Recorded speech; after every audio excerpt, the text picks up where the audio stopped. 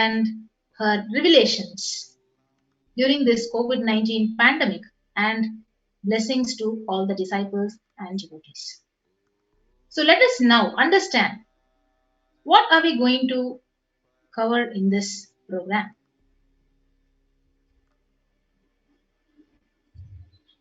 So we'll be having an introduction to this program, demonstration of the extraordinary powers of third eye. Who is Devi Parashakti? What are the Akashic readings? How can we benefit by attending or experiencing an Akashic reading session? Darshan, Diksha, an Akashic reading by Devi Parashakti herself, manifesting through the Nija Avatara of the Supreme Pontiff, Jagadguru Mahasannidhanam's Divine Holiness, Bhagavan Nithyananda Paramashivam, manifestation of extraordinary powers of third eye. So this is what exactly we are going to be covering in this session. So before that, let us understand what is Bhava Samadhi Darshan. So what is Samadhi? Samadhi means being one with the source. So Bhava means attitude or aspect. Bhava Samadhi means being one with the source through this aspect. So the aspect, the Bhava you choose, through that Bhava, being one with the source is Bhava Samadhi. So knowing this aspect, Bhava is the ultimate, and being in oneness with that is the Bhava Samadhi.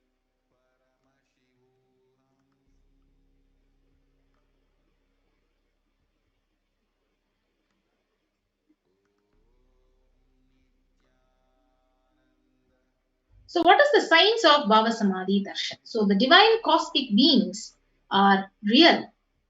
They manifest from Kailasa, the enlightened time-space zone, through deities and incarnations. Divine cosmic beings manifest through the Archavatara in the temples, through Bhava Samadhi Darshans in Nijavataras, incarnations.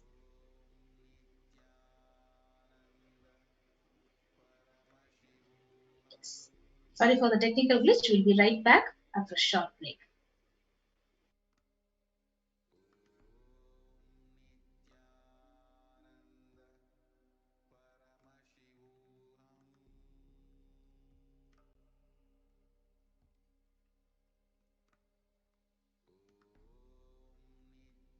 Yes.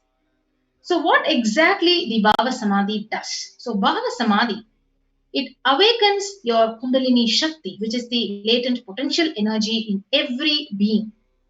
And awakening of this Kundalini Shakti, it results in extraordinary abilities expressing through us, like the third eye awakening, ability to have remote vision, ability to scan anyone's body, levitation, teleportation, and materialization.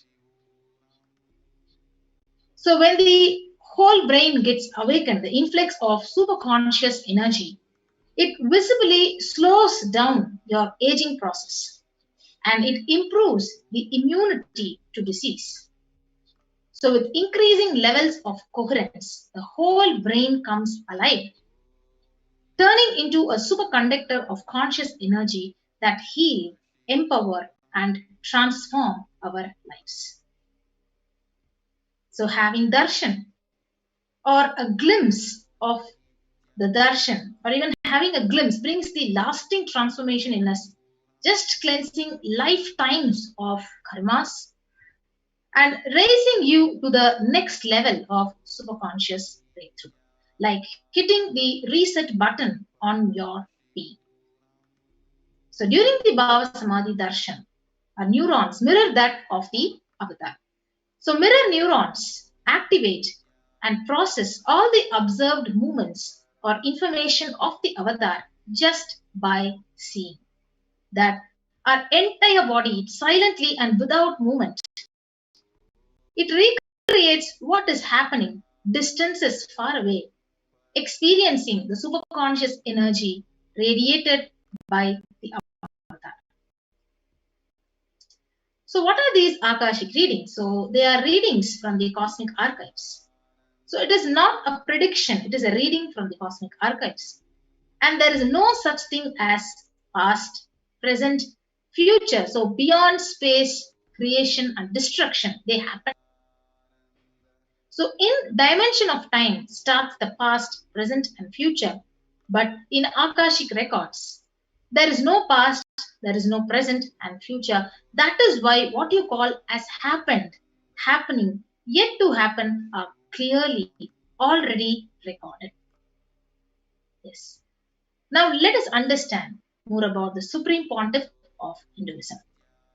So the Supreme Pontiff of Hinduism, Jagadguru Mahasannidhanam, His Divine Holiness Bhagavan Nithyananda Paramashivam, is the reviver of Kailasa, a macrocosmic, ancient, enlightened Hindu civilizational nation.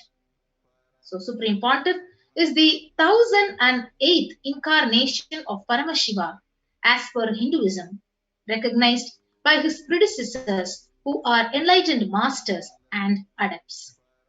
So Supreme Pontiff of Hinduism has made the science of our manifestation, yoga and temple-based universities a lifestyle for humanity.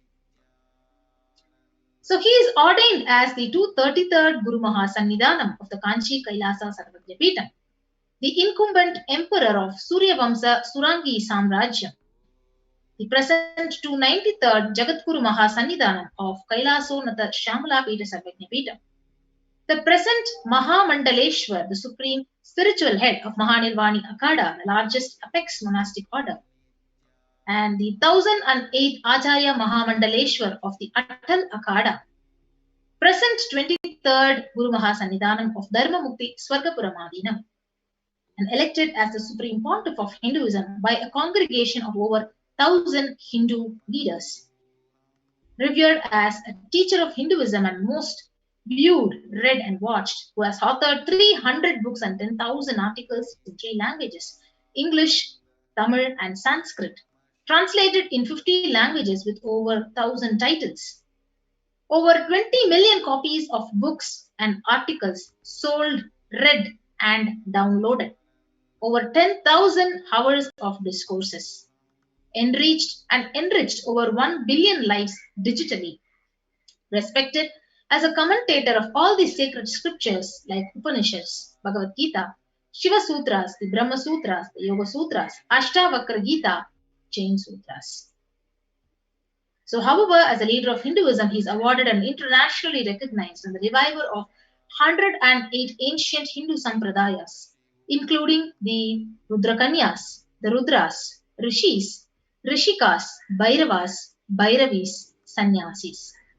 So, establisher of the largest Hindu university, Kailasa's Nithyananda Hindu University, in the world with the satellite campuses in 150 countries, establisher of 1,000 and plus Kailasa enlightened ecosystems, founder and reviver of over 100 Sarvajna Peethas, collector of the largest Hindu library with over 1 million books, 1 million palmly scriptures, over 20 million digital books.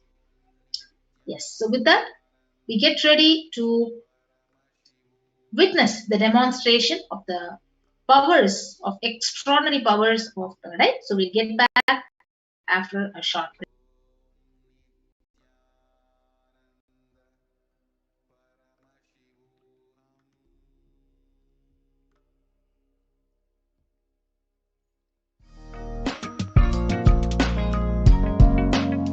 We get you help.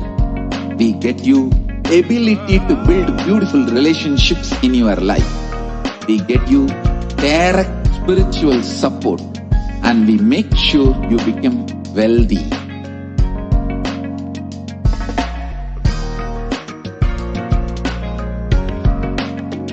We won't stop giving you just good life. We will literally not stop till you live enlightened life.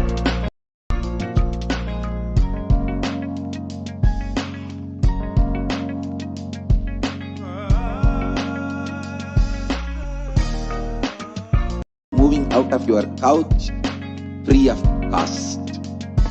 Nithyananda Paramashivoham. Nithyananda Paramashivoham. Nithyananda Paramashivoham.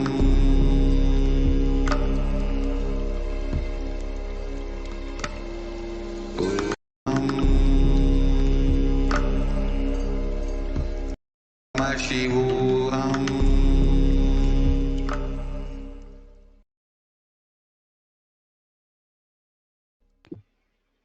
Yes, Nithyanandam everyone. So welcome back. So we'll now witness the manifestation of extraordinary Shaktis of Paramashiva. So let us first understand what are the powers of third eye, what are Shaktis, and the differences between Shaktis and Siddhis. So the Balasans, the Nithyananda yogis, the initiated disciples of the Supreme Pontiff of Hinduism will now be demonstrating these powers of third eye and sharing with us all the experiences and results of the extraordinary manifestation of the divine powers awakened in us through the initiation.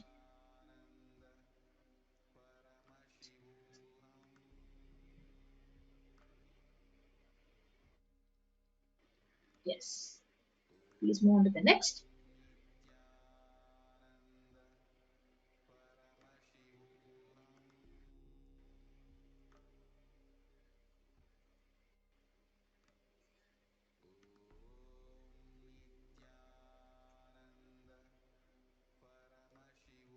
So in today's Bhava Samadhi Darshan, all of us will be receiving the initiation into third eye awakening and various other powers with the blessings and the grace of Supreme Pontiff of Hinduism, and we'll be manifesting these two powers, the power of third eye. So third eye is the cosmic browsing center located between the brows, which upon initiation one can effortlessly express powers and see through the third eye just as you would with two eyes. And the second power is scanning the thought current. So these are the two powers which we'll be actually witnessing and manifesting today. So Nithyananda yogis, our balasans, will be actually demonstrating these powers of third eye, and they will literally actually scan each one of you. So anybody who needs a body scan, you can actually post your comments. In next few minutes, you will be actually receiving the great opportunity to scan yourself with the help of the Nithyananda yogis.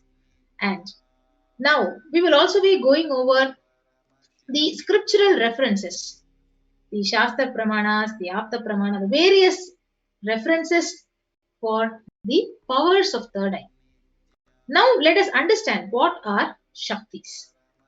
So in Veda Agamas, the source scriptures, Hinduism, Paramashiva reveals in elaborate detail that every human being is hardwired to be able to manifest 463 plus extraordinary Shaktis. So manifesting powers are described as a system, method, and science for human beings to explore the various possibilities and powers and have access to various states of consciousness. So, Shaktis manifest from the fundamental cognition that you are divine and you need to manifest divine. And not that you are a man, you need to reach the divine. So, this is the fundamental cognition out of which the powers manifest. Yes.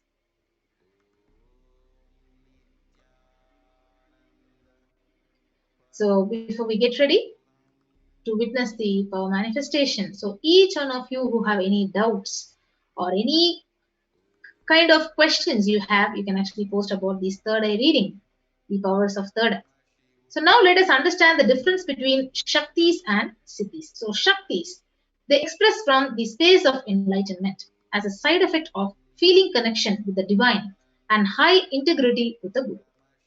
So Siddhis are the powers that manifest from tapas or penance for enlightenment. So Shaktis are the source of enlightenment, whereas Siddhis are expressed when you are on the path of enlightenment. So let us see a few more differences between what are Shaktis and what are Siddhis. The Shaktis of Paramashiva manifest through ordinary human beings in extraordinary way after the initiation from the avatar, and Shaktis are permanent. Siddhis are not permanent and they may divert you from enlightenment. So all of you might have heard the word Siddhis before. And all of you might have seen so many sadhus, munis, rishis, yogis all across India doing tapas, penance for over 12 years, for over 50 years just keeping one hand in the air, standing in the 3% vrikshasana. You would have seen so many rishis and munis doing this kind of penance, such a hard, severe penance. And what they acquire from that penance is called siddhis. And even then, they are not permanent. Siddhis may divert you from enlightenment, but shaktis are what we manifest from the deep feeling connection with the Guru, or deep integrity, high integrity to the Guru. That is shaktis. They are permanent and they are on the path of enlightenment.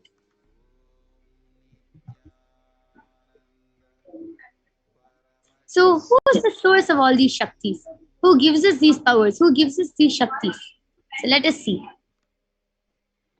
So Paramashiva is a primordial divinity in Hinduism, the ultimate reality and cause, which is self-effulgent, Swayam Prakasha, all-pervading, unchanging beyond time, space, and form and causality.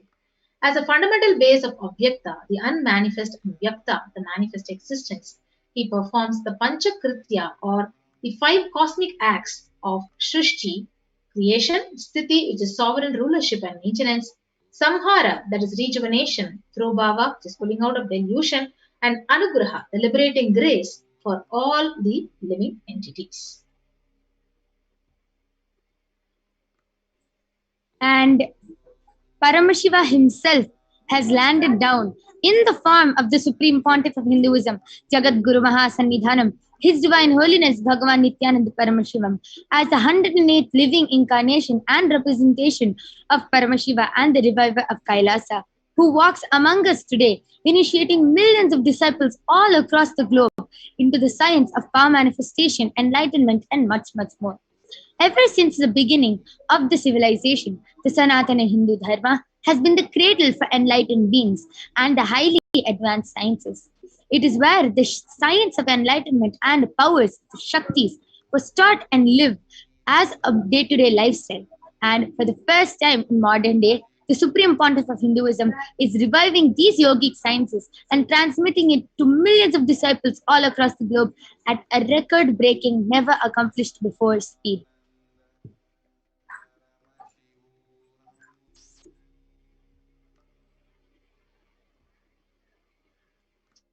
Yes. So the avatar of Paramashiva, so as we already saw, the knowledge and science of manifesting these Shaktis are passed down from one generation to the next generation through Diksha, initiation by the enlightened masters.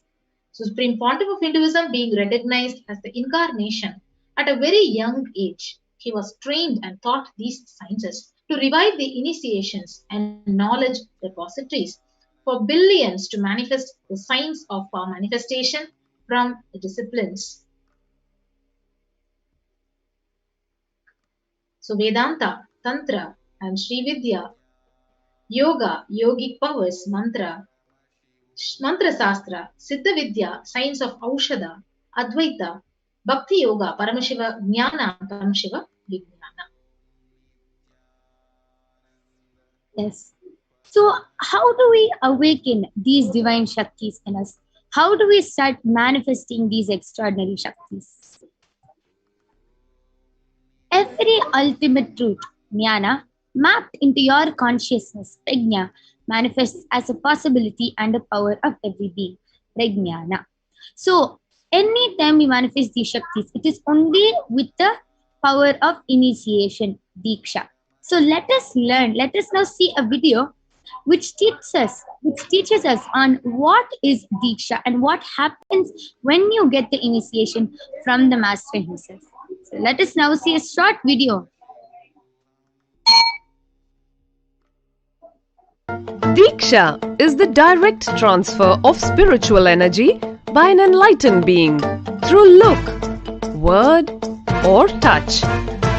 The traditional Vedic book Navaratneshwara states, Sarvasamapi Dikshanam Muktihi Phalamakhanditam Avirodhat Bhavantyeva Prasangyastu Bhuktayah. The main benefit of all initiations is moksha, enlightenment.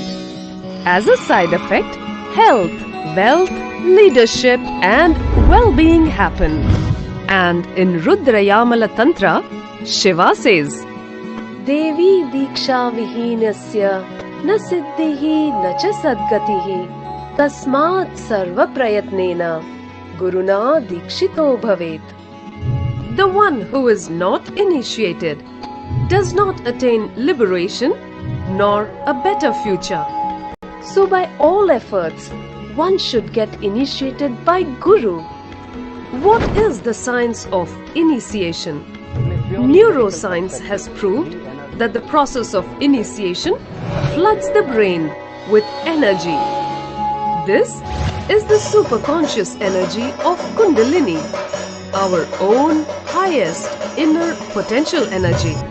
As the Kundalini flows from the thalamus to the cortex, it sets up a powerful energy loop within the brain, which awakens the latent non-mechanical parts which we have never used before. With increasing levels of coherence, the whole brain comes alive, turning into a superconductor of conscious energies that heal, empower, transform our lives, bliss and fulfillment. Initiation creates high awareness, visualization, creativity. It also slows the aging process and improves the immune system. Kundalini awakening, healing experience, levitation, teleportation, materialization.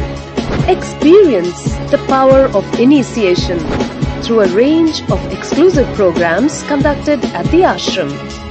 Nithyananda.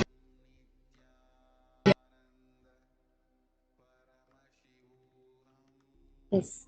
So with that beautiful video on learning, which explains what is Diksha and what happens when we get the Diksha, let us move on and see how the science of power manifestation is authenticated through four aspects of evidences or pramanas. So, the first two pramanas is the Shastra Pramana and the Apta Pramana. The Shastra Pramana are the eternal unchangeable truths which are revealed in the source scriptures. The Apta Pramana are the experiences of Aptas or Vedic rishis and scientists who have time tested and verified this extraordinary science. Next is the Atma Pramana, or the account of the Supreme Pontiff of Hinduism, Jagat Guru Mahasannidhanam, His Divine Holiness, Bhagavan Nithyananda Paramashivam. This millennium's avatar's personal experience of power manifestation. Last is the Pratyaksha Pramana, or the empirical evidence from observation or scientific experimentation.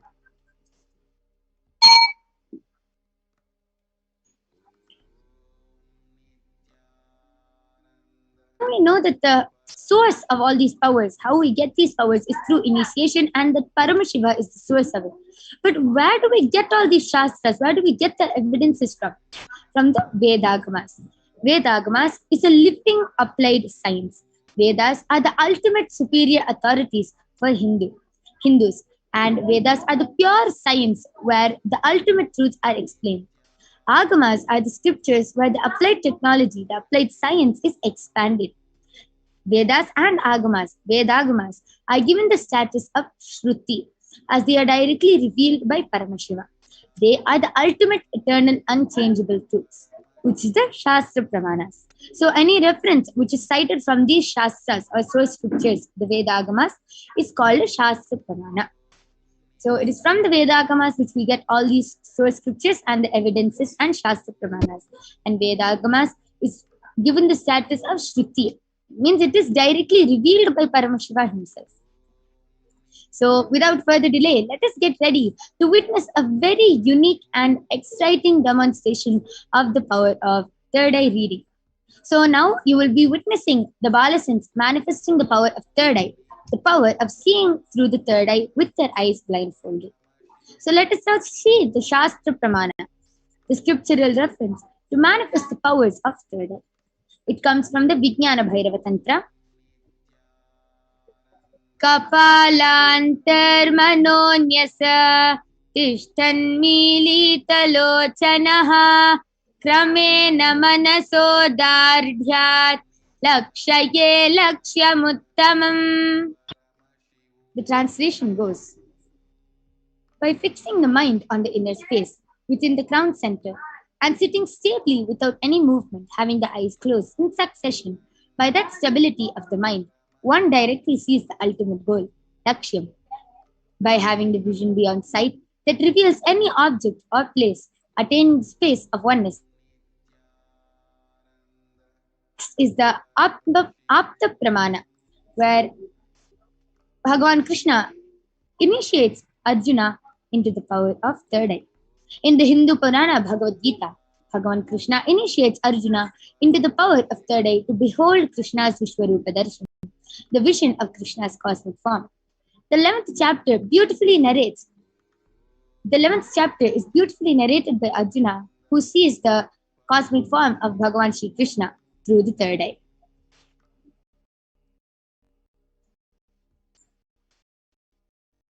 Natu mam shakyase drashtum anenaiva swachakshusha divyam dadami te chakshuhu pashyame yogamaishwaram.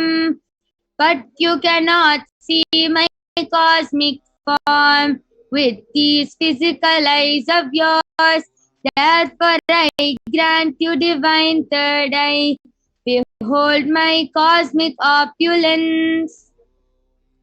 So let us now move on to the Atma Pramana, where Swami in his own words how he had the 360-degree vision on the rock of Pavarkundra in Tirunamale. So let us see how Swamiji beautifully narrates the whole incident. Broke. The first experience is that I was able to see everything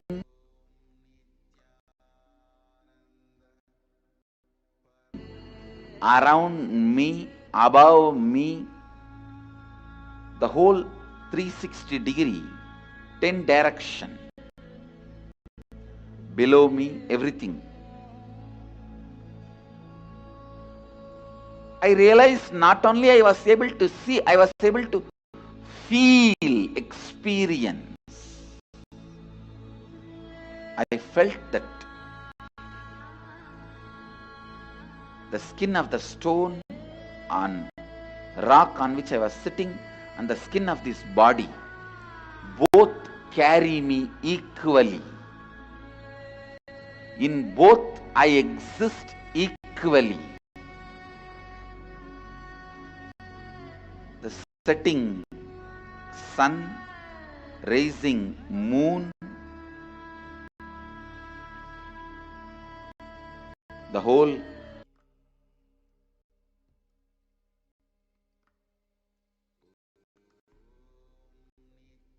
side and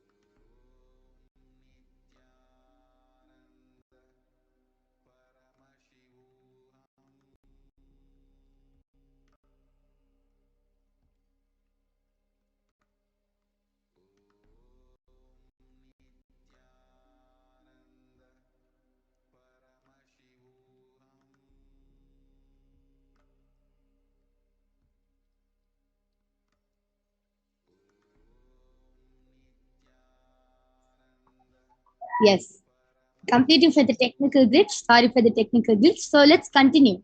Let us now see the Pratyaksha Pramana, the empirical evidence from observation and scientific experimentation. So you can see that the study measures compare the metabolic cell activity of the brain in conscious and meditative states using the PET, the positron emission tomography. You can see beautifully when Swamiji is doing daily activities, high activity is measured in the brain where the third eye is located. And when Swamiji is in the deep state of samadhi, Only the third eye region is active, and almost 90% of the rest of the brain is at peace.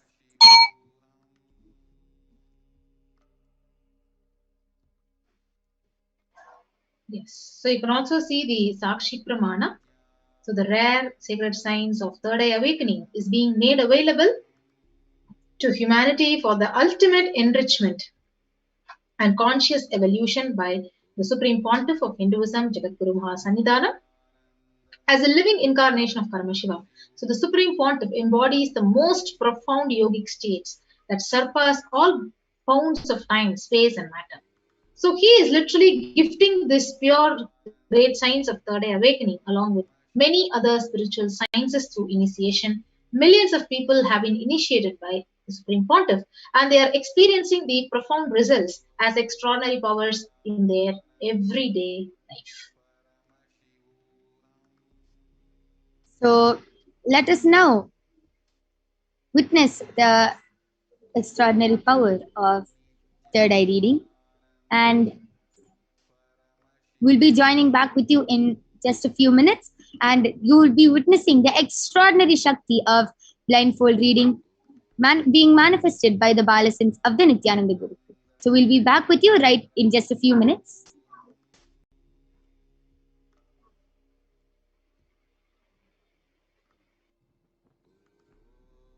Nithyananda Paramashivoham.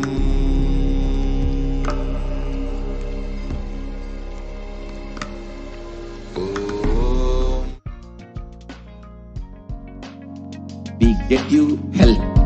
We get you ability to build beautiful relationships in your life. We get you direct spiritual support, and we make sure you become wealthy.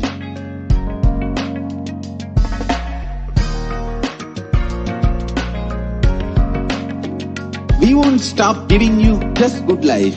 We will literally not stop till you live enlightened life. Manifesting the state of Paramashiva, space of Paramashiva, powers of Paramashiva, being of Paramashiva.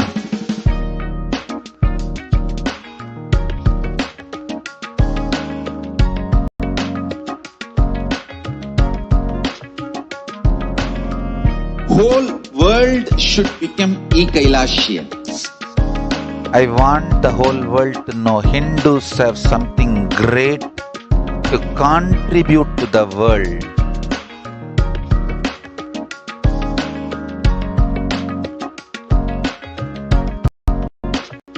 We have something great to contribute to the world. Let us do that.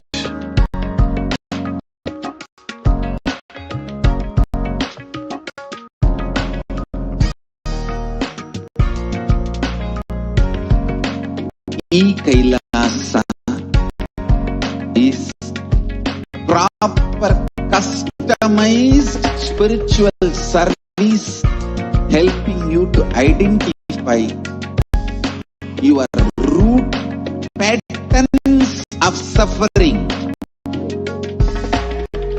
We have perfected the science of helping every individual from every cultural, religious, nationality background.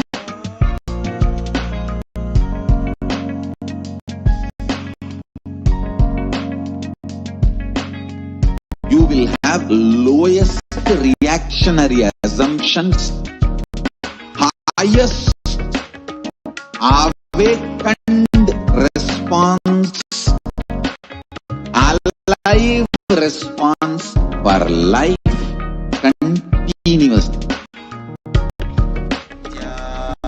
Nithyananda Paramashivoham.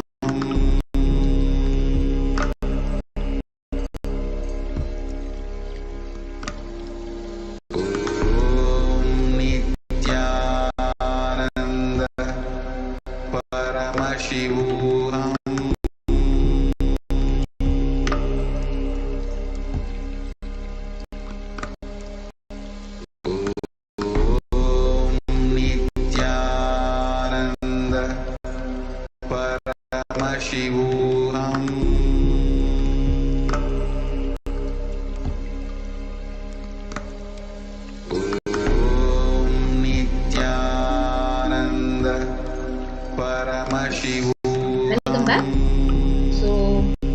let us now witness the demonstration of the extraordinary powers of third eye by the Nithyananda yogis and Balasans of the Nithyananda Gurukul.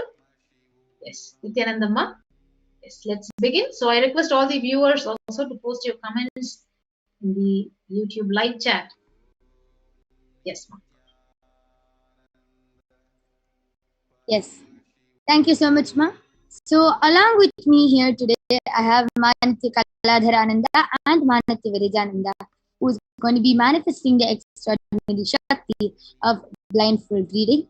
And I also have two eye bands along with me. And you can see in this eye band, in front is a complete opaque sheet, and behind is a thick sponge, and it is completely intact from all sides. And this is actually an ophthalmologist certified eye band, certified by one of the top 10 hospitals of India. It is actually used for people who have insomnia and who find it really hard to sleep with light. So it is completely scientifically proven and medically proven that no light can enter through this eye band, and the sponge covers all around. So even with your eyes open, you cannot see anything. So this is the eye bands which we'll be placing on Manitya Kaladharananda and Manitya Virijananda.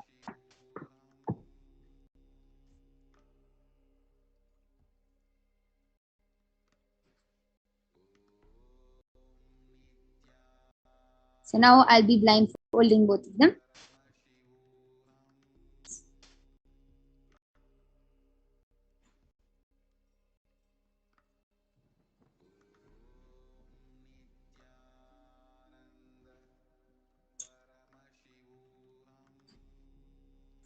Rija, are you comfortable? Yes.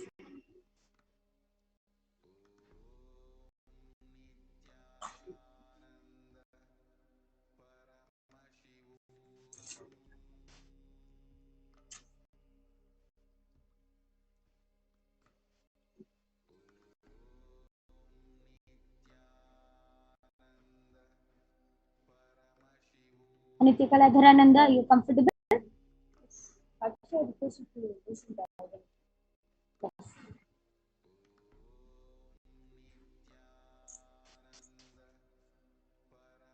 Is this fine?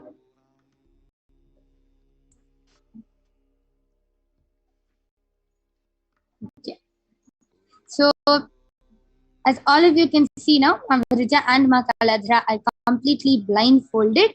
And I request both of you to turn to your right, turn to your left, look up, look down. So, as all of you can see, Ma Kaladhara's and Ma Virija's eye band is completely intact from all sides, and there is no way of it, of them being able to see through the eye band again. So, all of you can start posting your comments. Any of you who feel that, okay, this is not possible, it's just fake, or anybody who feels skeptical about this, you yourself can post a comment, and Virija and Mahakaladhara will be reading it right in front of you, in front of your eyes. So I request all of you to start posting.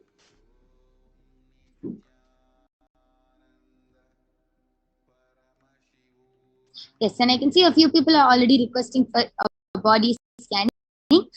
So whoever would like a body scanning, please stay tuned, as we are going to be manifesting the power of body scanning right after the power of third eye reading. So please stay tuned.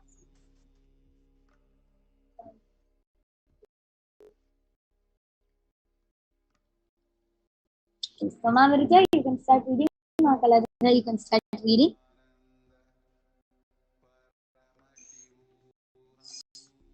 And I request all of you to also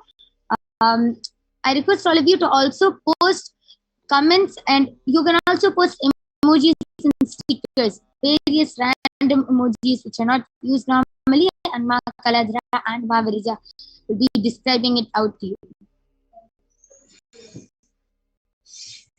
So you guys can start.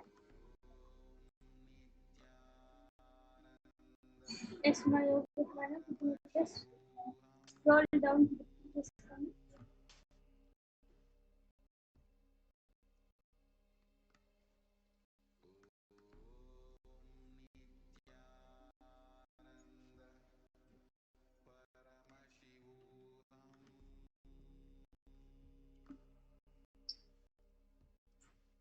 Yes. So all of you can start. Yeah. So the latest comment is being posted by Kartik Rajput saying, please do a remote vision of my room to possibly see if there are any photos on the wall and how many lights and fans are there in the room where I'm sitting right now. Sure, yeah.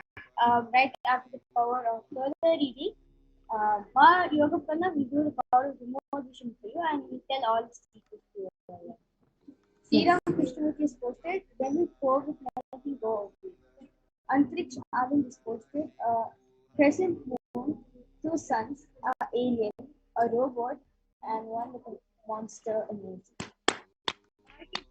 Oppo Market KFP, with gratitude mantra. Pooja Kumar is posted the orange heart.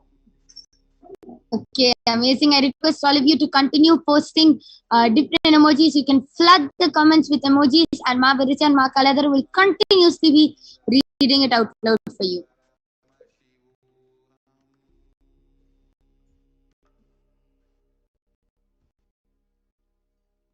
So, Ma Kaladhar, you can go ahead and read the latest comment. Yes. River Grass has posted, we said we need to manifest.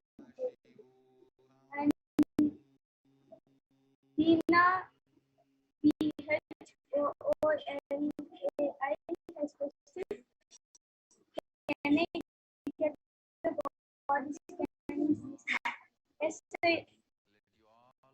yes, surely we will have a body scanning form application happening right after our credit. And ASHUTOSHSR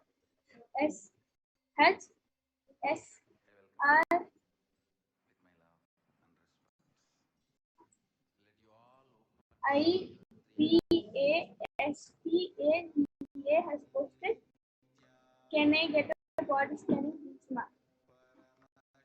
Sir, ma, please call this name ASHUTOSH.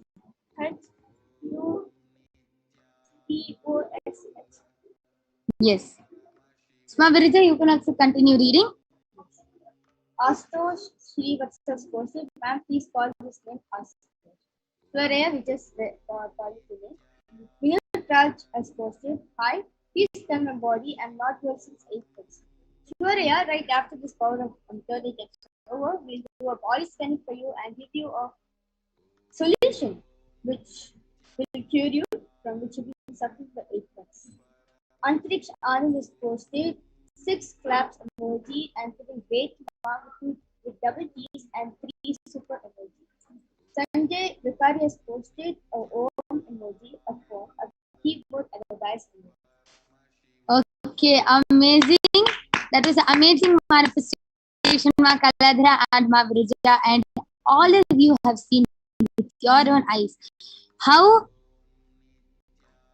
Ma Kaladhara and Ma Virija have read all your comments with their eyes blindfolded. And it is not only that the Balasins or the Nithyananda yogis can manifest these extraordinary powers, even you can manifest this extraordinary power just with the power of Diksha, initiation. So immediately after the Bhavasmadhi Darshan, immediately after the Devi Parashakti Akashic readings, we will be having a power manifestation session where all of you can also manifest these extraordinary Shaktis. So now I'll be removing Ma Kaladhara's and Ma Virija's IBAN.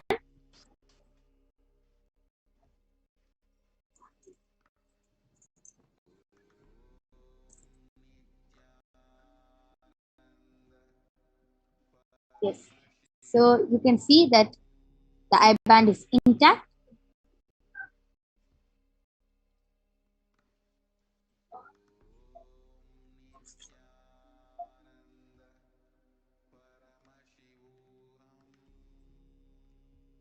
Yes.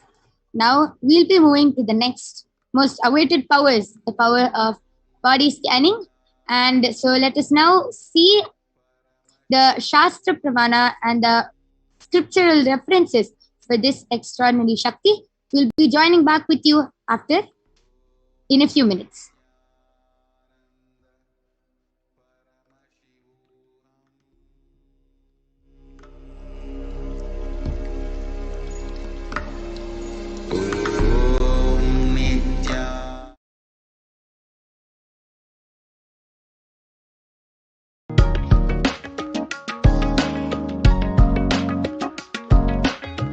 Kailasa is enlightenment ecosystem, literally enlightenment itself in your own home, wherever you are.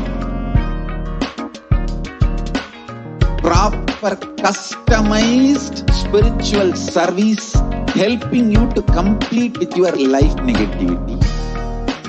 Withdrawal from life, self-hatred, self-denial, self-doubt, so much of tiredness, laziness, we can support you, aligning your diet, your attitude, your aptitude, your understanding about life. We can help you with everything.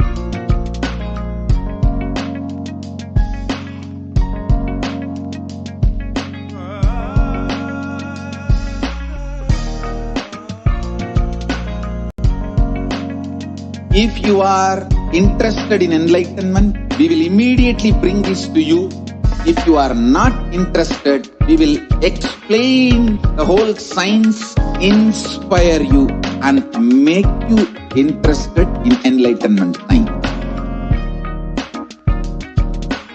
We need to cater this enlightenment science to the whole world wherever they are, because enlightenment is the birthright of all human beings. Kailasa is responsible to provide that to all human beings.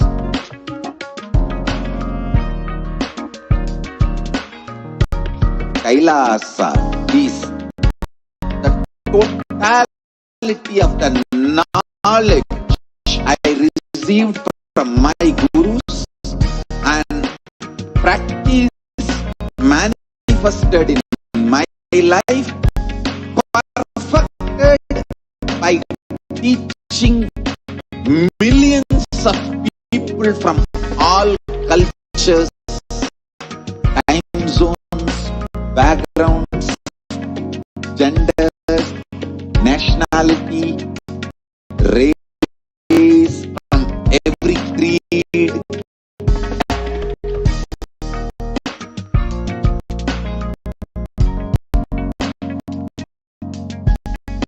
So this absolutely perfected knowledge available to you, served to you in your home without even you moving out of your couch, free of cost.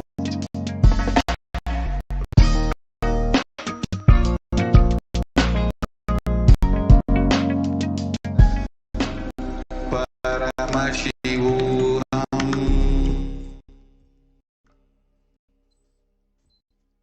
Yes. So let us now see the Shastra Pramana for the power of body scanning, which is from the Vijnana Bhairava Tantra. Swadehe jagato vapi sukshma sukshmatarani cha tattvani yani nilayam dhyatvante vyajyate para. Bhagavan Paramashiva says, cognize deeply that from the subtle to the subtlest constitutive principles of the whole body, Swadeha, or of the whole universe, simultaneously consists of the essential reality. They are absorbed in their source cause Paramashiva. Now let us see the Apta Pramana for the power of body scanning. So the Atma Pramana for the power of body scanning. So the Atma Pramana goes back to the time of the life of a Siddha named Tereyar. Tereyar was a disciple of Agastya a prominent disciple of Agastya, and one day a man suffering from a severe headache came to Agastya and requested for healing. Agastya immediately scanned his body and through the power of body scanning revealed that the man had a small tere, a type of frog, sitting in his brain, and immediately instructed his disciple Theriar to do the open head surgery and remove the frog. And Theriar successfully completed the surgery, and the man was permanently and completely free and healed from the headache. Next is the Atma Pramana, where Swamiji beautifully manifests the power of body scanning when Swamiji had a multiple compound fracture in his right arm. Swamiji beautifully tells in his own words, paraphrasing his words, Swamiji beautifully tells that when I had a multiple compound fracture, I was forced to go for medical checkups and surgery and medical checkups related to that. And when they did the medical checkup for Swamiji, they detected heavy metal quantity in Swamiji's different organs. And Swamiji beautifully tells that it seems they had been poisoned without his knowledge. And Swamiji beautifully used the power of body scanning, and he used his third eye and found out what the problems and where the imbalances happened and where the balance had to happen. And he only used allopathy as just to verify his findings. He used allopathy and he was completely healed just because of the power of body scanning. And now you will be witnessing the Sakshi Pramana. And before that, we'll also be chanting the Shastra Pramana for the power of remote vision. Vyomakaram swamatmanam dhyaye digbhir anavritam nirashaya chitishraktihi Swarupam darshaye tada. So let us move on to the Apta Pramana, going back to the time of Mahabharata, where Vyasa initiates Sanjaya into the power of Dura Drishti, the power of remote vision, where the war was happening in the palace of Kurukshetra, and Sanjaya, who is the charioteer of the blind king Dhritarashtra, was sitting along with Dhritarashtra in the palace, and where miles and kilometers far away the war is happening. Vyasa beautifully initiated Sanjaya into the power of Duradrishti, and Sanjaya narrated every single thing which is happening in the war, from even what is going on in the minds of the warriors. He was able to narrate everything to the dot with complete detail and was able to narrate the whole thing to the blind king Dhritarashtra. Next is the Atma Pramana. So one of Swamiji's gurus, Narayana Swami Tata, used to manifest this power in remote vision. And one day, a senior police officer came to Narayana Swami Tata complaining about a thief who they could not find for the past 1 week, and he requested for a scanning. And Narayana Swami Tata simply turned to Swamiji and told Swamiji to do the scanning and even show the police officer where the thief is. Swamiji beautifully did the remote scanning, and found out where the thief was, and even was able to project the same to the police officer, who was able to catch the thief red-handed just a few days after that. And this is the beautiful Shakti of remote vision, which you will be witnessing in front of your eyes now. So you will be witnessing this extraordinary Shakti of body scanning and remote vision. So I request all of you to start posting. I can see so many people posting for a body scanning. I request all of you to also start posting for a remote vision. You can also start posting for a remote vision body scanning, and we will be joining right back with you after a short break, and you will be seeing all the Nithyananda yogis and Balasans manifesting this extraordinary Shakti for all of you.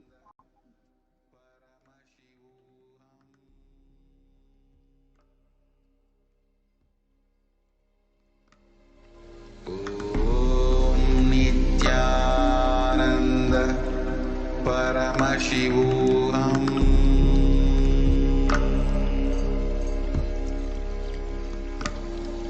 Om Nithyananda Paramashivoham. There are some great spiritual spiritual sciences unique to Hinduism.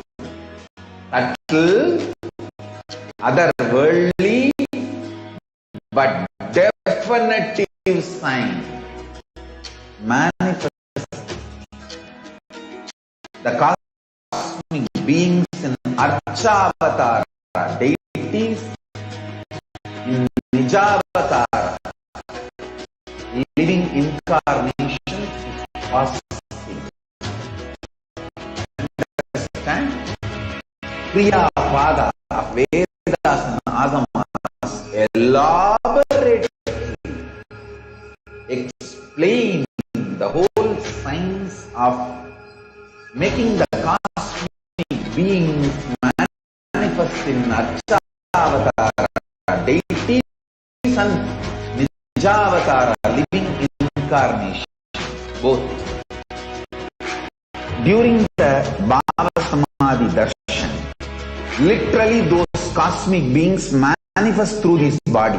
Just like how they manifest in Archavatara, deity, they manifest in Nijavatara, Pratyakshavatara, and give you all the boons you ask, bless you.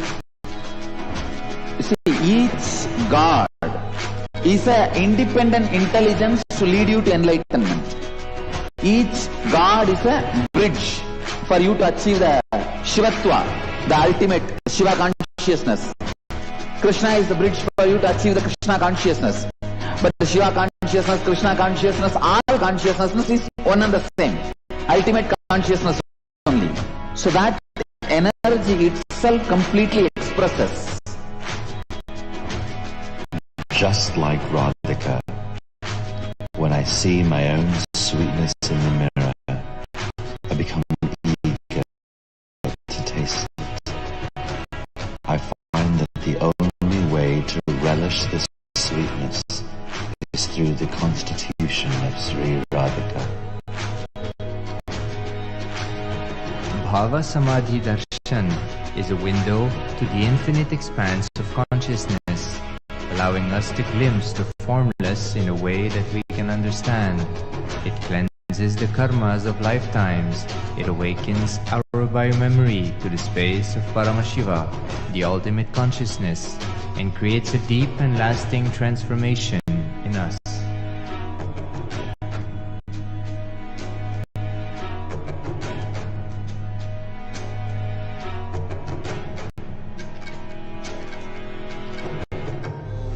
Nithyananda Paramashivoham.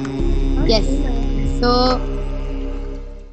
along with us, we have the Nithyananda Yogis and the Balasans of Nithyananda Gurukul. Along with us, we have Maniti Paramapriyananda and Maniti Brahmayogananda, who is going to be manifesting the power of body scanning and remote vision in front of all of you.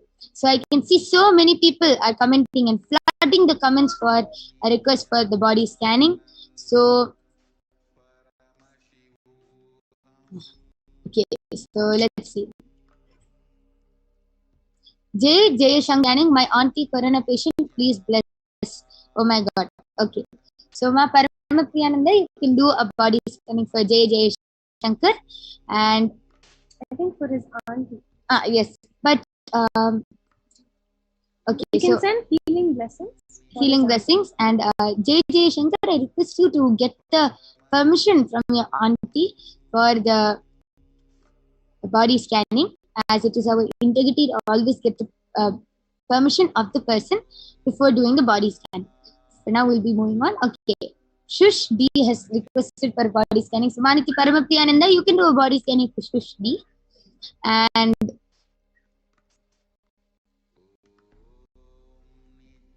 okay, so Antariksh Anand has also requested for body scanning. Maniti Paramapriyananda, you can first do the body scanning, Antariksh Anand.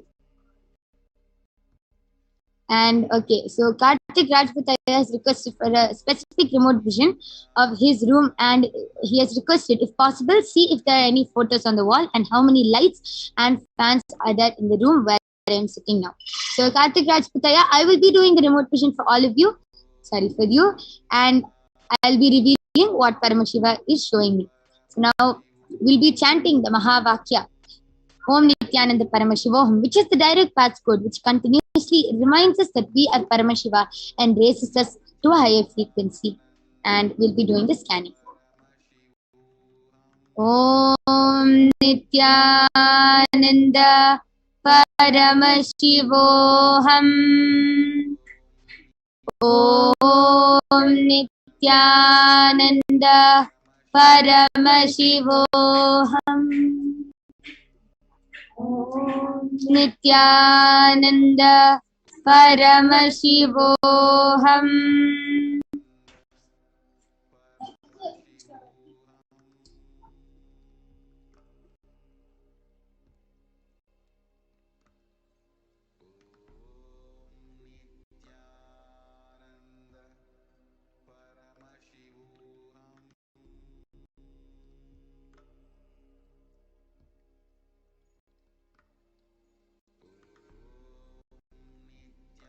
Yes, so Karthik Rajputaya will be revealing what Paramashiva has shown me. So we've requested if specifically to see if there are any photos on the wall. Paramashiva very clearly showed there is a picture of Ganesha on the wall, and it is not normal how we normally see Ganesha. I'm able to see it is in like Ganesha standing up, and either he is dancing or completely like lying down in like a Shayana pose. This is what Paramashiva has revealed. And there's another photo of a small Ganesha, just normally how we see him sitting with the Abhaya and Varada Mudra. And Paramashiva has also revealed there's not so big but a normal size bulletin board with a few of your pictures and your family pictures in the room which you are sitting, or in one of your the rooms right next to you, to the right side of you. And Paramashiva has revealed that there are 2 fans in the room you are sitting now, and 3 lights, one like a big long light and 2 smaller bulbs. This is what Paramashiva has revealed. And Karthik Rajputaya, I request you to get back in the comment section and verify whether you are able to relate with what I am telling or not.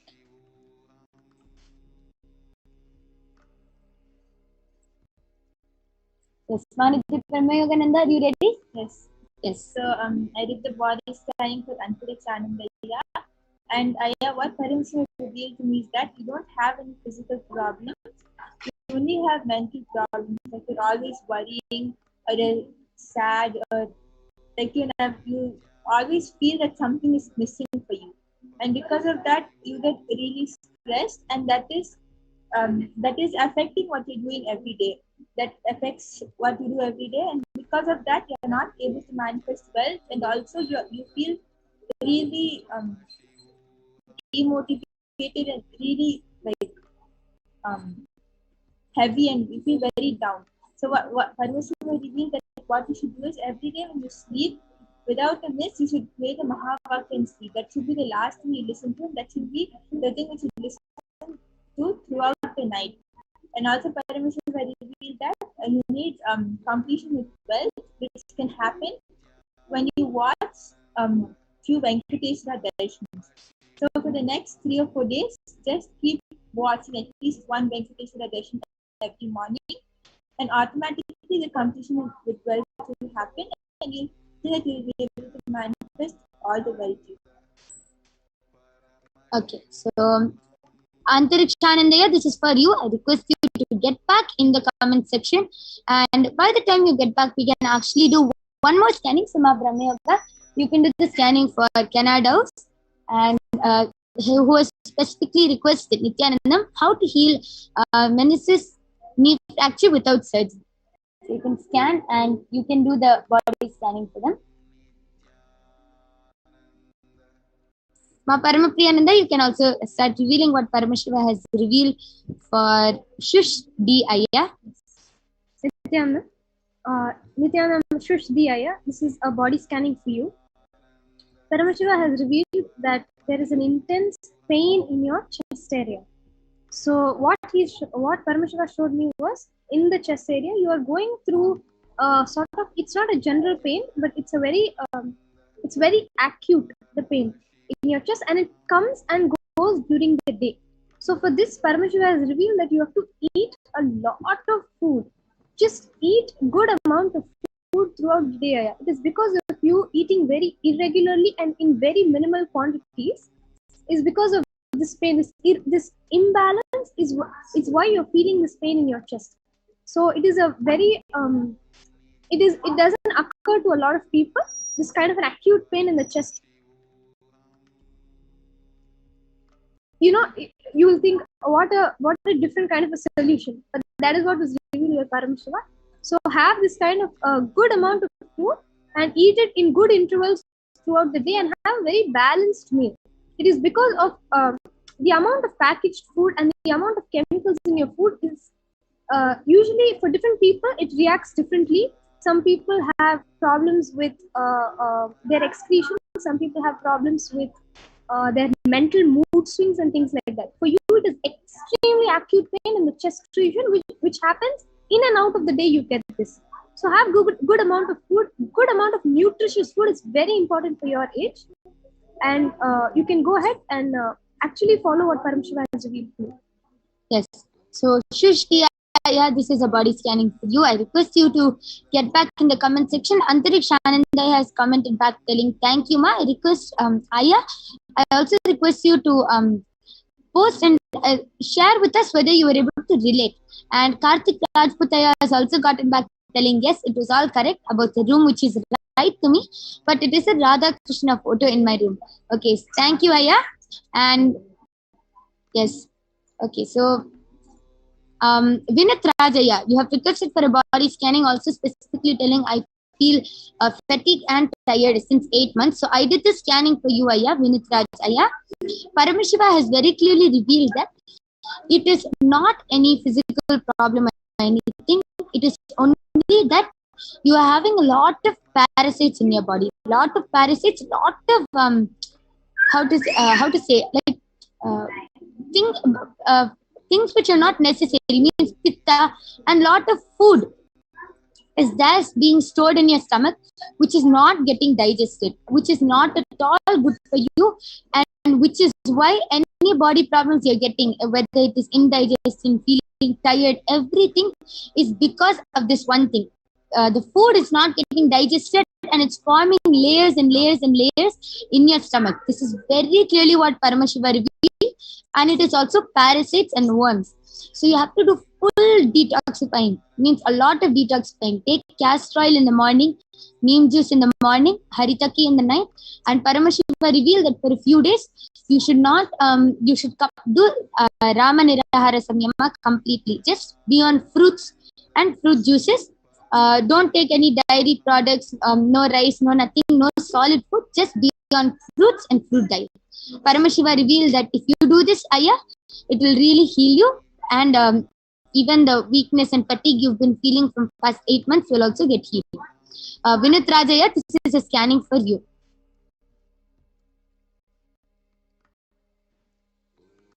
Yes. And Antariksha Anandaya has gotten back telling, yes, I feel very stressed and sad about low mood all the time, and I have a lot of wealth incompletion. Scanning was correct. Yes, amazing, ma Brahma Yoga. Antariksha Anandaya, just follow whatever Brahma Yoga has revealed through her third eye, and Paramashiva will completely heal you.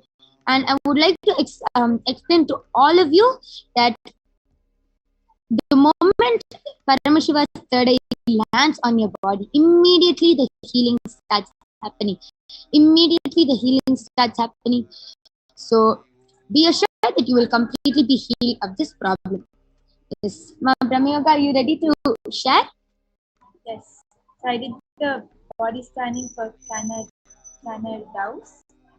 And what Tanner Dow's, what Paramashiva revealed to me is that how you can heal it is every day, like every morning, get a cloth and dip it in basma, like smear basma powder on it. Like it should be full of the vibhuti, and tie it on your leg. And the whole day you should not keep your legs stiff. You should like move it as much as you can. It will just like move it in circles, like do little exercises, and this will help you if you get healed. Yes. So Canada, this is a scanning for you. This is a healing for, this is a healing and a scanning for you. So just follow the solution which Paramashiva has revealed now. your fracture, everything will be completely healed. Vinitraj Ayya has also gotten back telling, thank you so much. Yes, Ayya, just follow what Paramashiva revealed and you will be completely healed. And due to the interest of time, we would love to sit for the whole day and continue the scanning for everyone who's like flooding the comments. But due to the interest of time, we have to end this power manifestation segment. Every day at this time, we will be having the power manifestation segment and even at 2 o'clock a.m. IST. So you can join us then and you will be getting the body scanning. So we thank all of you for joining us. Thank you, Nithyanandam.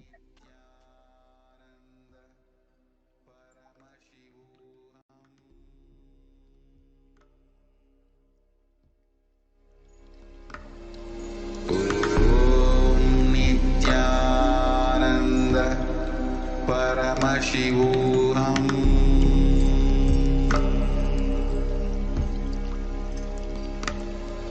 Om Nithyananda Paramashivoham.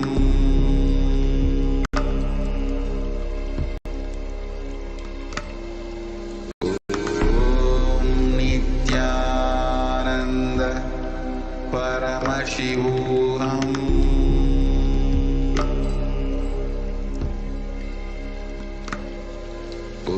Om Nithyananda Paramashivoham.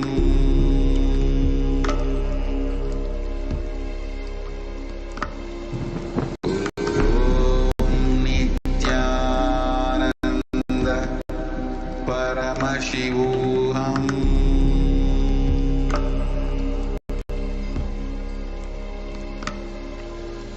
Om Nithyananda Paramashivoham.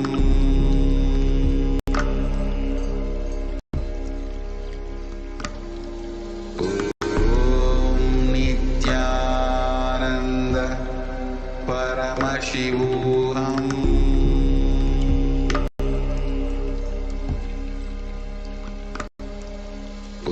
Om Nithyananda Paramashivoham.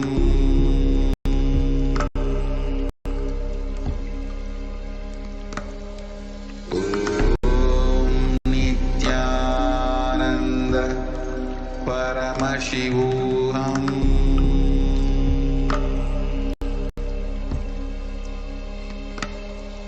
Om Nithyananda Paramashivoham. Nithyanandam, everyone.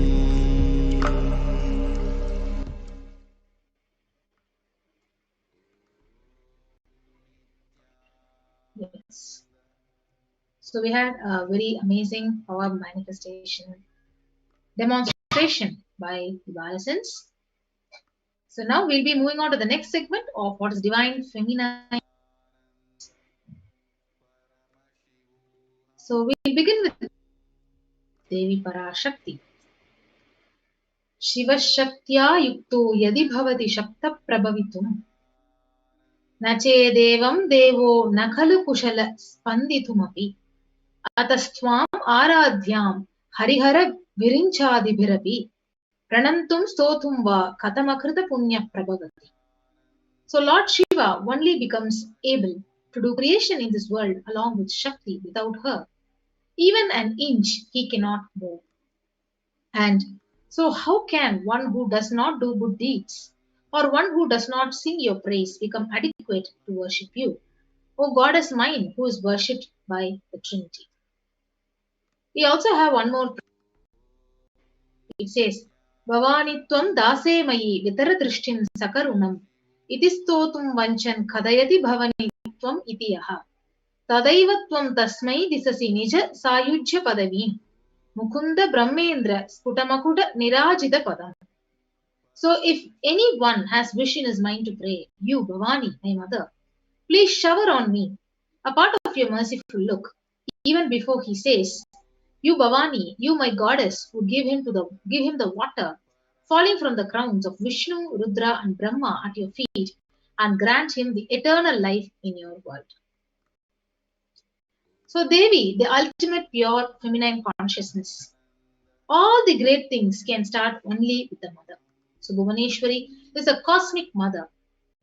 Her cosmic womb from which billions and billions of universes comes out and woven. Sources where the Big Bang and black holes go on. So Parashakti is the source of all of us. We all came from Parashakti. Stay in Parashakti. Go back to Parashakti. So we all are literally waves in the ocean called Parashakti. So Parashakti is the source Shakti, the source energy, source power from which all of us came, in which all of us are even in now, in which all of us are going to merge. It is like a wave, starts from ocean, stays in ocean, rises in ocean and falls into the ocean. So we all start from Parashakti, we stay in Parashakti, rise in Parashakti, drop in Parashakti and merge. So Parashakti is the main deity of the sacred feminine and the divine consort of Bhagavan Paramashiva. And she is the embodiment of Tyaga. So how is the divine feminine consciousness unique in Hinduism? So the unique contribution of the spiritual consciousness from the Vedic tradition is the sacred feminine worship.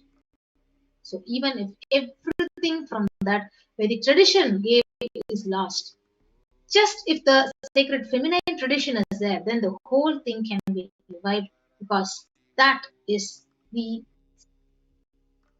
So Hinduism has at least 10,000 sampradayas, subsects. If all the sampradayas are also lost for some reason, only this sampradaya, the Devi worship remains, the whole thing can be brought back. And Bhagavan says, because the whole thing is just centered on one, the mother worship. So mother worship carries the blueprint, the hologram of the whole Vedic tradition. So the Supreme Pontiff has revealed on the 17th of September 2010 that sacred feminine worship is a hologram of the Vedic tradition. So there is no enlightened being on the planet Earth without worshipping the sacred feminine, including me. So I am basically a Shakta. I myself follow Devi worship. From the beginning, if you see my biography and all the deities I carved, the darshan I had, all are mother based and Devi based. So Sri Ramakrishna Paramahamsa very beautifully actually tells the story. He says, Shiva is Brahman, but Devi has the key to reach Brahman. So unless she opens, nobody can reach her. So very beautifully he describes a house scene. Even though the husband is the owner, the key to the house will be on the hip of the mother. So either you have to fall at the feet of the mother, or the small sons of the mother will touch the place, the hip of the mother, and they can only remove the key. So either surrender to the mother or to the people who are closer to the mother to reach her. So the beautiful example which Ramakrishna Paramahamsa has actually given us. So these divine cosmic beings are real and they manifest from Kailasa, the enlightened time-space zone, through deities and incarnations. Yes. So with that, we will go for a short break and we'll come back.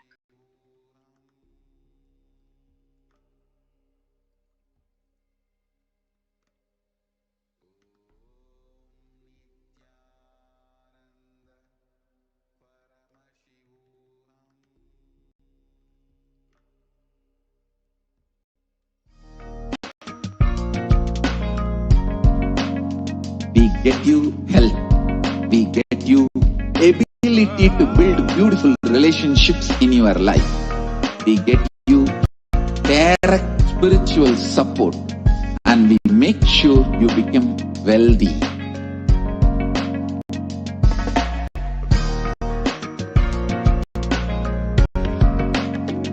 We won't stop giving you just good life. We will literally not stop till you live enlightened life. Manifesting the state of Paramashiva, space of Paramashiva, powers of Paramashiva, being of Paramashiva.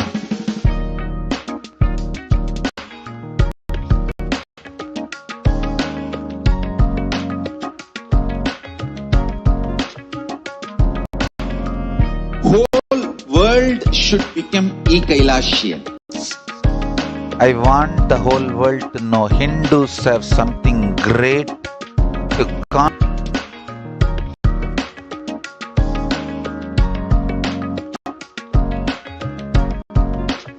We have something great to contribute to the world. Let us do that.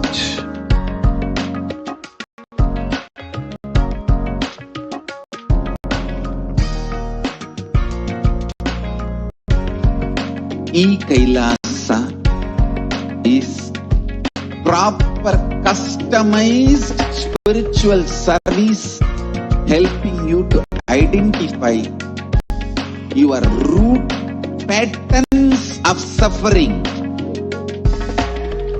We have perfected the science of helping every individual from every cultural, religious, nationality background.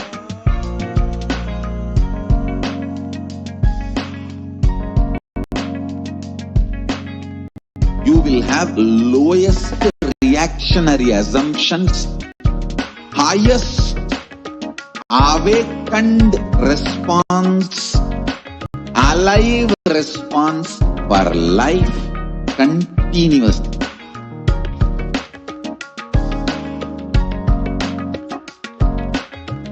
Kailasa is enlightenment ecosystem, literally enlightenment itself in your own home, wherever you are. Proper customized spiritual service helping you to complete with your life negativity, withdrawal from life, self-hatred, self-denial, self-doubt, so much of tiredness, laziness. We can support you aligning your diet, your attitude, your aptitude, your understanding about life. We can help you with everything.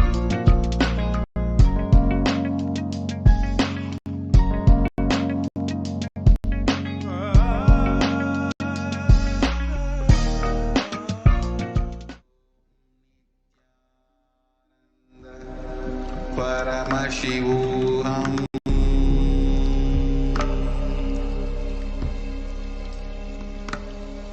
Om Nithyananda Paramashivoham.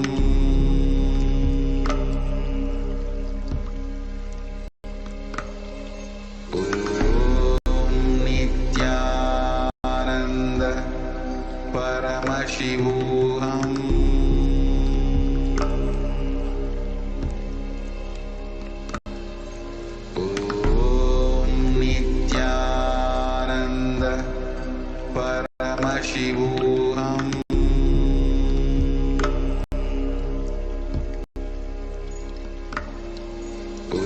Om Nithyananda Paramashivoham.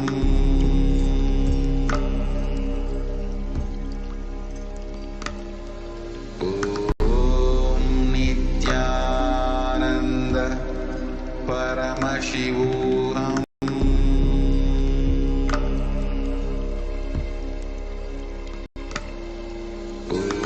Om Nithyananda Paramashivoham.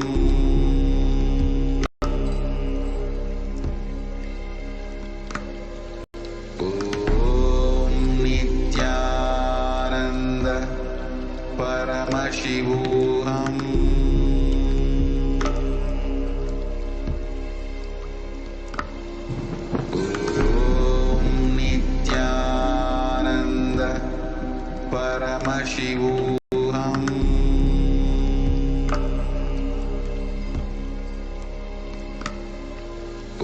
Om Nithyananda Paramashivoham.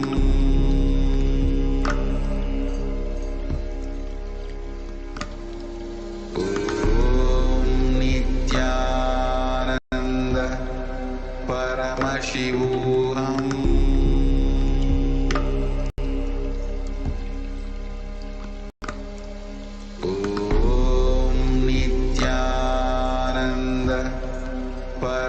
Paramashivoham.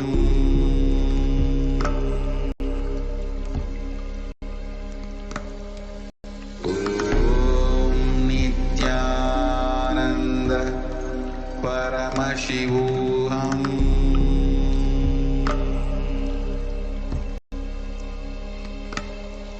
Om Nithyananda Paramashivoham.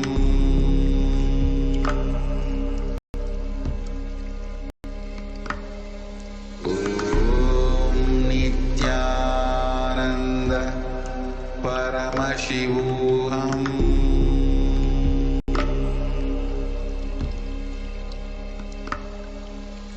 Om Nithyananda Paramashivoham.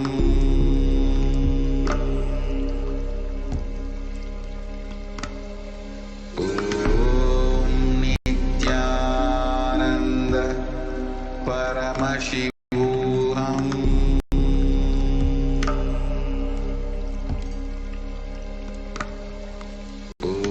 Om Nithyananda Paramashivoham.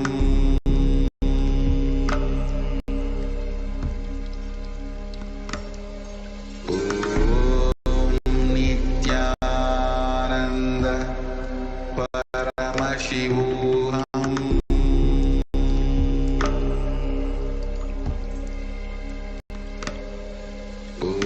Om Nithyananda Paramashivoham.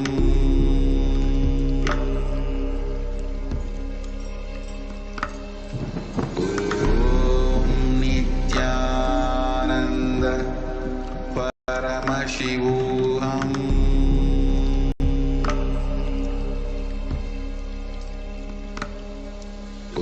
Om Nithyananda Paramashivoham.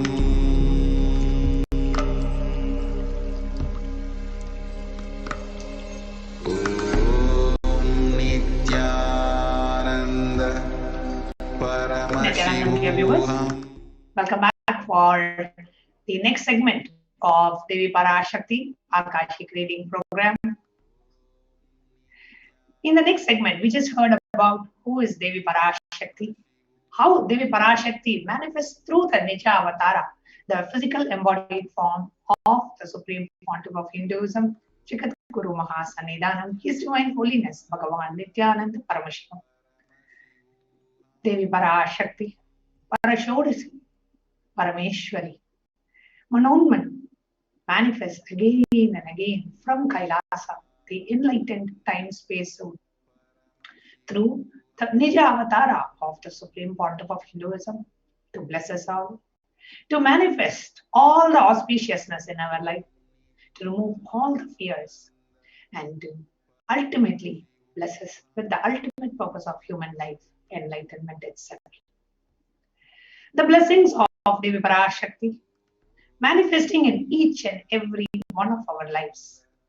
And today, we have many devotees who are going to share with us their experiences with Devi Parashakti, their experiences with the Supreme Pontiff of Hinduism, Jagat Guru Mahasanidanam, His Divine Holiness, Bhagavan Nithyananda Paramashivam.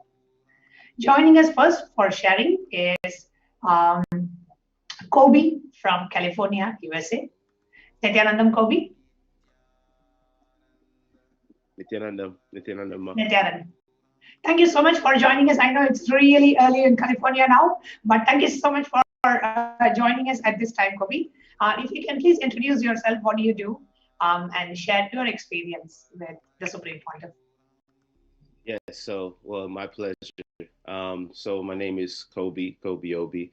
I'm here in California. That's where I'm based.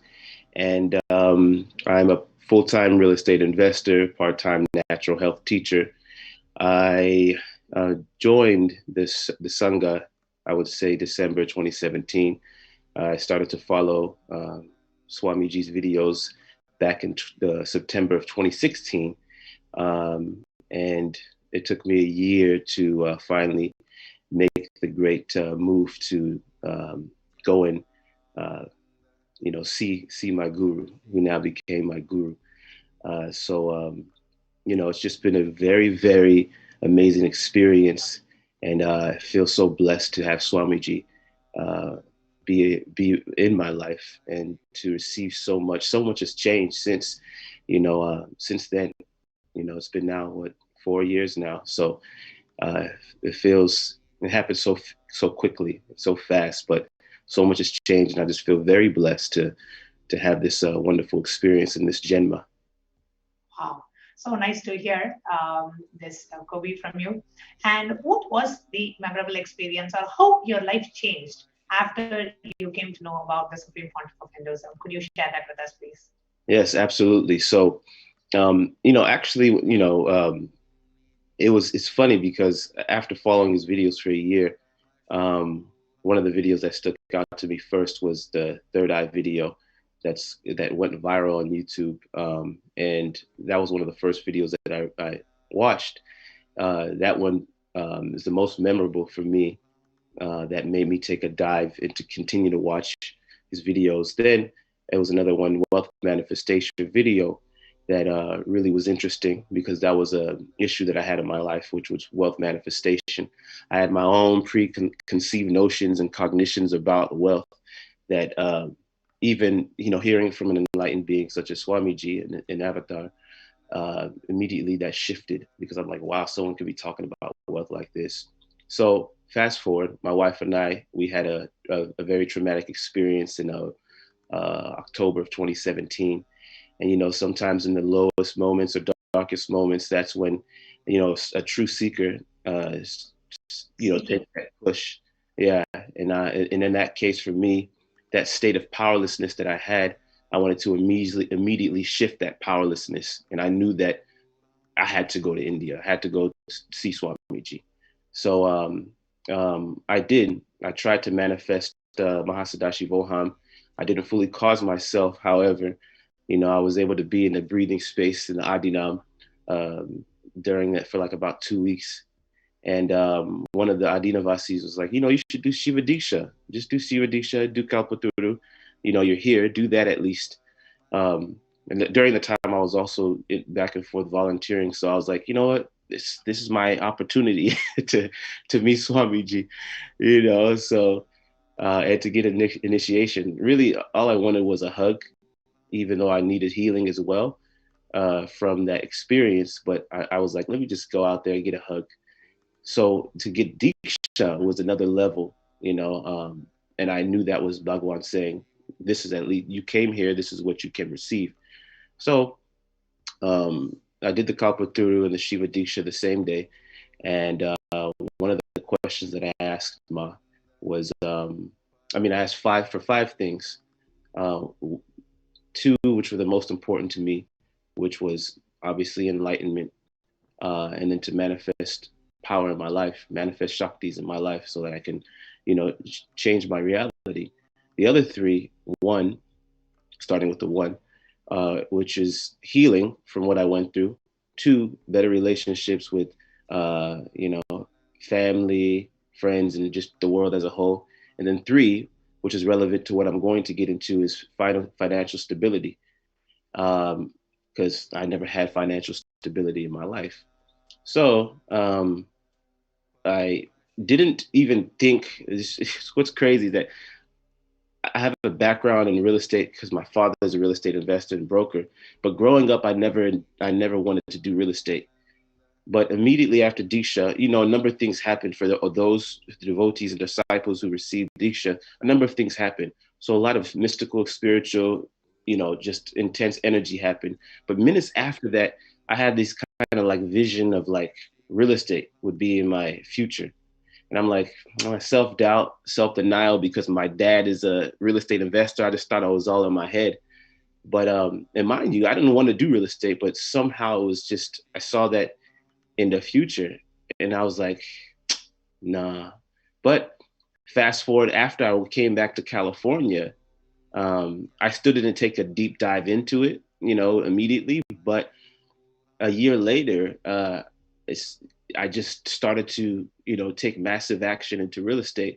And it just kind of came very, very randomly. But I immediately thought about the Diksha. I thought about Swamiji. And I'm like, okay, you know what? If this is meant to be for my future, let's go. I'm going to go all in.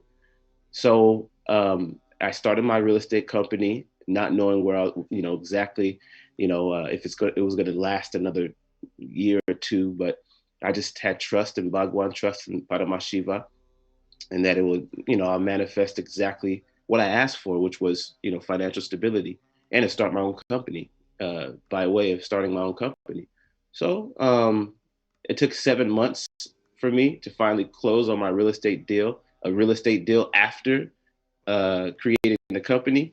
And it was the most lump sum of money that I ever made Wow.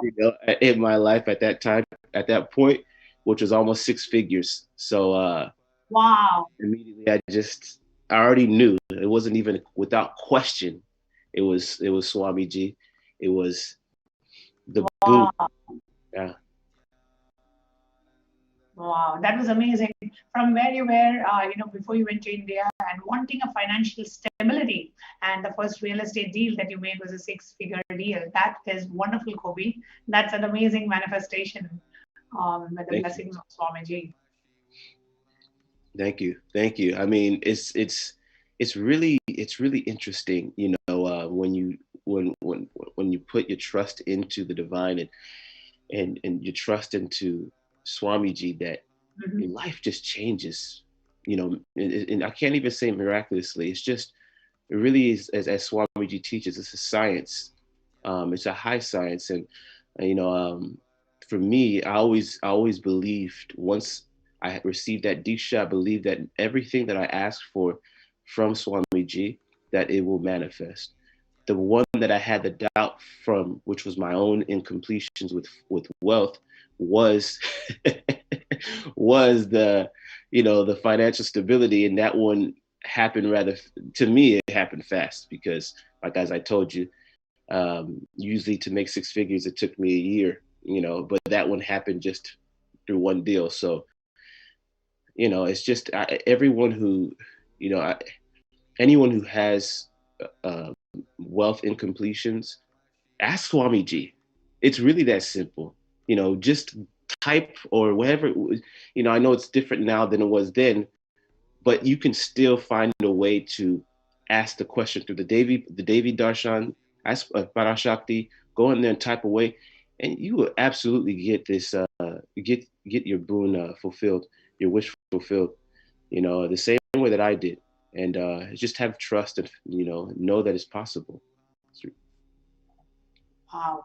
Beautiful, Kobe. So beautifully shared. Is there anything else that you would like to share about your experience? And I know you were told about the 3 boons you asked Swamiji, and one was felt. And what about the other 2?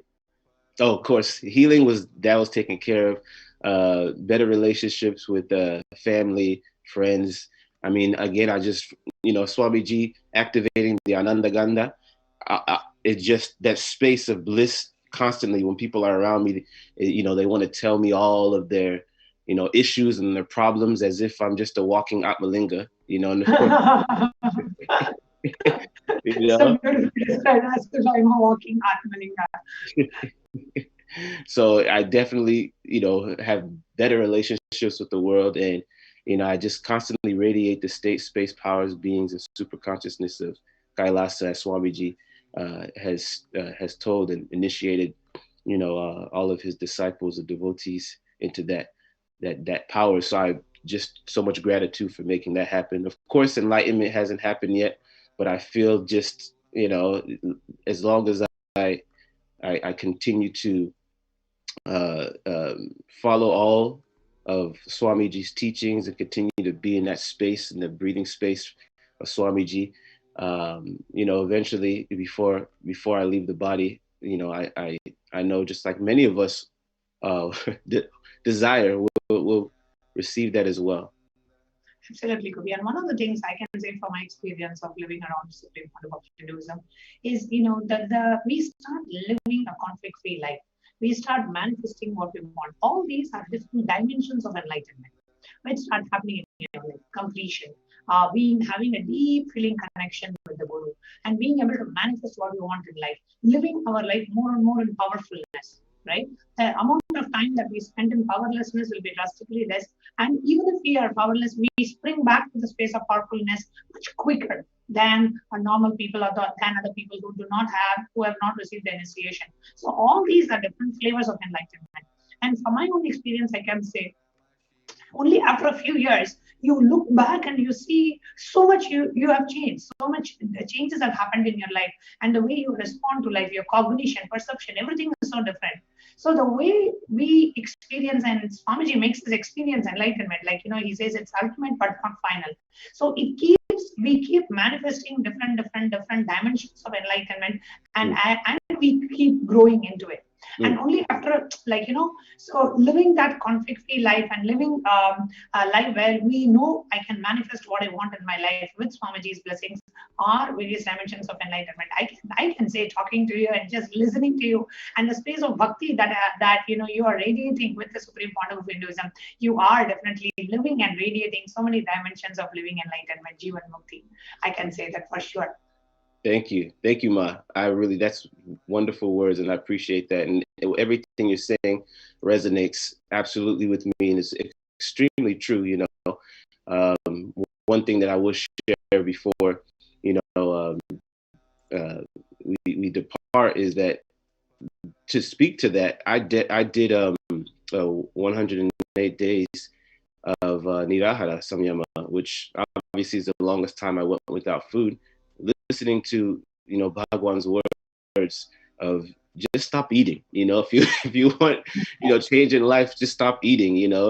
So for me, I did a fast before that, but it wasn't that long. So to do that fast of 108 days, this breathing, just the state and the space that I was in, life just became, like you said, conflict free.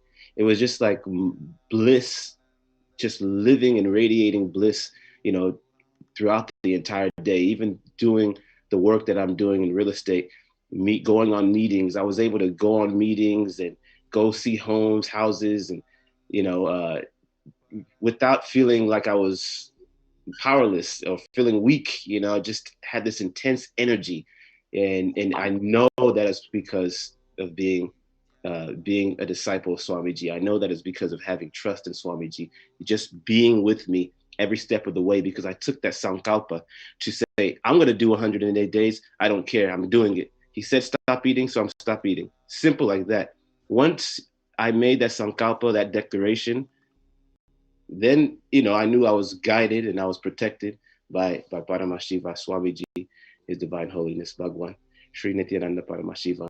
And it's really that simple. So for anyone who's listening, just get out of the self-doubt, self-denial. Don't wait too long like I did.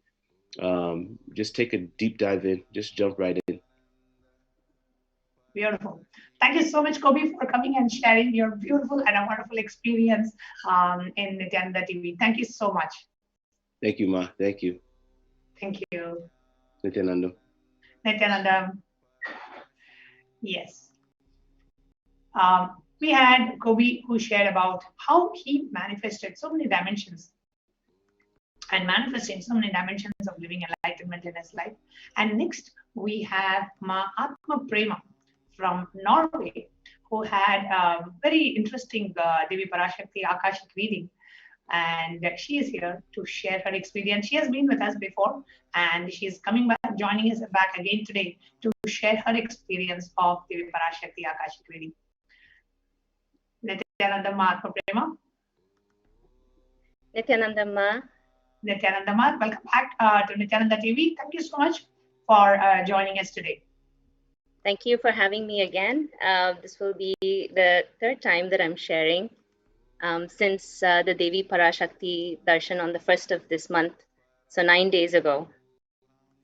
Beautiful. And maybe to our viewers, you can give a brief of what Devi Parashakti revealed to you, what was her blessing to you, and then we can move into your share. If I can read it, Ma, it will be easier please for me to. Okay. Okay. So on the 1st of June, Devi Parashakti answered my question after many, many weeks. I had never had an answer before, despite having asked the questions. So when this happened, it was a very intense, moving moment for me. And this was the answer that Devi had given. Listen well to what is being told, daughter. You are one of the beings who came down from Kailasa to be a co-captain and serve the world to protect it from the terrible corona. You forgot the purpose of coming and diverted into another life. Such beings as you, who came from Kailasa, are also the reasons for this terrible pralaya. Forgetting the divine seva you need to do and leaving the work you are meant to do, you are doing some other work. Like you and other such beings who came from Kailasa have become the reason for this great drama. For 3 days, think about what I told. I will make you realize it in your dream, waking state, and consciousness. I will show you the truth. Once you see it, I will give Prayashchita. Go and come a virtuous one. So this answer to me was just, it was very intense, because the moment this came to me, this answer, it hit me right in the gut. I knew it was the truth. The moment it was said, I felt it. And then I sat with it and I waited and I allowed the words to sink in. And it has taken these number of days to realize just the kind of the weight of the responsibility and what we've come here and the purpose with which we're supposed to be here.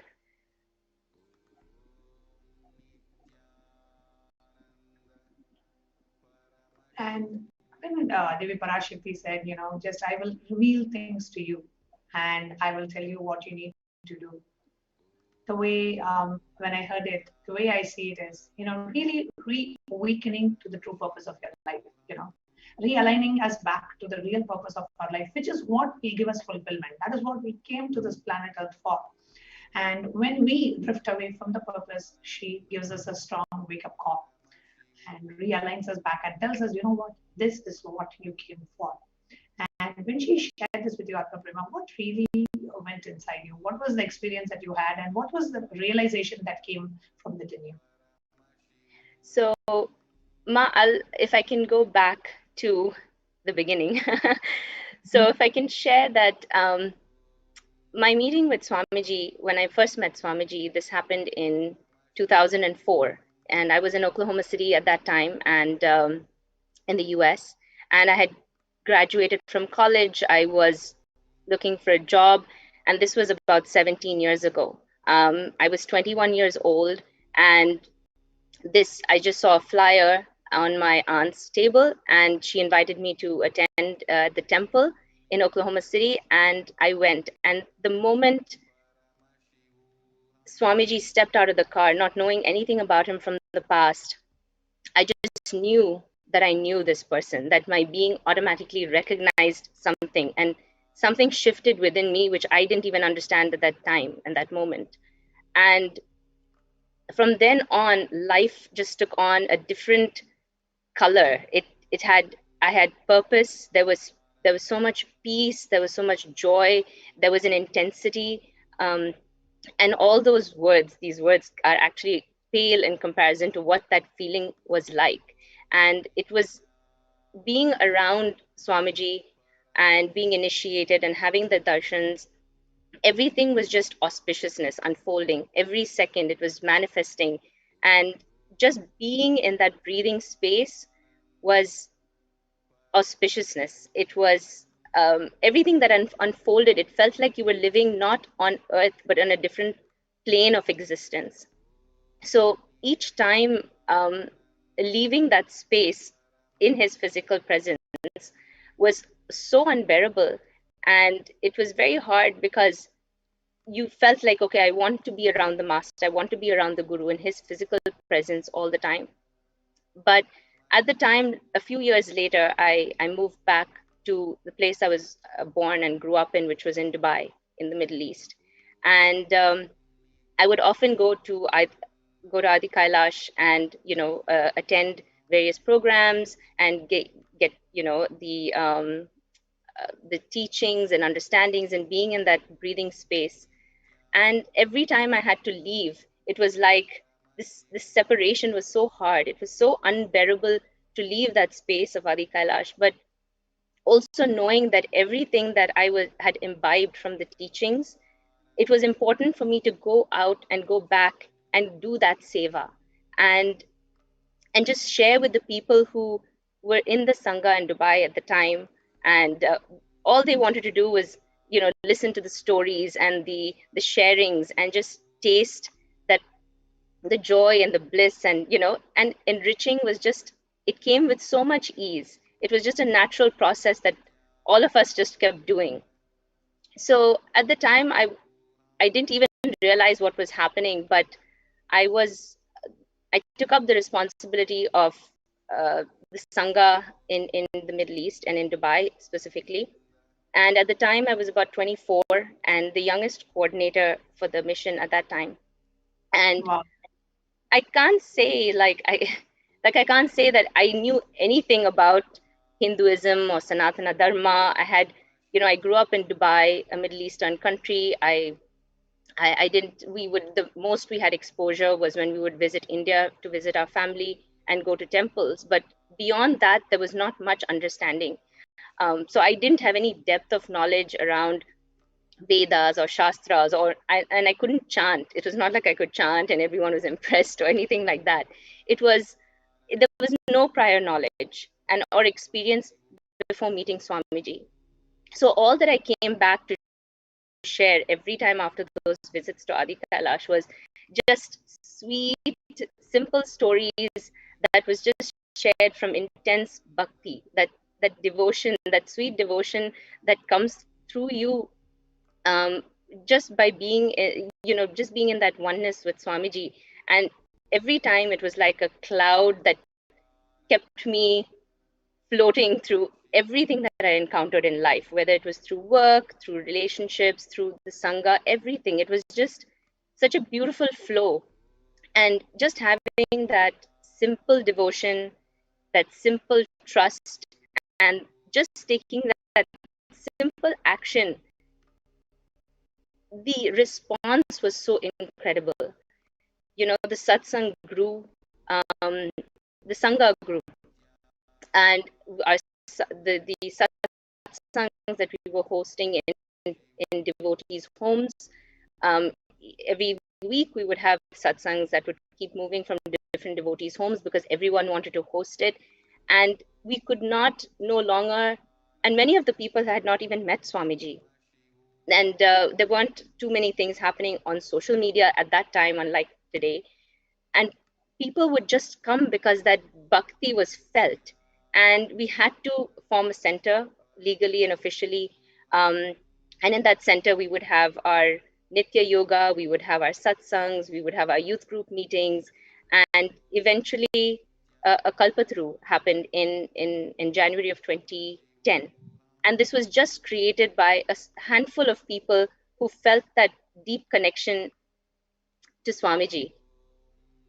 So why I'm saying all this, Ma, is because kind of to give a little bit of context and background to what has happened, where I've come from, and what happened in between. So during this time, now this was now 6 years with Swamiji, being so closely associated, there were a lot of questions. And I was 21 when I met Swamiji. And so there were a lot of questions from family. There were doubts raised, why do you need to have a guru? You are too young. When will you get married? You're getting older. So there was all this pressure from the society and to my parents specifically. And it was hard to be able to convey to them just what having a guru and having Swamiji in our life was like. I mean, the countless blessings, the healings that had happened, it was too many to share. And all we did at that time was just continued on and just turned, deaf ears to what they were saying, because I knew the person I had become, and the shift that had happened in me was so obvious to my family and then to my friends, and people were drawn to that and wanted to know who it was that I followed that kept me so much at peace and so centered with such unwavering faith despite any sort of ups and downs one experiences in life, whether it's through job or relationships, they could just see that it was with such ease that I was flowing through life, and I felt it. And I felt Swamiji's presence with me all the time. So what happened after all of this was that in June of 2009, a group of core devotees from Dubai, the Dubai Sangha, we all attended the Inner Awakening program. And we attended it together. It was such a beautiful 21 days. And then some of us extended our stay because we weren't ready to leave. And it was that time that Swamiji, after much of us asking and hoping and praying, Swamiji announced that there would be plans to come to Dubai and we could host the Kalpatru program for about 2 days. It was the plan for Swamiji and some of the senior Swamis to come and come to Dubai. So immediately after we returned to Dubai, work was underway. We had to organize, we had to plan, we had to make so many arrangements. We had to raise donations and manage an entire program, and we didn't know how many people would come. We were just a handful of us. I mean, it was satsangs were there, but we weren't sure how many people would actually attend. And so with all of this, we just surrendered to that moment and said, with absolute trust and devotion, we said, it'll happen. Swamiji has said it, now it just has to happen. We're just part of that process. And then people started registering, donations started coming in, and it all just unfolded so beautifully. That surrender and that whole process was just, we could see the divine play in all of that. So receiving Swamiji, hosting the Kalpatru, having so many senior Swamis in attendance was really like literally a dream, and something we never thought could happen in a place like Dubai, and especially in the Middle East. So it was a successful program. Over 500 people attended from different parts of the Middle East, and riding on this high of the experience, some of us were planning on attending the Kumbh Mela, so which is the biggest religious gathering, and we were thinking, what better way is there to experience a spiritual gathering like this than with one's own beloved guru. So this is now all the background, and leading up to then what happened next was I was to take a flight on the 3rd of March in 2010 and head to Bangalore and come to Adi Kailash and with a group of people, get together and then go to Kumbh Mela with Swamiji. And just before taking the flight, I got a call from one of the devotees in Dubai, and they said that there has been some news that's broken out, and I think you should be aware of it because you might consider not going and not taking the flight and not going to India. So I heard what he had to say. I understood that there was what was happening, but I didn't pay attention to it. I said, no, this is decided. I'm going to go.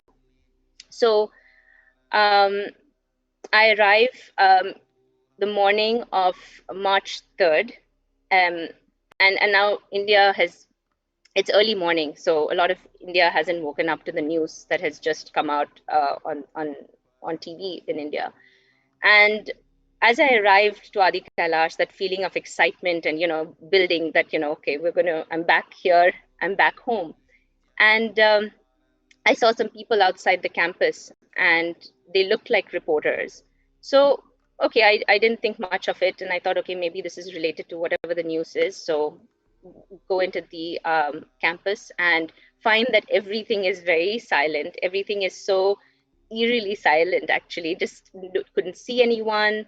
I passed a devotee on the way who was responsible for some of the temple activities, and I asked him, he was a devotee in Dubai who moved with his wife to be at the temple and take care, and he said the temple wasn't open. So I thought that was quite strange, so but I thought, okay, let me go, and maybe it's still too early, and let me go and register at the admin office and then just do all the formalities around checking in and everything. So then we we congregated, like for a few of the foreigners and everyone who had arrived, got together in the food hall, and then we were hearing bits and pieces of information, and we weren't sure what was happening, but something was going on. But we were kept safe, and we were told to be in a secured location, and in time we would be given some more information. And later on, we heard that the Gurukul had been set on fire by a mob of people. And so that was the exact same day, Atma Prema, just to let all of viewers know. That was the day when the religious persecution on Supreme Court of Hinduism just 24 hours before had come out, and Swamiji was going through a series of assassination attempts, and it was the residence of the Supreme Pontiff of Hinduism, being burnt. Along with Gurukul and along with so many other places, with Supreme Pontiff being locked inside their own monastery, and that was being live telecasted. And all this was happening, and the people who were there, I was there in the Adinam on that day, and none of them were allowed to, go to protect Swamiji or protect any other parts of the place. And all of us were cordoned off completely, and there was a complete police who were actually protecting the anti-Hindu elements to destroy the monastery, and they were not allowing us to go stop or do anything. And that's exactly when I think you were also there, happened to be there in the monastery at that same time. Yes, please go ahead. Yes, Ma. And at the time, we didn't know what was happening, but of course, much later on, I understood. But at this moment in time, it was very disconcerting, But it was ensured that we were all kept safe. All of our, we were kept in a place that nobody could reach us, and we felt secure. We didn't feel threatened by any way, but we knew something big was happening. So that night, two devotees from the city came and whisked us away, actually, from the campus, saying that it's getting out of control. There's a lot of people, and we need to take you back into the city and be safe. Your parents are worried, and all of that. So we were put into a car. We were asked to remove any sort of anything related to Swamiji. We were asked to remove the mala, the bracelet, everything that was part of us. We had to just kind of remove and keep aside, so that in case we were stopped along the way, that we were not harassed or bothered. So we get into the city, and all the news channels are incessantly airing a video over and over and over, and it was just, I'd never seen anything like that being done with such consistency. It was as if that was all every news channel could do and report on. So it had the effect of visually affecting people, and I decided at my parents' insistence that I should return to Dubai and not remain in India longer. And I did that, and then I felt confused, and I didn't speak to anybody, and I neither tried to reach out to the administrators of the Adinam, Adi Kailash, nor did anyone contact me, because so much was happening at the time, and they were all trying to keep themselves protected as well. And so I kept a low profile for months, and this was right after a hugely successful Kalpataru program that had happened in January of that just 2 months before. I mean, literally, it was January, and now we're talking about March, and people are expecting to hear information, and now this has happened. So I didn't know. I just want to add to you, Mahatma, because I was there in the monastery at that time, and we were just trying to ensure Swamiji's life was safe. Swamiji was going through a series of assassination attempts, and over a span of about from the 2nd of March till 21st of April, just in that 1 month and 1.5 months, his car was followed everywhere. Swamiji was at least had about, I think, more than 70 assassination attempts just in a month and a half. Every place there were people who were ready to, burn him alive, ready to kill him, ready to, do all sorts of things. And it was all, and with the police protection. Means the people who came to attack, they came with police protection for them. So there is no way we could do anything. So the whole administration at that time was focused on somehow we want to just somehow ensure Swamiji's life is safe. That was what was there for us. We just wanted Swamiji to be alive for what he was doing to humanity and what he has done to humanity and what he has done to all of us. That was what was going on, and we really couldn't, expect this level of a multi-pronged attack from every side. And I remember on the 3rd of March, there was an inquiry from 11 government departments trying to, shut down the bank, trying to shut down the monastery, trying to shut down the Gurukul, trying to shut down the temple, trying to, get all of us out. I was there and we were literally forced to leave. They said, no, everything is closing. You have to leave. All the Adinavasis, we were forced to leave. The bank accounts were getting frozen. Swamiji was being attacked everywhere, every step of the way. And that was what was going on in India at the time, just to let you know, and for all our viewers also, at that moment, there's this continuous airing of this false news, so much of hate speech, and everywhere people are, barging into the monasteries and temples and breaking the deities and abusing sexually, like female monks getting sexually abused, and everywhere it was just completely out of hands. Even if we have had the best of the administration, it was just impossible to handle the attack that was happening from all directions on a small group of people who are trying to manage. And that most priority at the time was we wanted Swamiji's body to be safe. Yes, Ma. And what shocked me the most, and I didn't even think in too deeply about it, but what hit me on the surface was that it wasn't just in India, but everywhere. It was news channels in Dubai, in the Middle East, and everywhere. It seemed as if it was, now looking back, what a coordinated attack, that it had all happened in this particular way and in such a huge in such a way that really affected everybody. And I know that so many people, I mean, the monastery was affected, people were trying to figure it all out, and it was a very disconcerting time. And newspapers in Dubai were calling me for a statement. I was contacted by the person implanted in the Sangha, responsible for bringing this whole thing in this whole thing out, was started trying to contact me and seeking some sort of support or monetary help, and insinuating that his life was in danger. And so the media contacted me in Dubai, then this person who was implanted in the Sangha was contacting me, and then I was getting questions about whether I was involved in questions about black magic, and I would end those conversations, and I retreated further and further away from the Sangha, and even the Sangha in Dubai, I just kind of, I was confused, didn't know what was happening, and just decided I would just be quiet and silent, and somehow felt that fearful. And I thought, because I was single, I was unmarried, I may be a target for attacks next. And I couldn't afford to have my parents or my family in any way affected.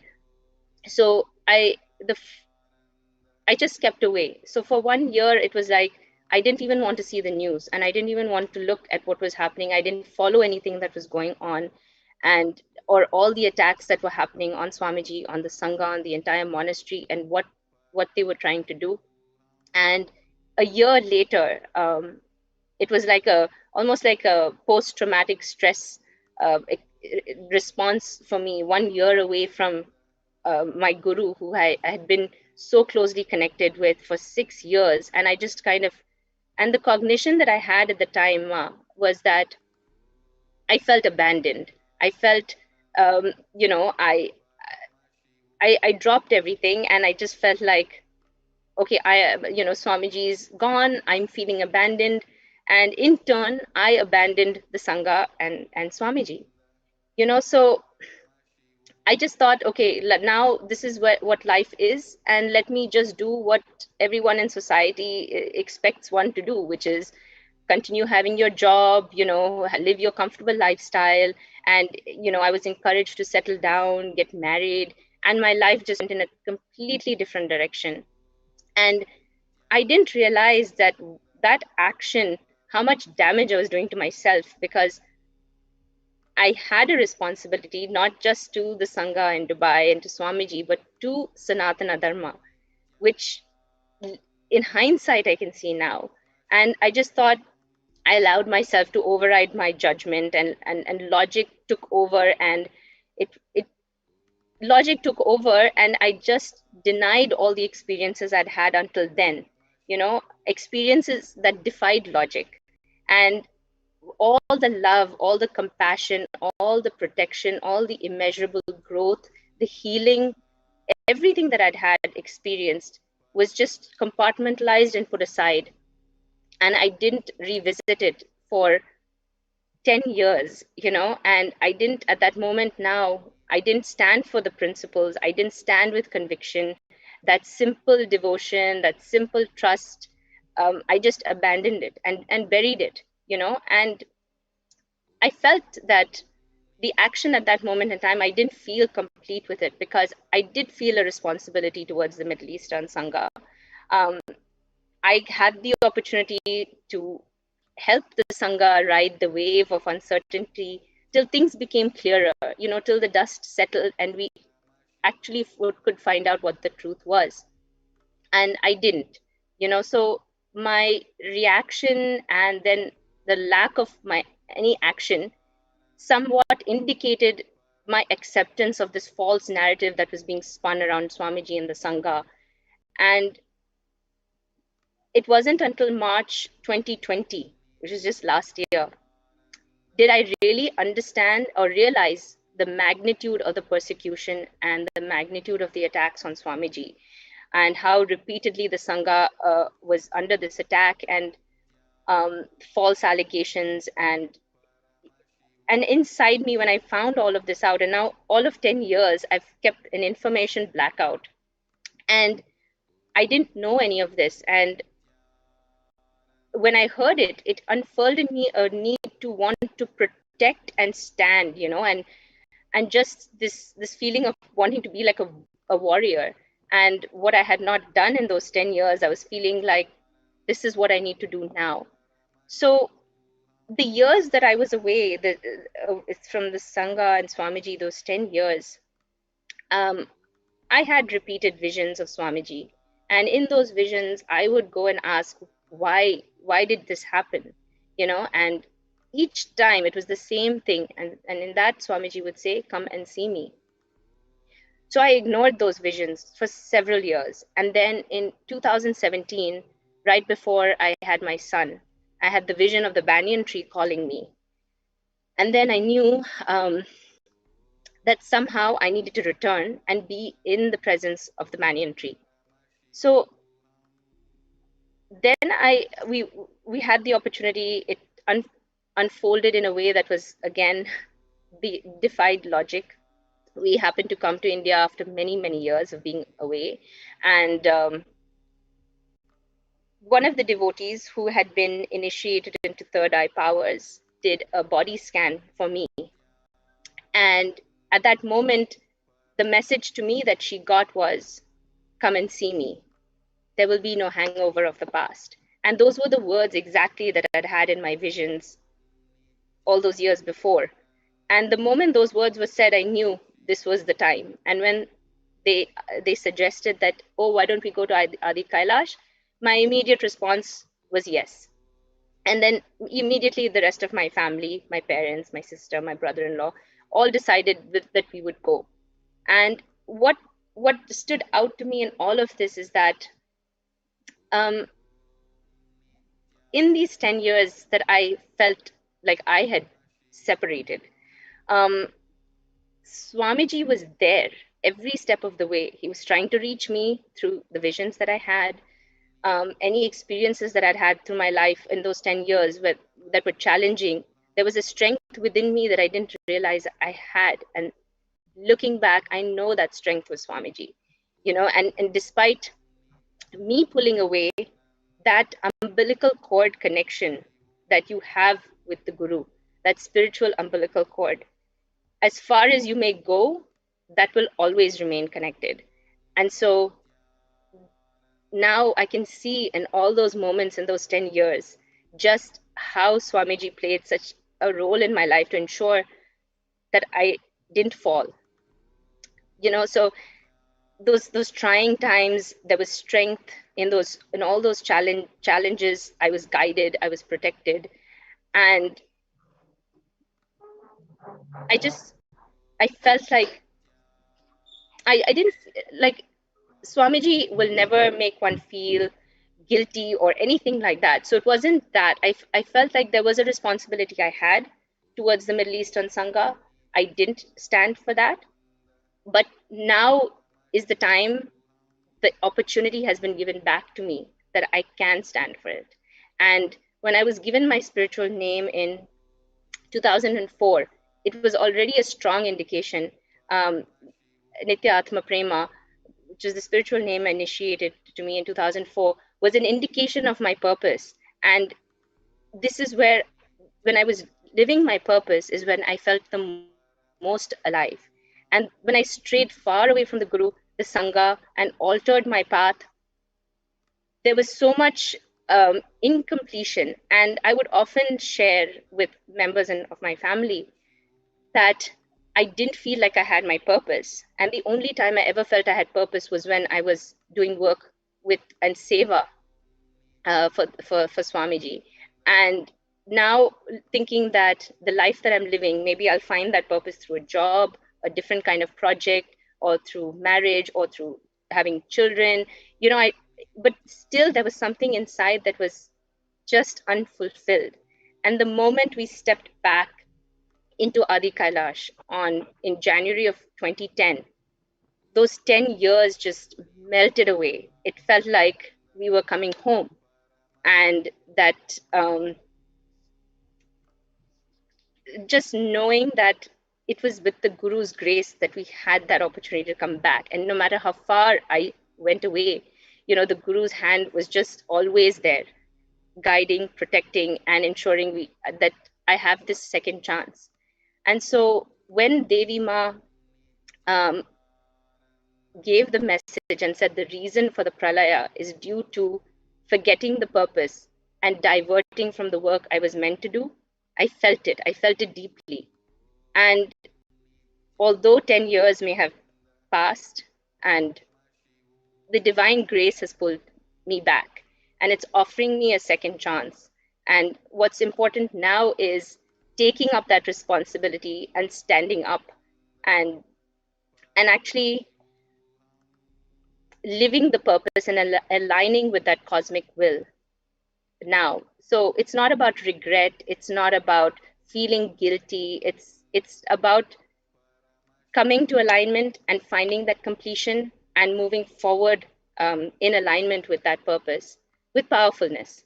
And the responsibility is large. And I never want to take that for granted, because I know what anti-elements have been working now tirelessly for 10 years, incessantly attacking Sanatana Dharma, Swamiji, the Sangha, the entire, and the question is why? Why is this constant attack for 10 years? And I never want to let somebody else determine the purpose of my life, because the purpose is clear. And already those 10 years showed me just how much I had missed and how deeply unfulfilled I felt. And this is the chance to regain that and align myself. And Devi Ma strongly revealed what my soul felt. And now to live out that purpose is the ultimate gift that has happened with the Guru's grace. So this is a long sharing, Ma, but I wanted to give context. This is a much needed sharing, because you know what, it's not just you. There are maybe hundreds of devotees that are out there who became victim of the persecution, not just in terms of a direct attack, but victims of a persecution where the right information that was not given, the victims of the attack in the sense where the people who are also whose life also got impacted because of the religious persecution and attack on Swamiji. And it's important that when you realize it took you 10 years to realize, and maybe there are so many that are still out there and who still have not realized and who are listening to your sharing and who realize, oh God, this is exactly what I felt as well. One side you have the wealth of experiences with Swamiji, which is our own experience. We know it, our inner being knows it, our consciousness knows it. We have felt it. We know Swamiji is. And every single devotee who has seen Swamiji, who has been touched by Swamiji, has that wealth of experiences. But what happens sometimes, we may call it delusion or we may call it whatever name we want, but that wealth of experiences, like you said, gets compartmentalized and we get consumed by something else that's out there. And it takes us a while for us to spring back and realize, oh God, these were my experiences with Swamiji and I had them. I know who Swamiji is and I know what this is. And it wakes us up. And the sooner we wake up, the sooner we realize the purpose of our life. And that's why it's very important, Mahatma Brahma, that people like you, who were victims of the anti-Hindu attack on Swamiji, and which that led to you separating yourself from the Guru, and now you realize, oh God, that's the time I should have been there and stood a strong warrior for being warrior for Sanatana Hindu Dharma, warrior for Swamiji, warrior for Kailasa. But now that's what Devi has awakened. I can see after the Devi Parashakti Akashic reading, how much it's clicked in you and how much it has revealed to you that what, this is what has happened, and I'm so glad you're coming forward and sharing it for the benefit of others. Countless others that are out there, because the hate speech on Swamiji was spread all over media. Everything was spread all over media, and so many. One of the things I wanted to ask you was, the anti-Hindu elements. They tried to when they were wanting to falsely implicate Swamiji in so many cases, right? Hundreds of false cases were slapped on Swamiji. And one of the things is they approached so many anti-Hindu elements, approached so many female disciples and devotees of Swamiji and inviting them to be false witnesses, becoming false victims. And were you approached, to be a false victim, or did they try to pull you into this whole attack against Swamiji? Yes, Ma. It was a clear indication that was what I was being asked. Not so subtly, because they contacted me and were trying to get me to be involved in this and to support their cause. And I immediately sensed that this is not where I am. This is not at all the space in which I'm in. This is, and I slowly retreated away from, the contact with these people, and I didn't want to upset or anger, but I just detached myself from, because that was not at all.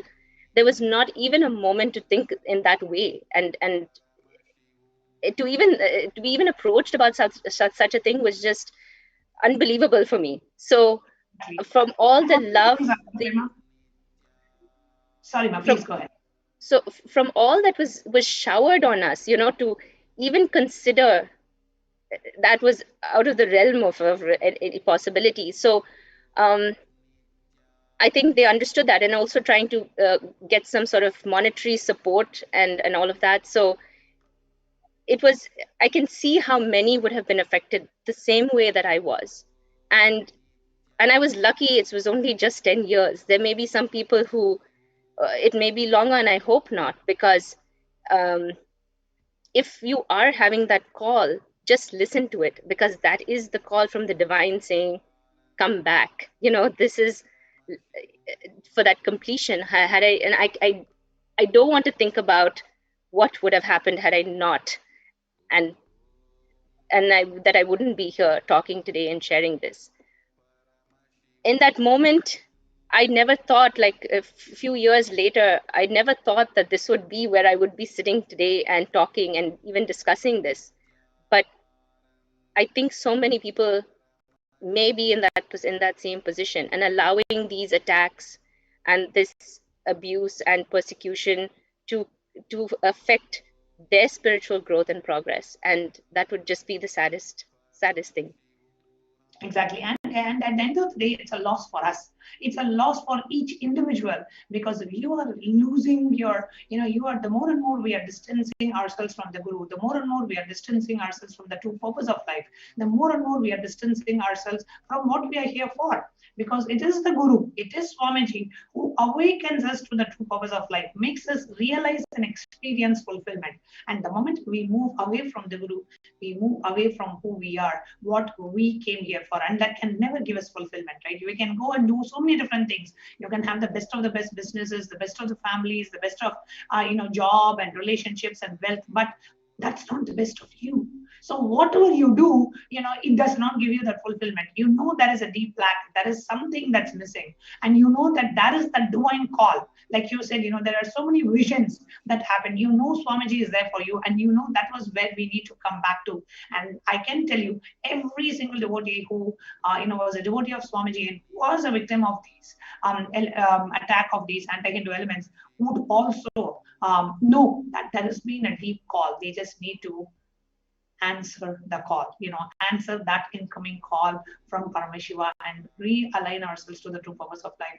And one of the things that you also shared, Mahatma Prema, I wanted to bring these anti-Hindu elements, like how they approached you and wanting you to become one of the the false victims. And that's what they have done. They have approached so many female disciples of Supreme Pontiff and wanting to somehow trying to use them to become a false victim of Swamiji, right? If somebody is, let's say for example, somebody is really affected, I would be the one who's affected. Because I'm affected, I'll go in and maybe complain somewhere, but nobody needs to come and tell me, oh, you know what, why don't you come and falsely implicate? So the very intention of the anti-Hindu elements is very clear, and because they approached you to be a false victim yourself. So all of us should realize that the whole ecosystem, the anti-Hindu ecosystem, which was trying to attack Swamiji, trying to falsely implicate Swamiji, trying to assassinate him, trying to slap these hundreds of false cases, is a huge persecution against Sanatana Hindu Dharma. And because, like Swamiji in a very satsang sometime back, he said,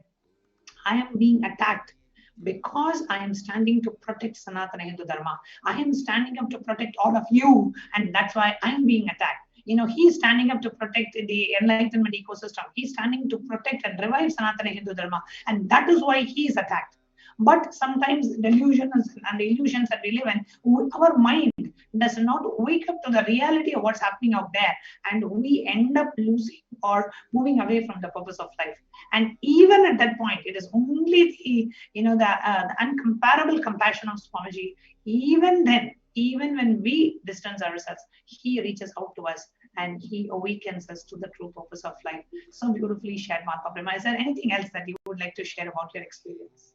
Just to share from this past year, to from 2020 to today, 2021, the exponential, and okay, let me just say this. I live a life that's very comfortable. I've lived in many different countries. I've got the opportunity to travel, live with all luxuries. There's nothing that I am wanting for in life. Yet there was this deep unfulfillment that now in this past 1 year with Swamiji has just been immense growth, spiritual growth, evolution, healing, completion, immeasurable. There are things that I could share that are unbelievable for other people to, and in this 1 year, what has happened has been, this is how life around Swamiji is. It's just exponential. It's just that super conscious breakthrough after breakthrough, and the cognitions and everything. And I'm sure many people will attest the same, obviously. And that's not something I can even imagine having missed. And the opportunity to be back and the opportunity to realign myself and get and come back to true purpose is something I really pray for all the others who are victims of these attacks. So beautifully shared, Martha Prima. Thank you so much for coming live and sharing your experience with everybody. And thank you so much. I don't know what else to say. It's just been like, it's not easy for somebody to come forward and share so openly, what they have gone through and how you have been a victim of this attack and which separated you from Guru, distanced you from the purpose of your life. And now with Devi Parashakti's blessings, with Swamiji's blessings, I'm so glad that you realized you're back and you wanted to realign and become a part of Swamiji and Sangha. Thank you so much for coming forward and sharing, Martha. Thank you, Ma. Thank you to Swamiji Nithyananda. Nithyananda. Dear viewers, before we continue with the next segment of today's program, let's take a short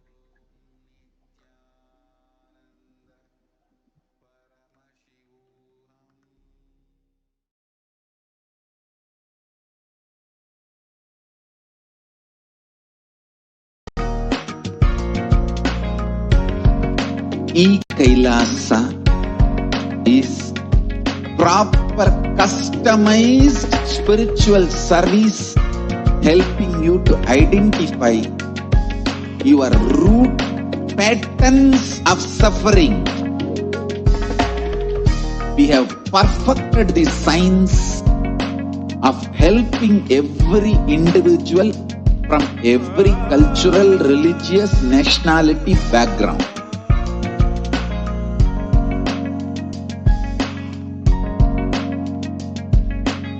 You will have lowest reactionary assumptions, highest awakened response, alive response for life continuously.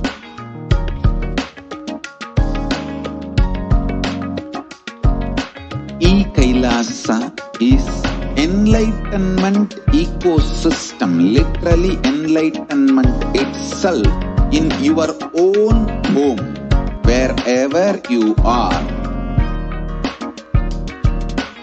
Proper customized spiritual service helping you to complete with your life negativity, withdrawal from life, self-hatred, self-denial, self-doubt, so much of tiredness, laziness.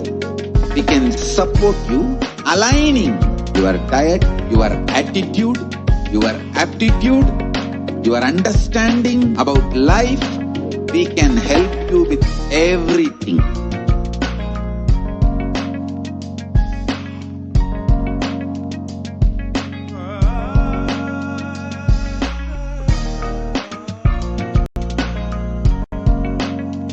If you are interested in enlightenment, we will immediately bring this to you. If you are not interested, we will explain the whole science, inspire you and make you interested in enlightenment science. We need to cater this enlightenment science to the whole world wherever they are, because enlightenment is the birthright of all human beings. Kailasa is responsible to provide that to all human beings.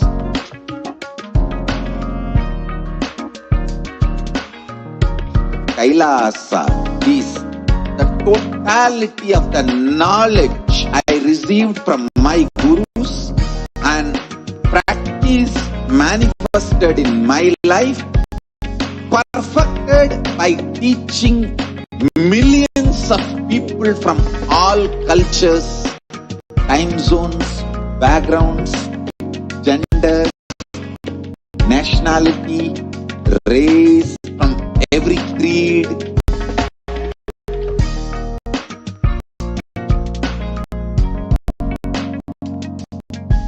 So this absolute perfected knowledge available to you, served to you in your home without even you moving out of your couch, free of cost.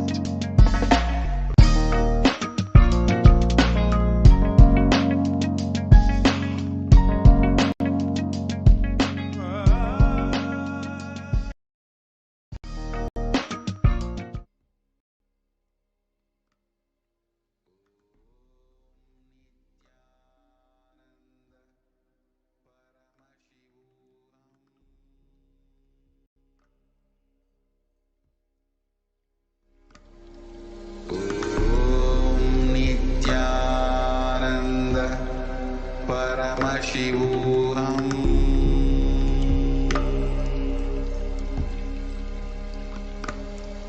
Om Nithyananda Paramashivoham.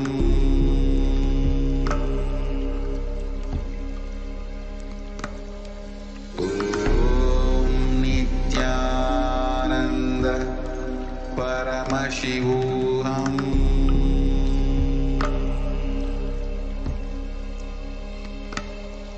Om Nithyananda Paramashivoham.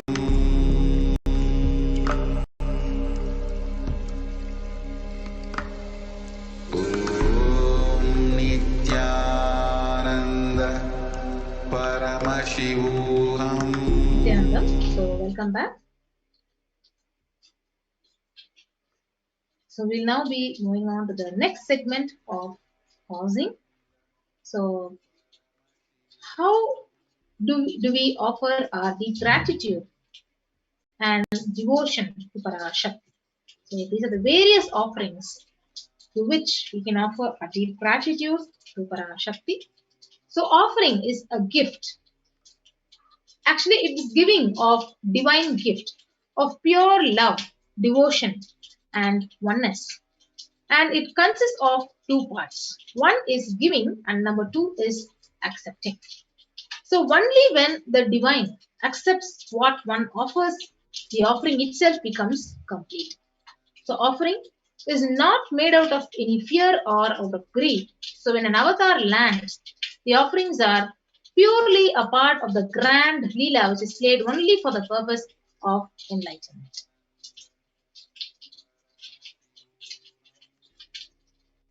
Yes.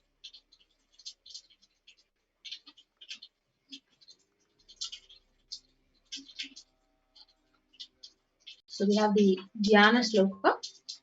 Induni bhaveda karavagdhinayanam syat pankajavaraabhaya japaksha sarayuktam angahimabhushana vichitra vasanam syat tungamakutojvala manonmani swarupam. Yes, so the translation says, moon-like face, holding the Veda books on hand, fire in eyes, with lotus flower, gracing and blessing hands, and one hand with Japamala, beautifully decorated with jeweled ornaments in wonderful clothes, and shining winged crown. Her name is Manonman.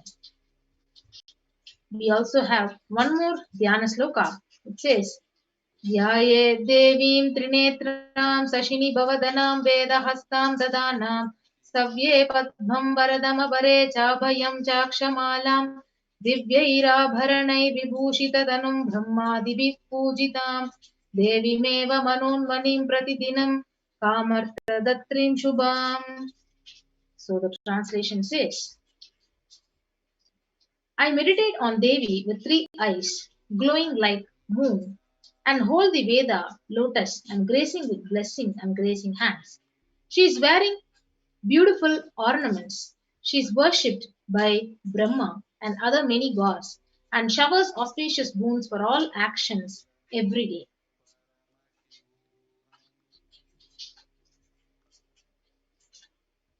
Yes. So now let us understand what is the significance of the divine. So the Atharva Veda beautifully mentions that gold is a divine element. It purifies anything it touches. It is an element of spiritual significance and great spiritual power of healing and enlightenment. The vibration of gold has the power to infuse sattva energy and positive thought currents in anyone who wears and anyone who sees or operates in its vicinity. So gold is present in all scriptures, agamas, Vedas, Shrutis, Smritis, Itihasas, and Puranas.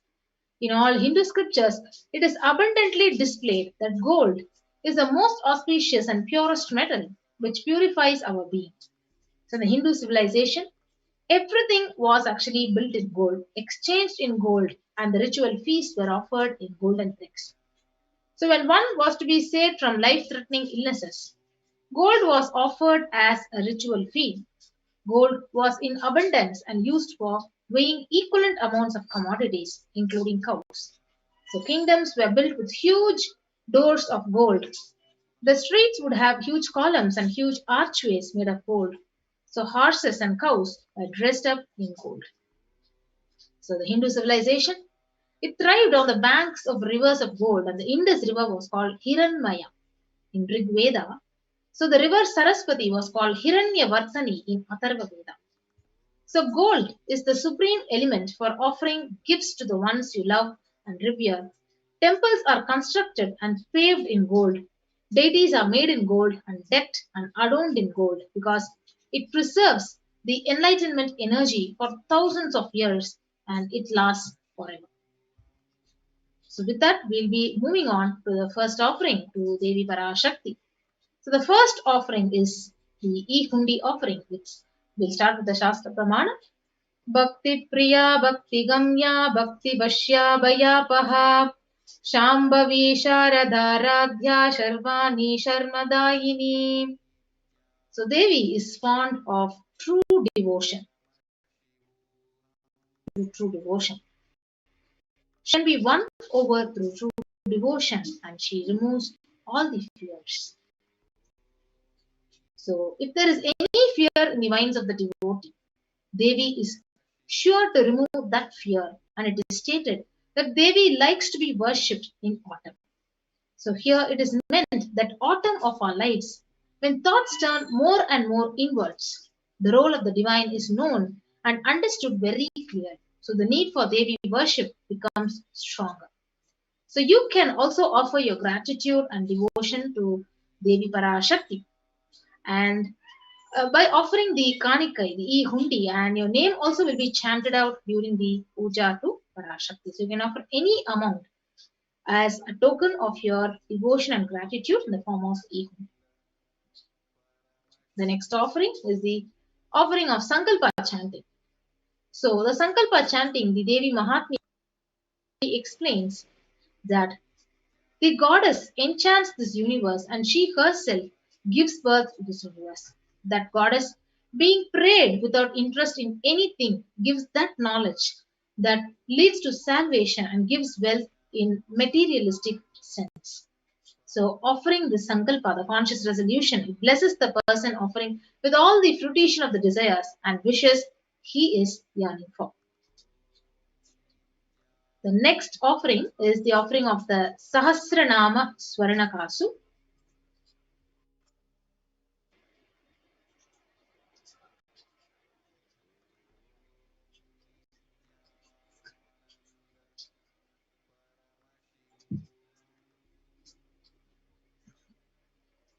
Sorry for the technical glitch. So the next is the Sahasranama Swarnakasu. So the beautiful verse from Lalita Sahasranama, it says, Namaparayana Prita. So it refers that she who likes the repetition of her various names. So this is the offering of 1008 names of Devi Parashakti. And it is a very special and unique archana offered to Mahameru of Devi Parashakti. So you can offer a gold coin inscribed with each of the 1008 names of Parashakti and receive her blessings to have all the Ananta Kalyana Gunas, all the divine qualities of Parashakti. So you can offer this Sahasranama Swarnakasu at $75 or $151 or $251. The next offering is the offering of Mukta Anguti, the finger ring with a pearl.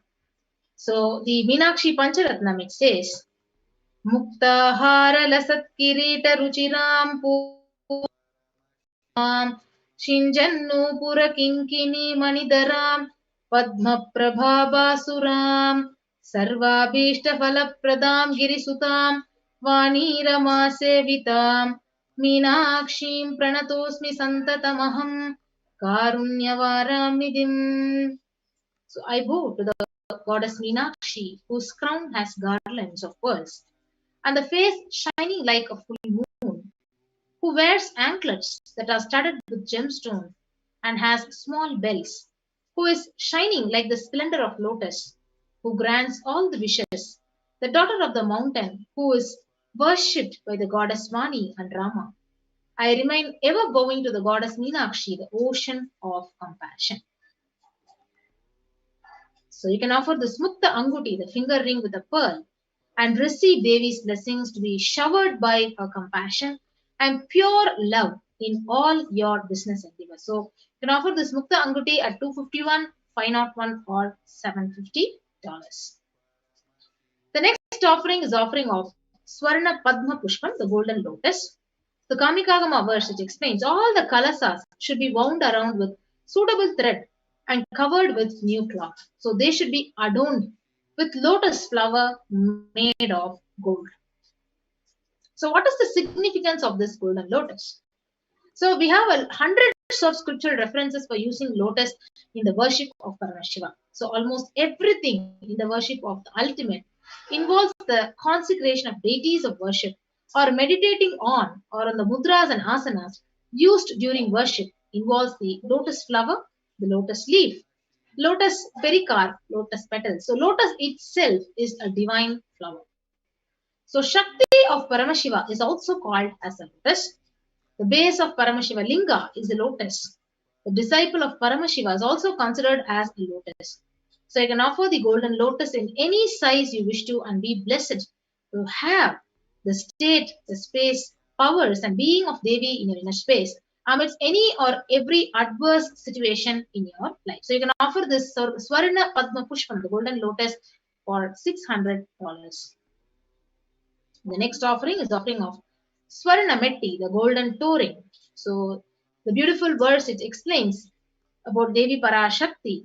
Nakadi diti sanchanna namajjana tamo guna padadvaya prabhajala prakrita saroruha. So you whose brightness from the toenails destroy the darkness of ignorance from the minds of your devotees who prostrate at your feet. So you whose brightness from your 2 feet empowers that of the lotus flower.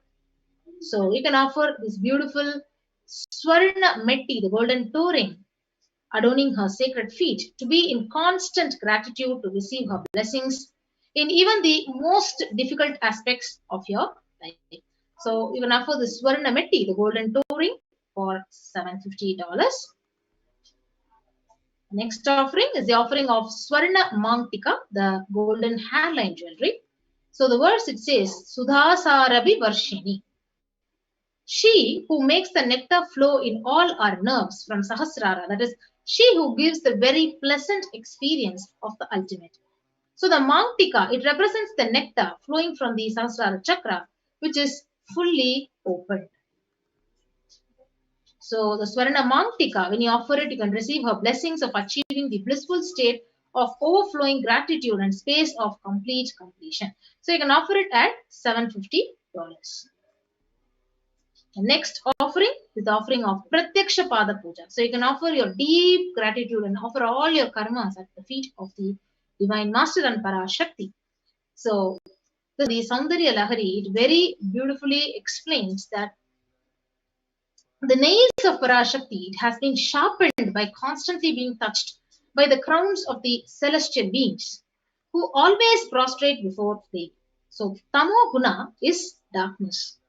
In this stotra, tamas is indicative of ignorance in the minds of devotees. And by constantly prostrating before Devi, their ignorance is removed and they attain knowledge.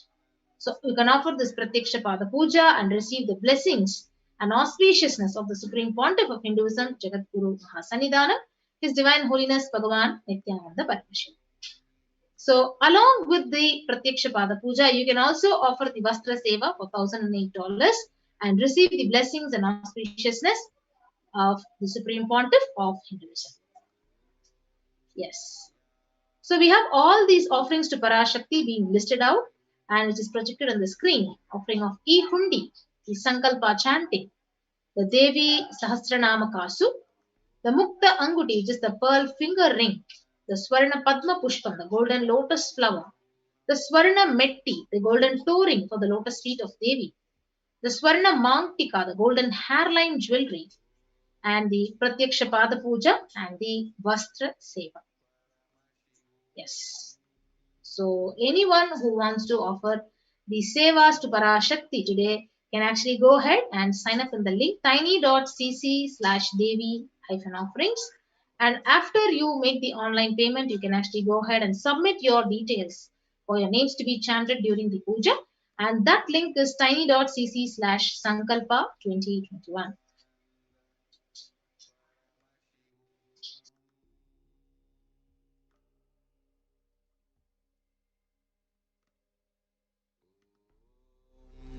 Nithyananda Paramashivoham.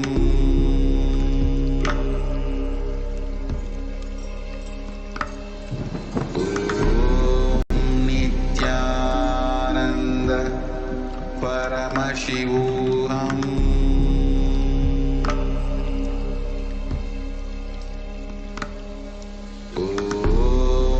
Nithyananda Paramashivoham.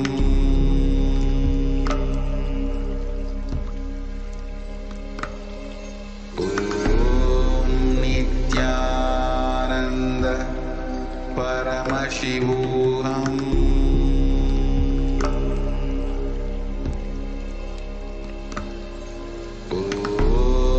Nithyananda Paramashivoham.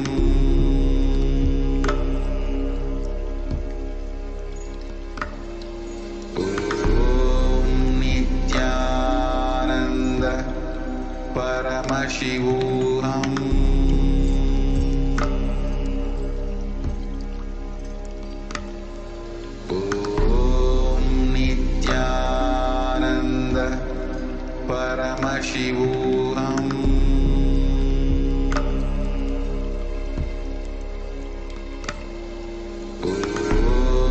Nithyananda Paramashivoham.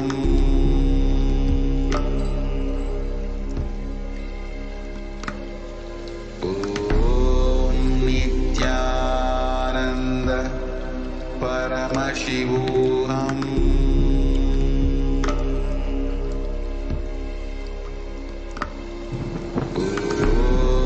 Nithyananda Paramashivoham.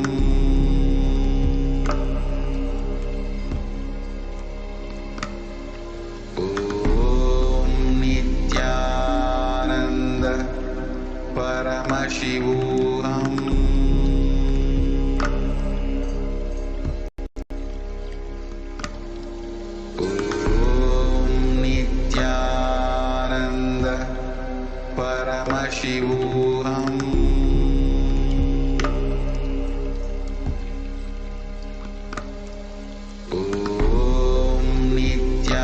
Nithyananda Paramashivoham.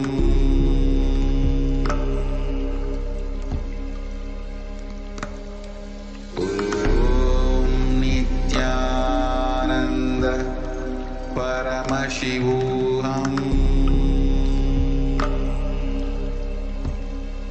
Yes. So Nithyanandam everyone. So now we'll be going to the link and helping you how to exactly make an online payment for the seva. So the link is now projected on the screen and you'll be guided to this page which is being projected now. Yes.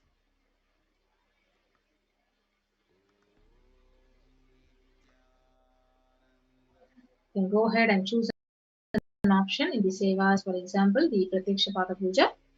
So you'll be guided to the Pratyaksha Pada Puja link and you can add to the cart. You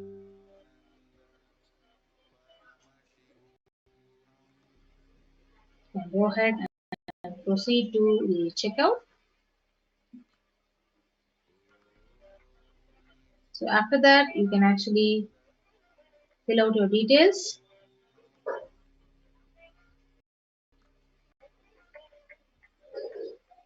After that, you need to go to the,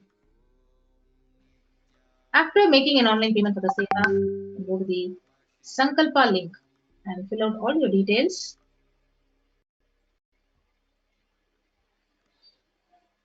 fill out your details and then you can click submit to have your names chanted during the puja.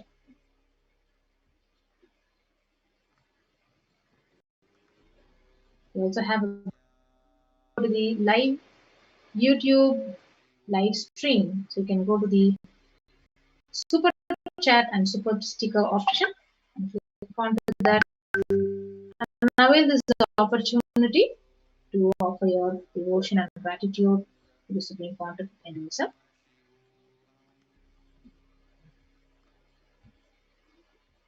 Yes. So with that, we come to the end of this segment.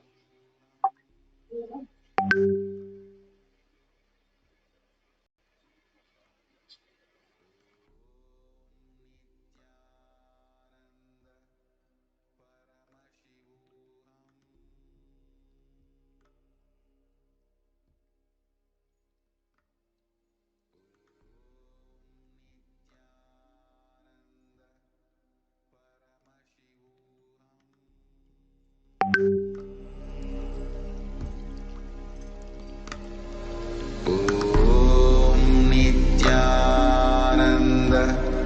Paramashivoham.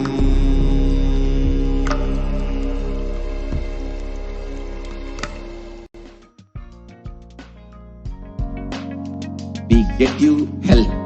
We get you ability to build beautiful relationships in your life. We get you direct spiritual support and we make sure you become wealthy.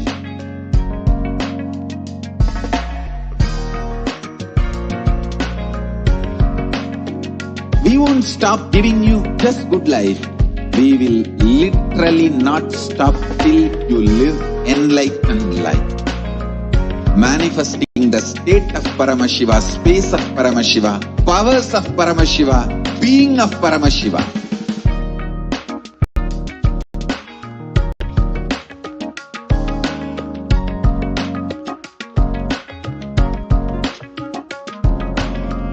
Whole world should become Kailasians. I want the whole world to know Hindus have something great to contribute to the world.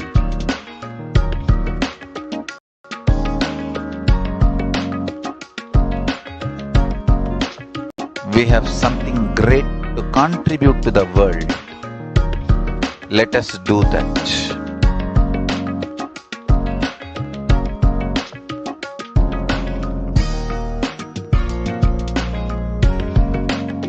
Kailasa is proper customized spiritual service helping you to identify your root patterns of suffering. We have perfected the science of helping every individual from every cultural, religious, nationality background.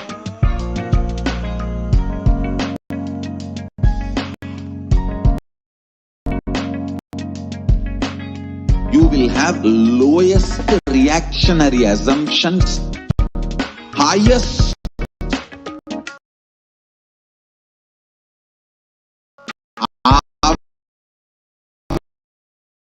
awakened response, alive response for life continuously.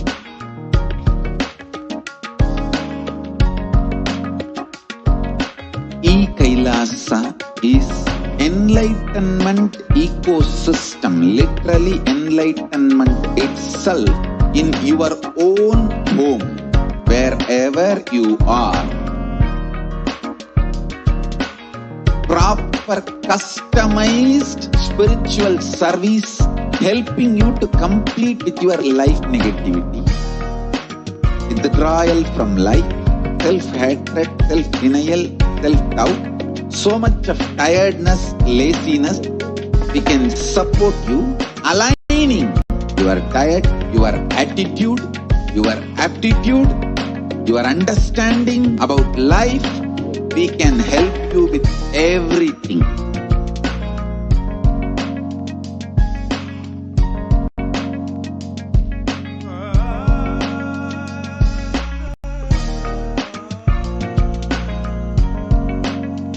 If you are interested in enlightenment, we will immediately bring this to you. If you are not interested, we will explain the whole science, inspire you and make you interested in enlightenment science. We need to cater this enlightenment science to the whole world wherever they are. Because enlightenment is the birthright of all human beings. Kailasa is responsible to provide that to all human beings.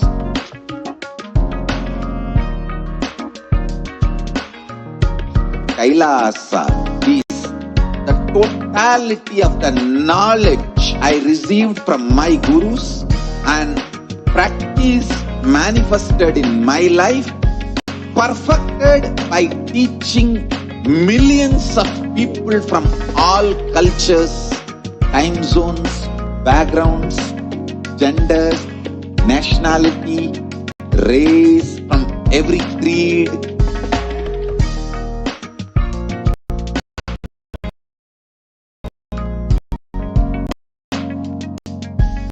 So this absolutely perfected knowledge available to you, served to you in your home without even you moving out of your couch, free of cost.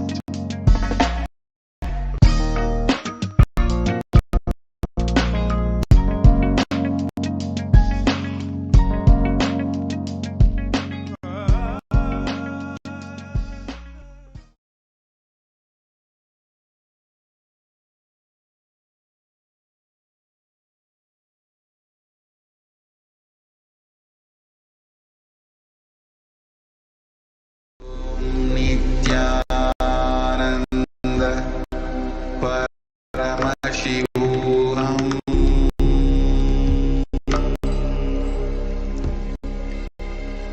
Om Nithyananda Paramashivoham.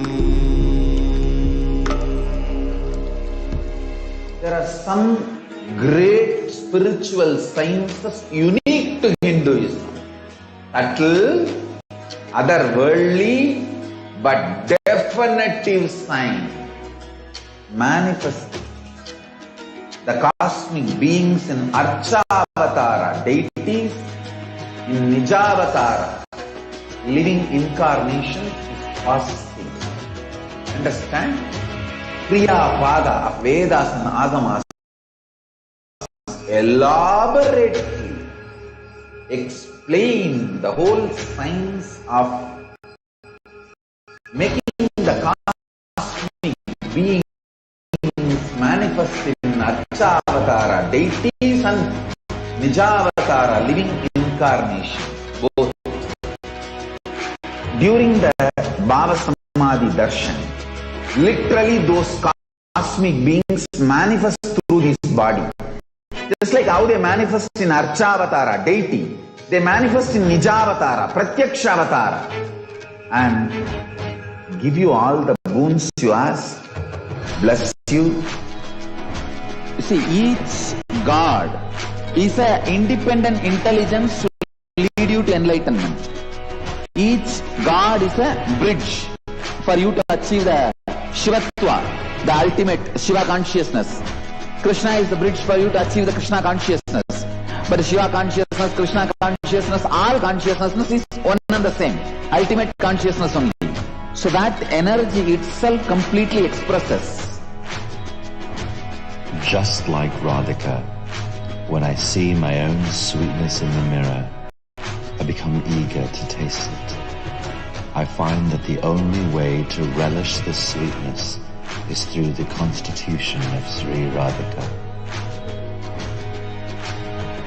Bhava Samadhi Darshan is a window to the infinite expanse of consciousness, allowing us to glimpse the formless in a way that we can understand. It cleanses the karmas of lifetimes. It awakens our biomemory to the space of Paramashiva, the ultimate consciousness, and creates a deep and lasting transformation in us.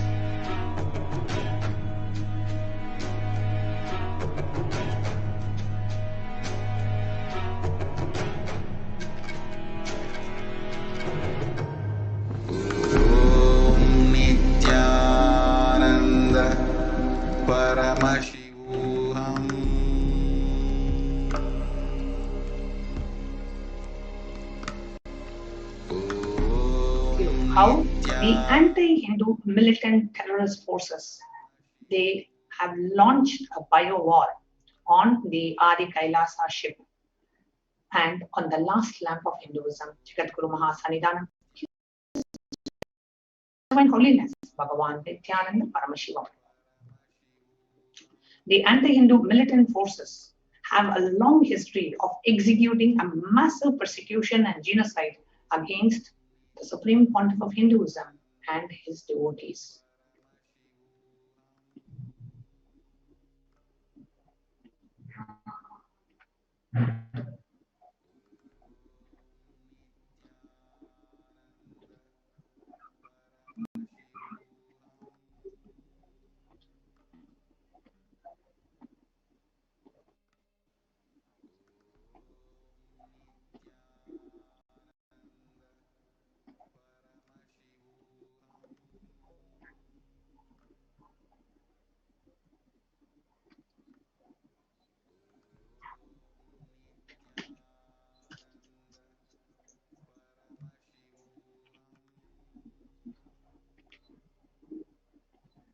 Marginalization of the Supreme Pontiff of Hinduism and ASMT by politically affiliated neo-Hindutva and state-owned media. On the 2nd of March of 2010, the Sun TV, the politically owned media house of the Dravida Munnetra Kazhagam (DMK), which was the ruling party of the state of Tamil Nadu in 2010, made a sensational and a repeated screening of a fabricated video purporting to show the Supreme Pontiff of Hinduism with a well-known Indian film actress, and the video was later proven to be false.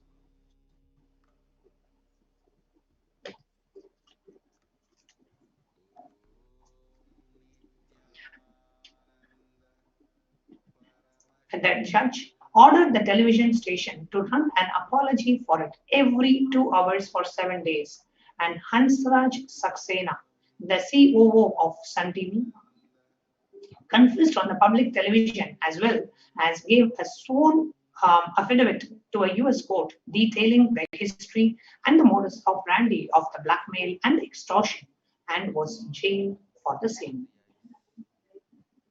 However, the state-owned and controlled television channels within a few hours ensured that the television telecast was stopped.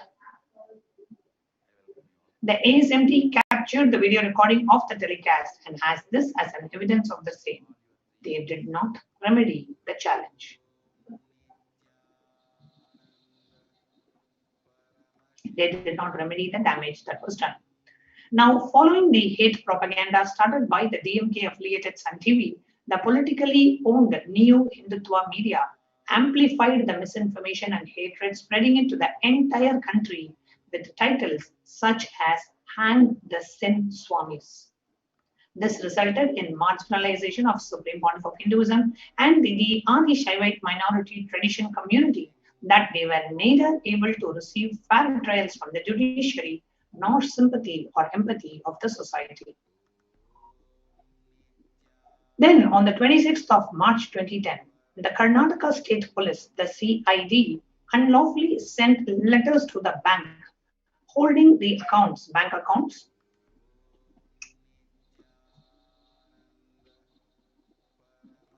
holding the bank accounts of the public charitable trust of the temple monastery of the Supreme Pontiff of Hinduism, illegally ordering them to freeze all the bank accounts of the trust.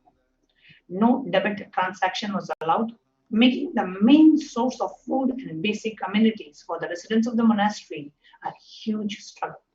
There was no food to be served in the monastery. The residents were pushed to the crisis. They were forced to survive by drinking rainwater, which was collected underground, and living by sorting the good grains out of the rotten ones. When they appealed to the court to seek relief, the judge made a mocking statement in the open court. If there is no food, eat air. Several residents and the full-time volunteers fled the monastery due to starvation. Several social, welfare and spiritual services of the monastery had to be discontinued. Although the Indian law and the customary international law and treaties unanimously declare a presumption of innocence of an accused until proven guilty, this fundamental right of the Supreme Pontiff of Hinduism, Bhagavan Sri Nithyananda Paramashivam, and his disciples have been repeatedly targeted and denied over 10 years because of undue influence and misinformation by the powerful state-funded media houses. On the 11th of June 2010, while hearing of a bail for the Supreme Pontiff of Hinduism, Jagat Guru Mahasannidhanam, His Divine Holiness Bhagavan Nithyananda Paramashivam, the High Court of Karnataka described this in its order, observed the undue media influence against Supreme Pontiff of Hinduism, as it mentioned in the point number 13. What did the court order mention? It says, however, it is not a matter for the court to discuss since the issue was subsidized by media by telecasting the incident, and a question mark is created against the public as regard to the image of Swamiji.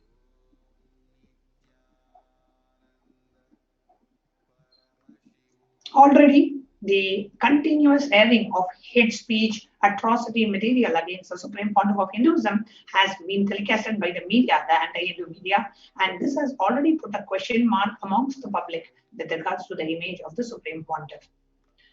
Now, as for the Oxford Dictionary of the word subsidy or to subsidize means to give or contribute a sum to support an industry or a business to keep the price of its product or service low. What the High Court observed was that the attacks or the allegations on the character of Supreme Pontiff were funded by media, not sustained by facts or any complainer or witness who was a part of the actual case. The media had no obligation to make true claims, was not under no declaration of any oath or any court of law, and could anytime retract from any of its claims, and had no locus standi in the court on legal grounds. But it had a very prominent influence in the negatively prejudicing the judiciary against the Supreme Pontiff and the ASMT. On the 3rd of March 2010, the Chief Minister of Tamil Nadu, Karunanidhi, made a public statement inciting hatred towards the Supreme Pontiff and the ASMT community. This was published in several newspapers and cited by several media channels. Now, the Chief Minister of Tamil Nadu stereotyped and vilified Swamis, the Hindu monks, labeling them as cheats, imposters, brainwashers, destroyers of life of the people, swindlers of money, despicable Swamis, hoodwinks who are disguising in the name of devotion, hoodwinkers who are disguising in the name of devotion, pushing the literate into the deep pit. This is what the Chief Minister himself has spoken about the Supreme Pontiff.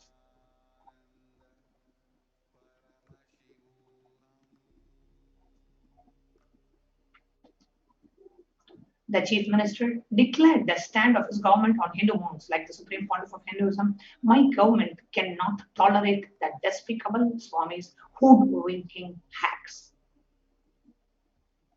The Chief Minister described the practicing Hindus who are following the Swamis, like the followers of Supreme Pontiff, as people who are deeply buried in ignorance, who still cannot understand these, or even if understood, do not want to change. He addresses the devotees as fickle-minded people who have fallen prey to the Swamis and destroying the society. The Chief Minister of Tamil Nadu further explains his stand on the practicing Hindus who followed the gurus like the Supreme Pontiff, saying, this government won't be a mute spectator of those fickle-minded people who have fallen prey to the Swamis and are destroying the society. The Chief Minister pleaded to the citizens, those who really want these preachers to be eradicated should stand by and support the actions of my government.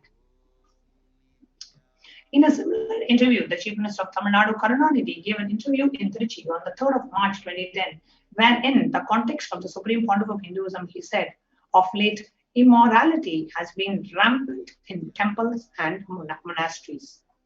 On the 12th of April 2010, the present organization of Karunanidhi, which is the Dravida Kazhagam, hosted a press meeting wherein the leader of the anti-Hindu atheist terrorist K. Veeramani said, The central and state governments should clearly take criminal action against them. The crores of properties they have earned through crooked means should be taken over by the government. The fabricated video of the Supreme Court of Hinduism became a political justification for the state government to implement and execute anti-Hindu laws and executive orders that destroyed all Hindu temples in Tamil Nadu over the next decade. Earlier, on the 5th of March 2010, Veeramani had given an interview wherein he said, the context of the Supreme Court of Hinduism and other Hindu gurus, if you probe them, they will ultimately end their life in jail, almost national criminals. So much of hate speech against the Supreme Pontiff. Now, following the statement of the Chief Minister, the very next day, on the 4th of March 2010, the state police filed a fabricated accusations on Supreme Pontiff, charging him under Section 376 rape without mentioning anybody as a victim of the rape. The Supreme Court of Hinduism continued to be hounded by the police of 3 states, the neo-Hindutva media and the state intelligence for months. Within days, more than 50 ASMT temples and monasteries in different cities were attacked simultaneously and rapidly. Some set on fire and shut down by the atheist militants aiding the state police.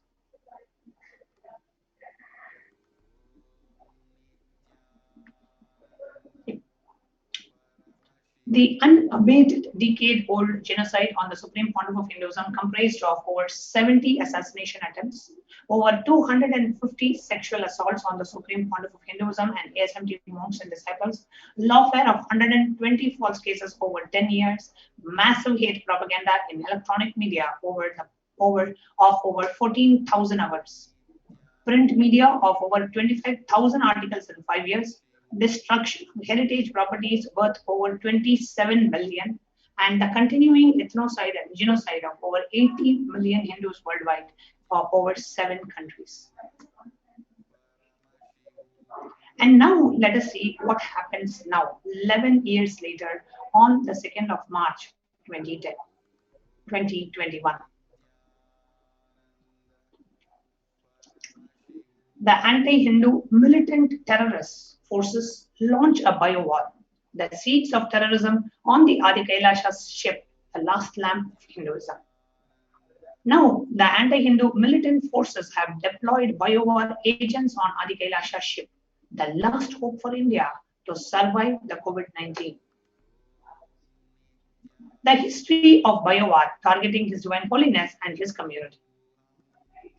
Now, on the 7th of June 2012, the Supreme Pontiff of Hinduism held a press meet in a large hall in Bengaluru Monastery to reveal a clinching evidence about the falsity of the fabricated charges of rape foisted against Supreme Pontiff. Now, during the press meet, the Suvarna television barged in with the chief editor Ajit Kanavar and armed militants.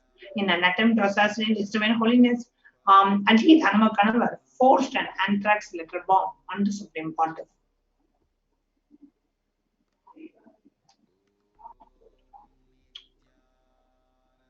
Now, seeing the danger, the assistants of the Supreme Pontiff of Hinduism took him through a different door and exited the hall as they were able to save him. Finally, the disciples seized the package, handed it over to one of the secretaries of the Supreme Pontiff. The secretary went to his office with the package. Though the disciples managed to protect His Divine Holiness, his assistant became a victim of the collateral damage of this BioWar. Soon, no sooner did the secretary open the cover, the letter bomb exploded on him. A white dust containing spores of unknown variants of Bacillus anthracis, which is anthrax pathogens, spread all over him. At that time, not able to understand what it was and feeling dizzy, the secretary drank some water and fainted, while Ajit and his henchmen quietly left the campus. The secretary survived, but had a severe negative impact on his health for almost a decade and still continues to impact his health adversely. Now, what are the seeds of the terror? A bioweapon. Now, there is a recent international phenomena where anonymous seed packages are being sent to various people around the world, especially in the US, UK, and 3 other countries. And on the 31st of July 2020, the Animal and the Plant Health Inspection Service of the US Department of Agriculture in a statement had said that the main concern is that these seeds can introduce damaging pests, diseases that could harm US agriculture. India is also on the target list. On the 31st of July 2020, senior Indian government officials said China had an advanced scientific capability to do such an attack on India's soil too. The conspiracy was revealed in detail here prior.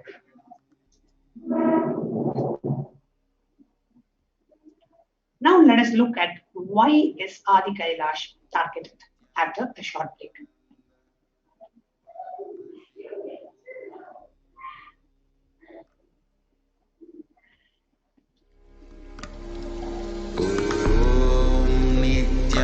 Nithyananda Paramashivoham.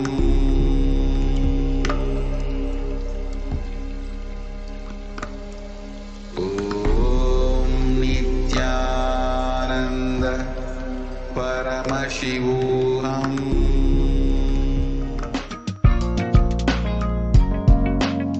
We get you health.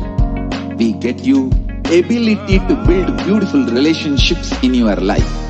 We get you direct spiritual support, and we make sure you become wealthy.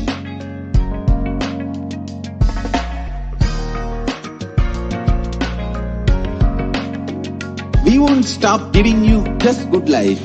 We will literally not stop till you live enlightened life. Manifesting the state of Paramashiva, space of Paramashiva, powers of Paramashiva, being of Paramashiva.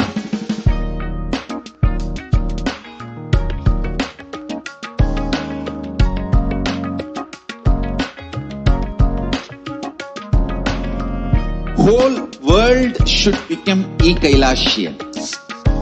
I want the whole world to know Hindus have something great to contribute to the world.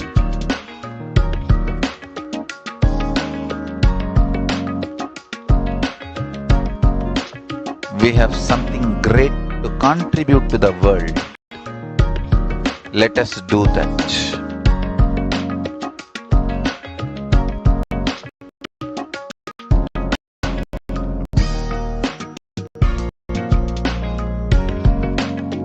Kailasa is proper customized spiritual service helping you to identify your root patterns of suffering. We have perfected the science of helping every individual from every cultural, religious, nationality background.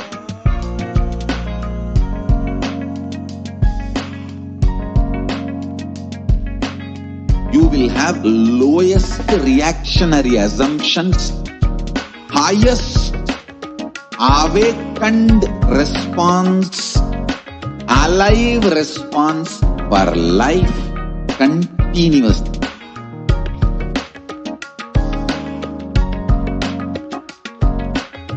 Kailasa is enlightenment ecosystem, literally enlightenment itself in your own home, wherever you are. Proper customized spiritual service helping you to complete with your life negativity, withdrawal from life, self-hatred, self-denial, self-doubt, so much of tiredness, laziness. We can support you aligning your diet, your attitude, your aptitude, your understanding about life. We can help you with everything.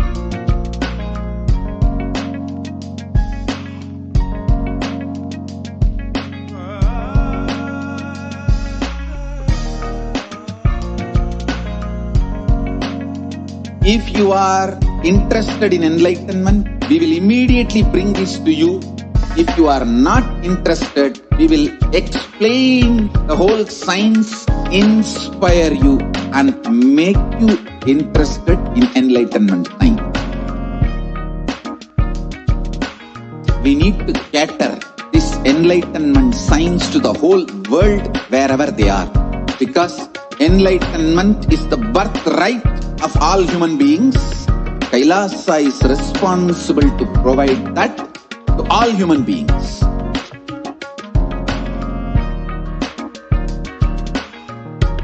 Kailasa is the totality of the knowledge I received from my gurus and practice manifested in my life, perfected by teaching millions of people from all cultures, time zones, backgrounds, genders, nationality, race, from every creed.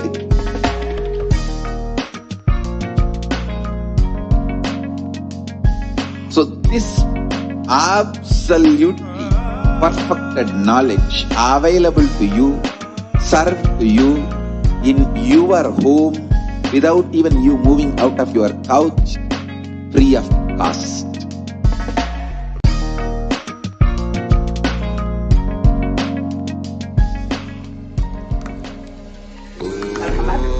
Now, in this segment, we are going to share with you about how and why the Adi Kailasa, the enlightenment ecosystem created by the Supreme Pontiff of Hinduism, is our target.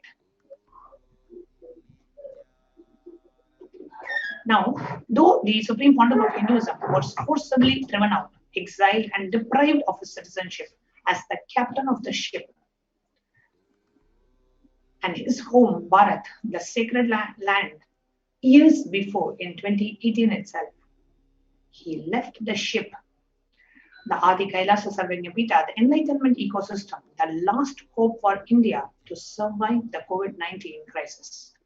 The anti-Hindu forces have now made the ship, the Adi Kailasa Sarvajñapita enlightened system, as one of the primary targets of this BioWar. Anti-Hindu forces targeted Adi Kailasa because the Supreme Pontiff of Hinduism, through his relentless work through Adi Kailasa, is protecting humanity in India. Precisely what these demonic forces who want to depopulate the planet and capture the resources exclusively for themselves do not want.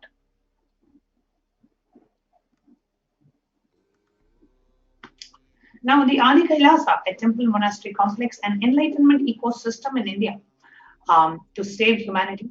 It was created by the Supreme Pontiff with utmost care and compassion to save humanity from the ongoing COVID pandemic.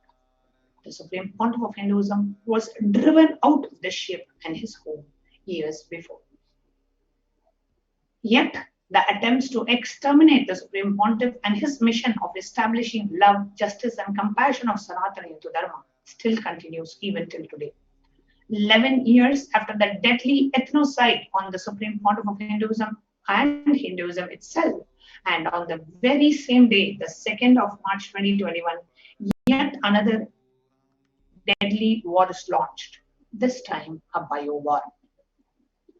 The Department of Customs India sent a letter in May 2021 about the pickup of the seeds package. Now, unaware of the sinister conspiracy, the Adinam authorities wrote to the Customs Department that they were not aware of and had not ordered any such package. Here you can see the Department of Customs had sent a letter in May 2021 about the pickup of the seeds package. And here you can see the 3rd of March is the date. And for that package that's been sent and it's been received in the Bangalore, it is a foreign post. And here you can see the tracking consignment order by the Indian Post. Now, unaware of the sinister conspiracy, the Adinam authorities wrote to the Customs Department. Here is a letter that was sent saying that we are not aware and we have not ordered of any such package. And here you can see the letter from the Office of the Deputy Commissioner of City Customs, and which says about the release of the said parcel. It says, please refer to the above parcel containing seeds imported through the post. You requested to produce the plant quarantine certificate for the release of the said parcel. You are also requested to submit a relevant purchase service invoice bill showing the value, the payment details made, and the technical write-up. Now, militant groups have been sending unsolicited seed packets arrived from unknown locations as BioWar weapons. The impacts of bioterrorism, depopulation and genocide, hunger and food insecurity, devastating economic loss, and widespread illnesses. So here you can see how many unsolicited seeds packages, literally a scam, and a BioWar. So mystery mailings of seeds continue worldwide from New Star. And we have the DH News saying over 750 Canadians received unsolicited seeds in the mail. 27 states issue warnings about seed packets. Now, in June 2015, India had ratified the Biological and the Toxin Weapons Convention and pledged to abide by its obligations. Despite this, the package was pushed on the monastery of the officials in the violation of the Biological and Toxin Weapons Convention. The main motive behind such deadly genocidal attempts on the Supreme Pontifice's community is to create a large-scale disruption to the humanitarian services that is spearheaded by the Supreme Pontiff through Kailasa to combat COVID-19 by launching the BioWar unknown diseases which no medical or agricultural authority can handle or inflicted in the community. In June 2015, India has ratified the BTWC, Biological and Toxin Weapons Convention, and pledged to abide by its conventions. In spite of that, in violation of the Biological and Toxin Weapons Convention, Article 1 and 3. So the Article 1 of this convention talks about undertaking never under any circumstances to develop, produce, stockpile, acquire, or retain biological weapons. The Article 3, which says undertaking not to transfer or in any way assist, encourage, induce anyone to manufacture or otherwise acquire biological weapons. Now, to put an end to this persecution, we humbly pray for the universal and absolute and non-derogable prohibition of the torture and ill treatment against His Divine Holiness, Kailasians, and the Hindu diaspora worldwide.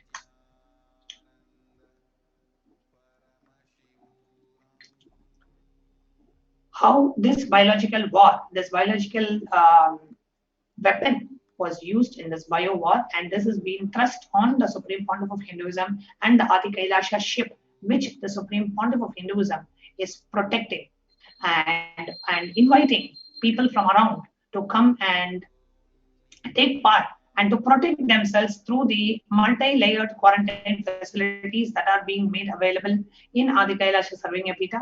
Now, in spite of this, in spite of all these, the attacks still continue. Somehow they want to attack the Supreme Pontiff and the Adi Kailasa Sarvanya Pita, where Kailasa is offering, the Supreme Pontiff through Kailasa is offering multi-layered quarantine opportunity during the COVID-19. And that is precisely the reason why the Adi Kailasa Sarvanya Pita has been a target of BioWar.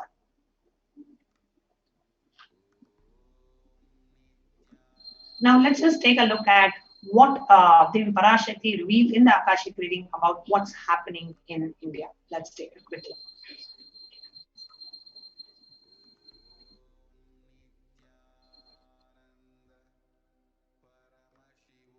நீ சொல்லும் நபர்கள் போடும் சண்டை சச்சரவெல்லாம் எரியும் பெருநெருப்பில் இருக்கும் இரண்டு எலிகள் போடும் சண்டை போன்றது. யார் சரி யார் தவறென்பது இப்பொழுது முக்கியம் அல்ல. உயிர் காத்துக் கொள்ளுங்கள், எல்லோரும் நன்றாய் புரிந்து கொள்ளுங்கள். நன்மையைச் சொல்லுகின்றேன், உண்மையைச் சொல்லுகின்றேன். இந்திய நாட்டில் இருக்கும் மக்கள் எல்லோரும் கேளுங்கள். கருட புராணத்தில் வியாசன் சொன்ன கிருமி போஜனம் என்னும் நரகம் திறந்து நேரடியாய் இந்தியா மீது இடிபோல் விழுகின்றது. ஆதி கைலாசத்திற்கு ஓடிச் சென்று வருமுன் காத்துக் கொள்வது மட்டுமே ஒரே வழி. கொரோனா பெருந்தொற்று கொள்ளை நோய் கிருமி போஜனம் எனும் நரகத்தை பூமிக்கு கொண்டு வந்து விட்டது. அகோர தாண்டவத்தின் ஆட்டம் யாராலும் அடக்க முடியாத அளவிற்கு ஆரம்பித்து விட்டது. புதிதாய் உருக்கொண்டிருக்கும் இந்த நுண்ணுயிரி மைல்கள் கடந்தும் காற்றினில் உயிரோடு இருந்து மற்ற உயிர்களையும் அழித்து உடல்களை தின்னும் பெரும் வலிவு கொண்ட பேரசுரர்களாய் வலம் வரத் துவங்கி விடுகின்றது. நன்றாய் புரிந்து கொள்ளுங்கள். வருமுன் காத்துக் கொள்ளுங்கள், அது ஒன்றே வழி. அதற்காகவே ஆதி கைலாசத்தை திறந்து வைத்திருக்கின்றேன். உயிர் காத்துக் கொள்ள வேண்டி விரும்பும் எல்லோரும் ஓடுங்கள் ஆதி கைலாசத்திற்கு. இந்தியாவில்தான் இந்த நரகம் திறந்து உலகெங்கும் பரவப் போகின்றது. கிருமி போஜன நரகம் பூமிக்கு வந்துவிட்டது. மனிதர்கள் செய்த மகா கொடுமைகளினால். அன்னை முன்னின்று என் அடியவரை காப்பேன் சொல்வதை கேட்டு உயிர் காத்துக் கொள்ள விரும்புவோர் வருமுன் காப்பது ஒன்றே வழி என்று தெரிந்து செல்லுங்கள் ஆதி கையிலைக்கு. ஓம் ஓம் ஓம்.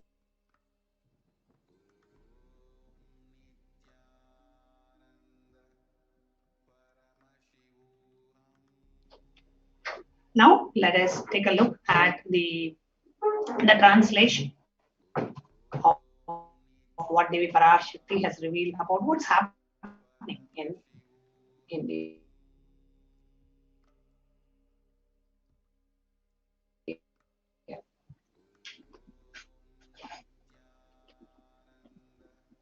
I'll be now reading the translation.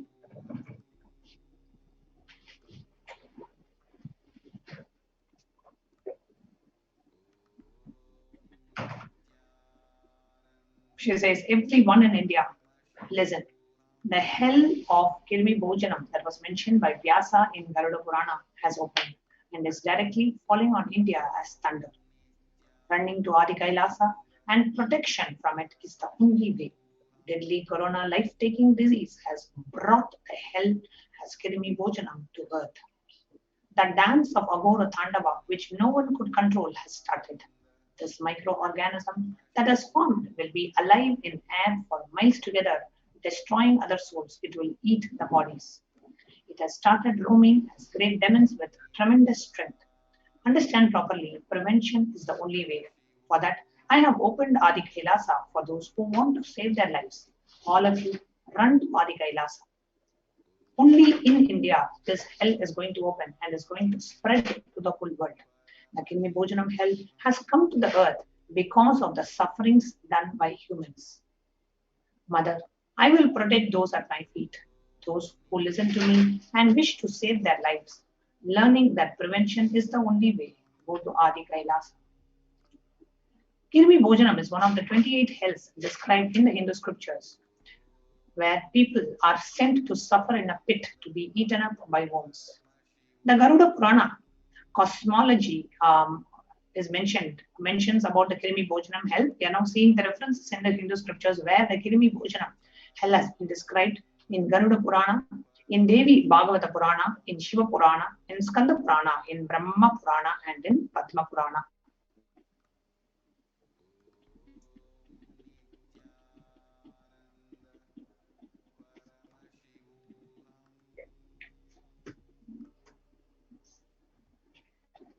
When the first world countries closed their borders during a massive global emergency, it is Adi Kailasa which has opened its doors to all without any exception.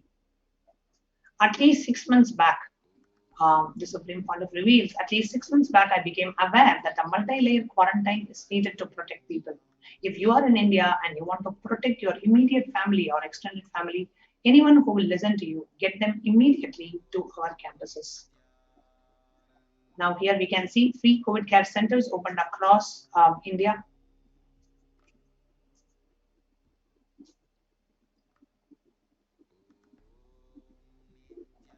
Kailasa rushes its aid to India as India finds itself on the verge of a COVID-19 third wave. Multiple COVID-19 care centers opened in India, various social services offered during the pandemic in various monasteries, Adinams of Kailasa, spiritual services offered during the pandemic, and cosmic revelations on the global pandemic by the Supreme Pontiff of Hinduism. All the Adinams, they provide medical care, allopathy, Ayurveda, Siddha medicines, fire safety, equipment maintenance, infrastructure to accommodate thousands, accommodation for multi-layered quarantine, emergency ambulances, ICU on fields, personal protective medical equipment, groceries collected for Annadan and organic farming. And if you would like to come and join and live in one of the COVID care protection centers, completely provided free of cost by the Supreme Pontiff of Hinduism, you can sign up into kailasa.org/Kailasa Care. You can register yourself. So we will get in touch with you on what are the requirements that you need so that you can come and live in one of the COVID care protection centers in India offered by the Supreme Pontiff of Hinduism and Kailasa.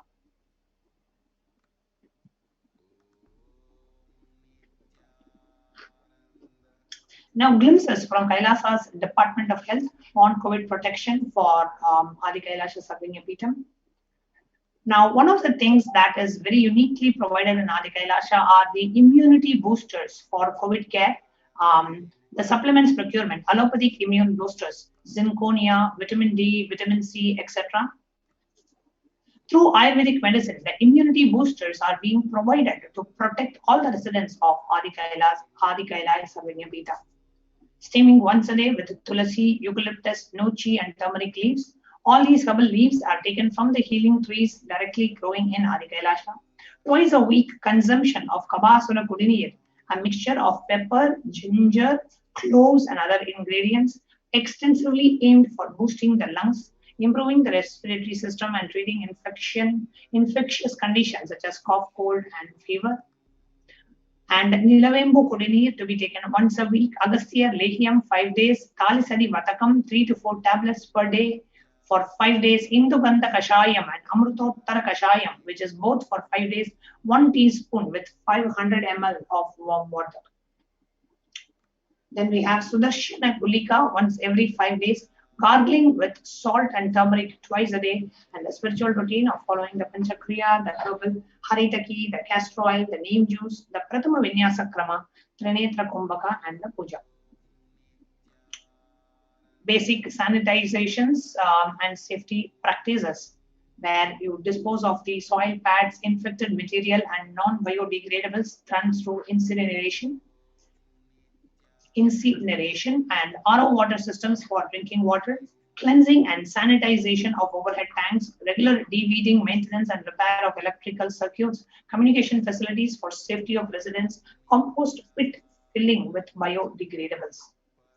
And immediately upon arriving to the campus, you will be quarantined for 15 days, a negative test, a swab test, an RT-PCR test to be done on the day 5, all food handlers to be wearing a mask and gloves and keeping a distance.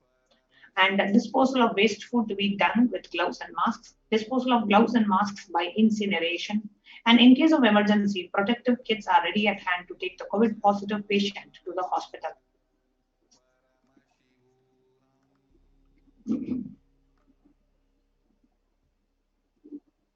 Wearing a mask at all times, and if exposed to vendors or outside people, double layer cotton mask should be changed every day and can be reused with washing, and after washing it with a detergent and sun drying, and the mask has to be changed. If it gets wet by saliva, secretions, or sweat, change it and wear a dry mask. The wet mask can be stored in a sealed plastic cover, washed with a detergent and reused later. So here we have the N95 face masks.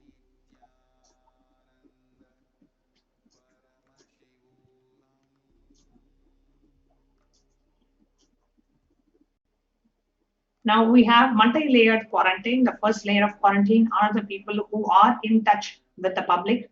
Then we have the second layer of quarantine, which is the people who just want to live in the monastery using the COVID care facilities, but they have just arrived. So they are in the second layer quarantine for 15 days. And the test is taken on the 5th day. And if they clear the test and if they have no symptoms, then they can come and join the third layer of quarantine, which is all the residents of the monastery. So we have 3-layer quarantine services levels.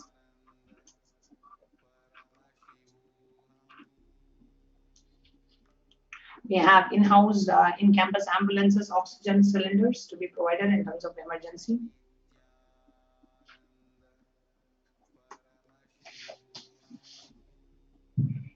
Now we want to look at what are the different medical tests that if you want to come and if you want to avail this service and if you want to come and live in one of the campuses, then what are the medical tests that you need to take?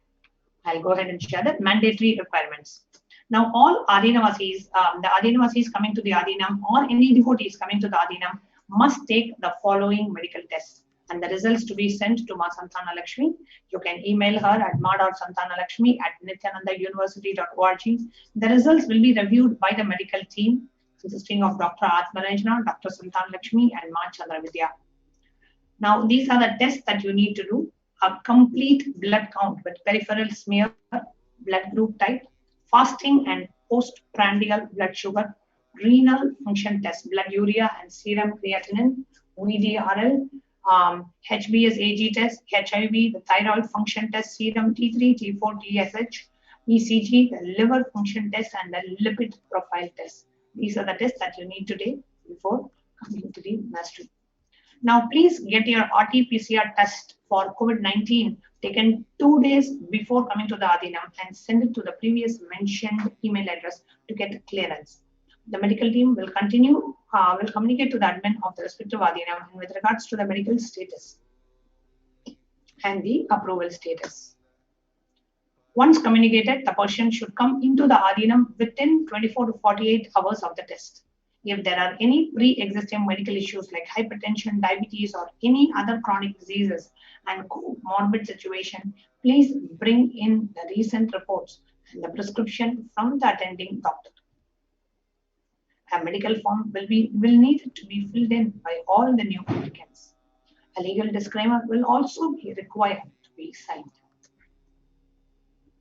All the people in quarantine will be monitored for temperature rise, oxygen status, and other symptoms, and anyone with the symptoms should be reported immediately.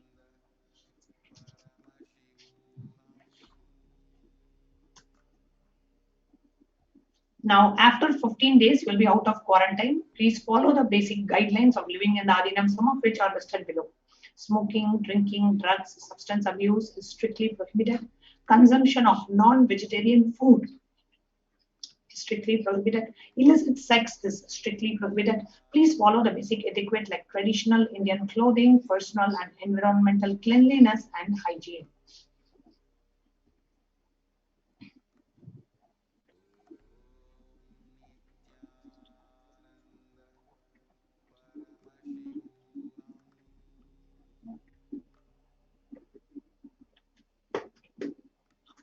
And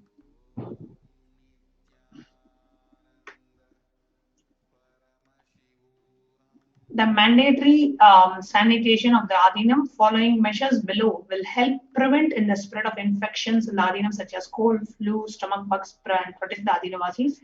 Make sure that the workplaces are clean and hygienic. Surfaces like the desk and tables and objects need to be wiped with disinfectant regularly. Promote regular and thorough hand washing by Adinavasis.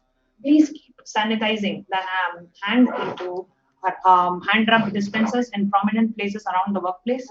Make sure these dispensers are regularly refilled. Display posters promoting hand washing. Washing kills the virus on the hand and prevents the spread of infection.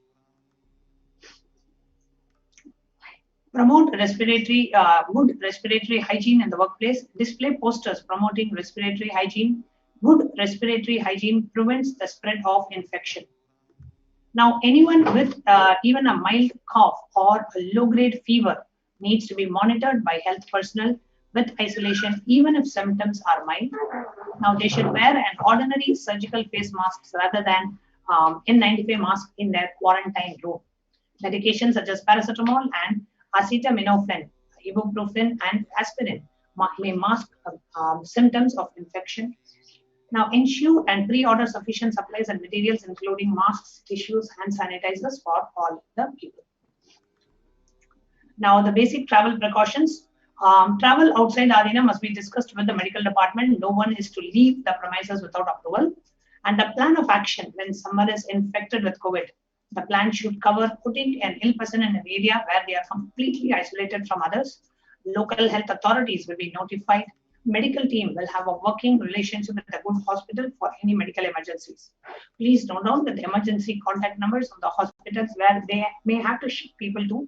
All the medical team members and admins will have it with them for immediate reference. So here we can see oxygen concentrators, which are to be used in terms of emergency.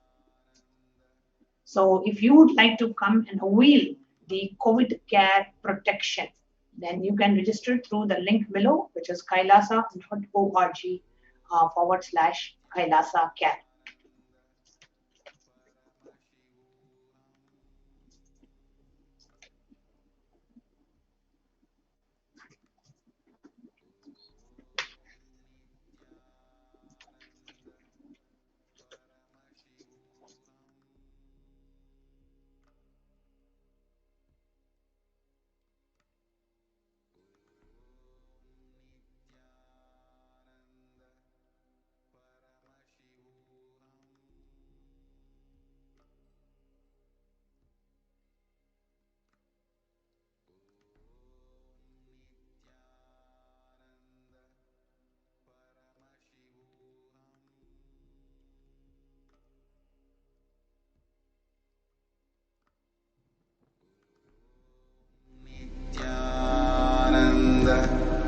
Paramashivoham.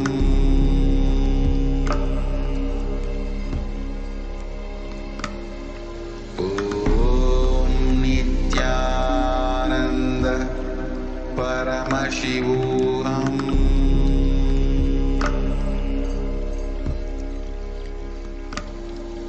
Om Nithyananda Paramashivoham.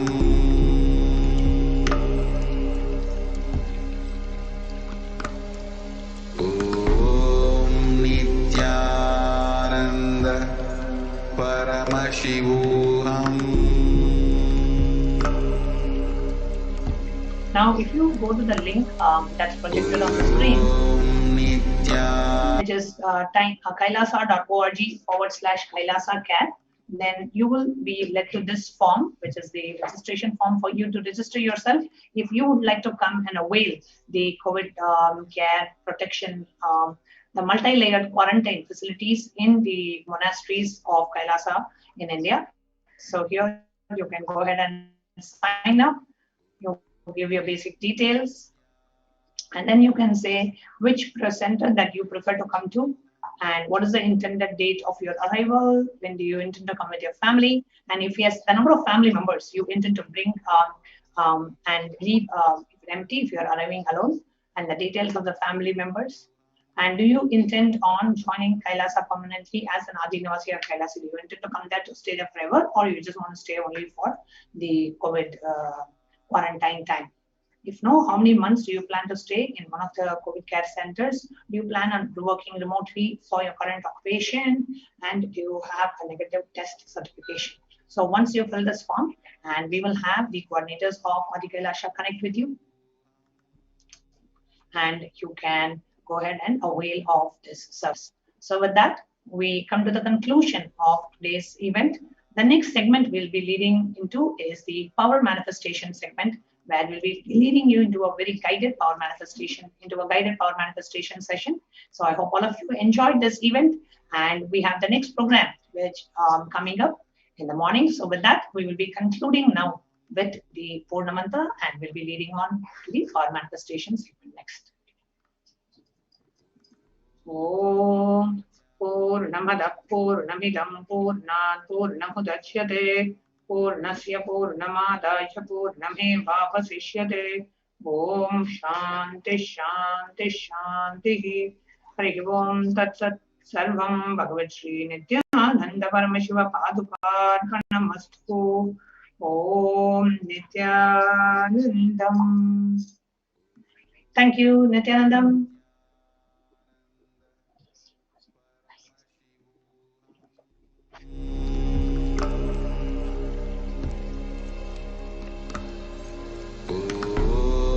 Nithyananda Paramashivoham.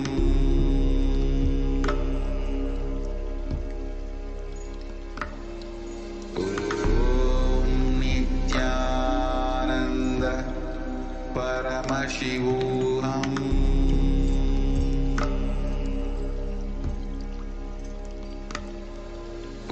Om Nithyananda Paramashivoham.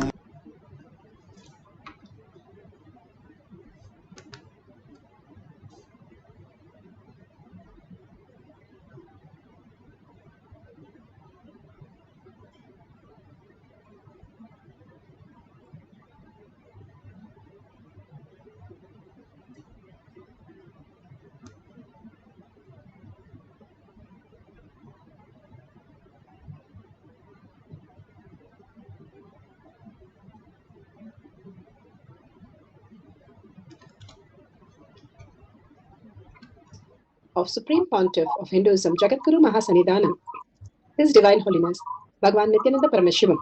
Let's start with the Sadguru Vandanam. Nithyanandam Paramasukhanam Kevalam Jnanamurtim Dvandvatitam Gaganasadusham Tattamasyadi Lakshyam Ekam Nityam Vimalamachalam Sarvadi Sakshi Bhutam Bhavatitam Trigunarahitam Sadgurum Tam Namami. Let's go through the disclaimers. Security measures. No photography, video, audio recording. Important cautions.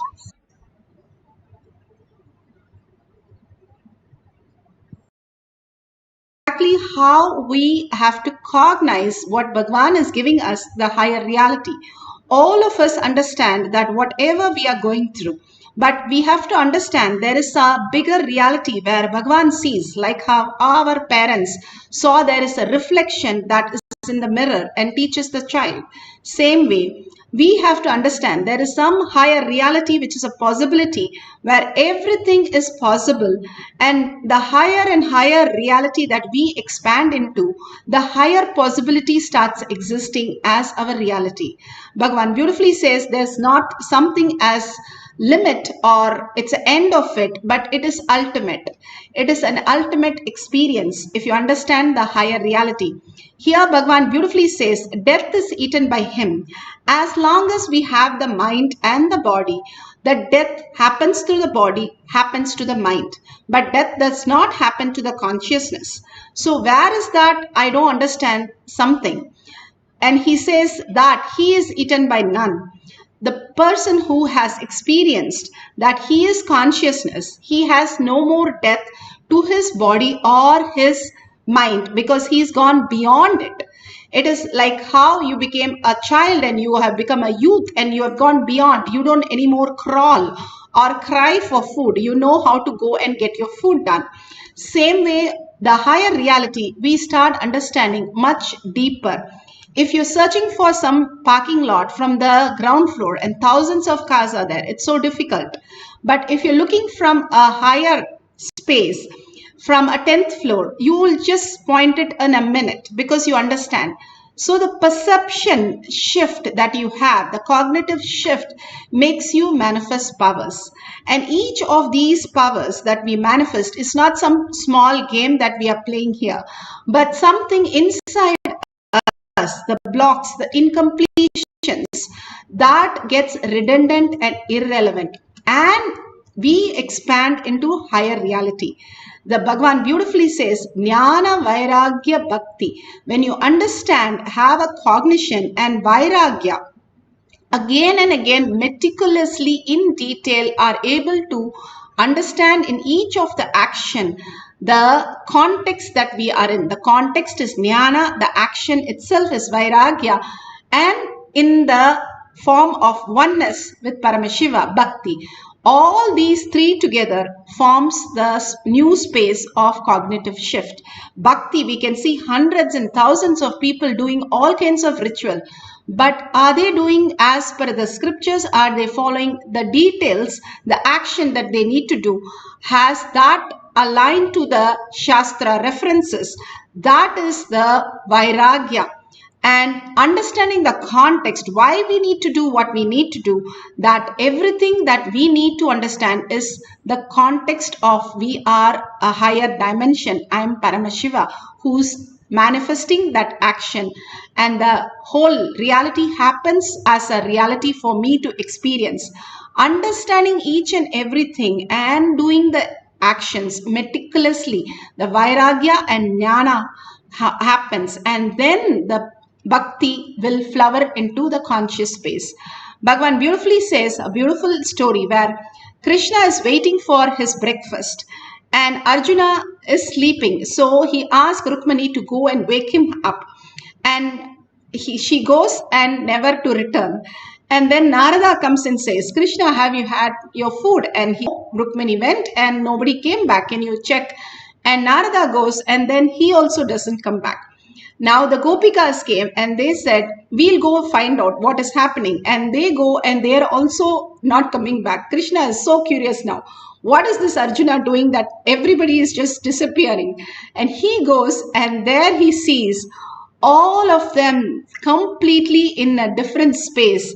Narada is playing his veena and Rukmani and Gopikas are completely in higher space where they are completely engrossed in the higher reality. And he goes to see Arjuna. What is he doing? He was in the deep sleep. But in the deep sleep also, he was chanting Krishna's mantra, the name of Lord Krishna, in such a pure space that he was. Everybody just melted into the space of oneness. And then he goes and holds Krishna, Arjuna's feet, and presses for such a beautiful space that he had created. And simply Arjuna wakes up to understand what was going on. Even in the deepest sleep that he was cherishing was Krishna. All he lived was only as Narayana, Krishna himself as the reality. That bhakti, even in the deep sleep, reflected only that consciousness space. When you're soaked so much in the reality that I am Paramashiva, you will manifest all the powers of Paramashiva.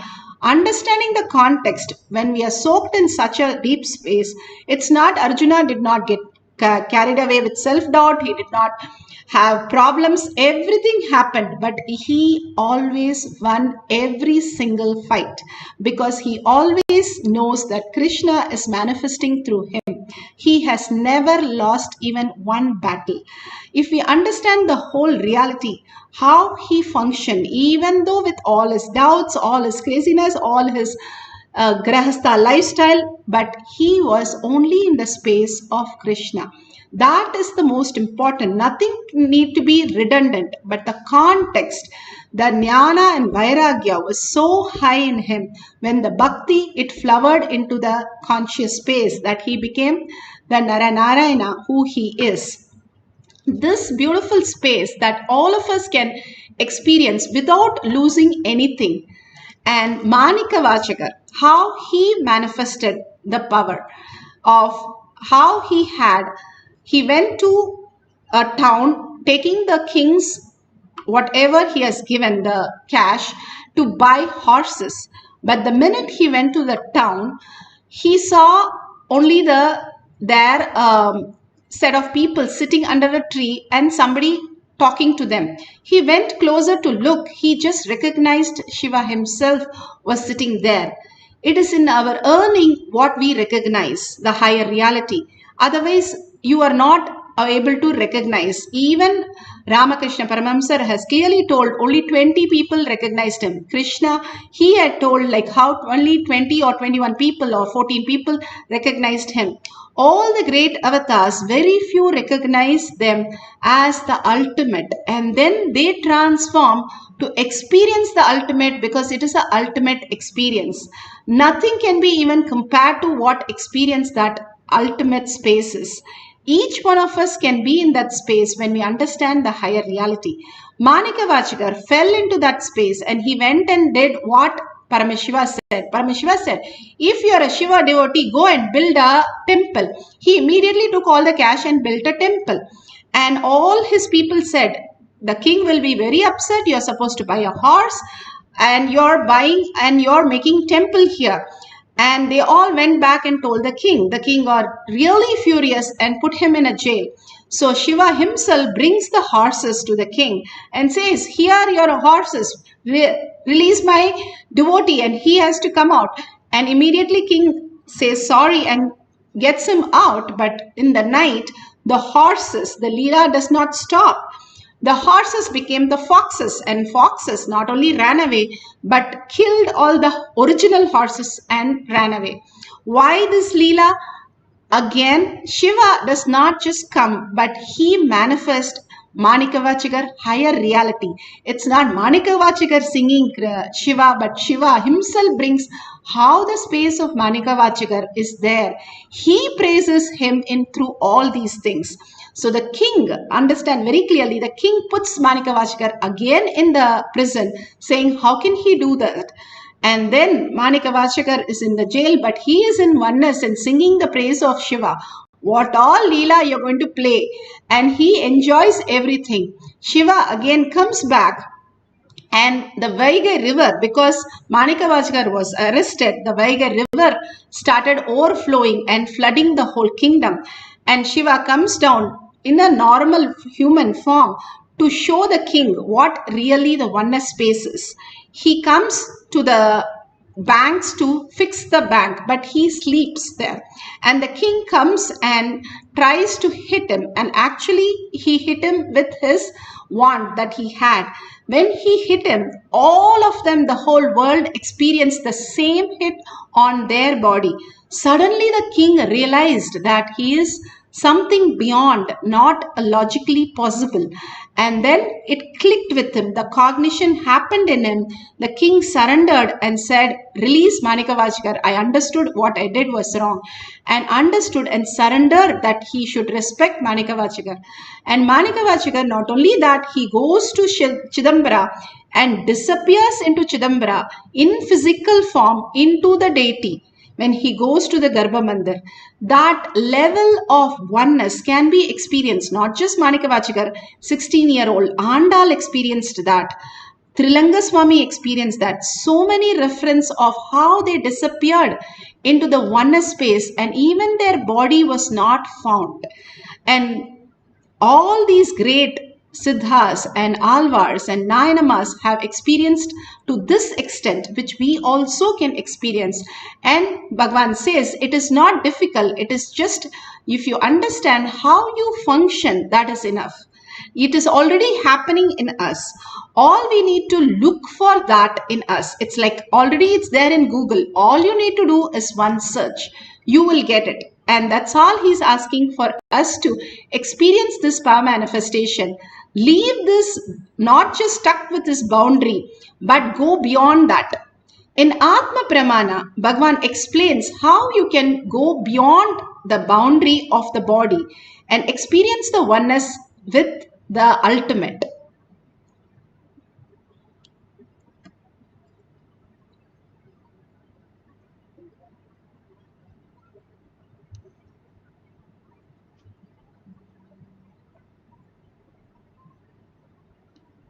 The outside, you need to see the boundarylessness inside.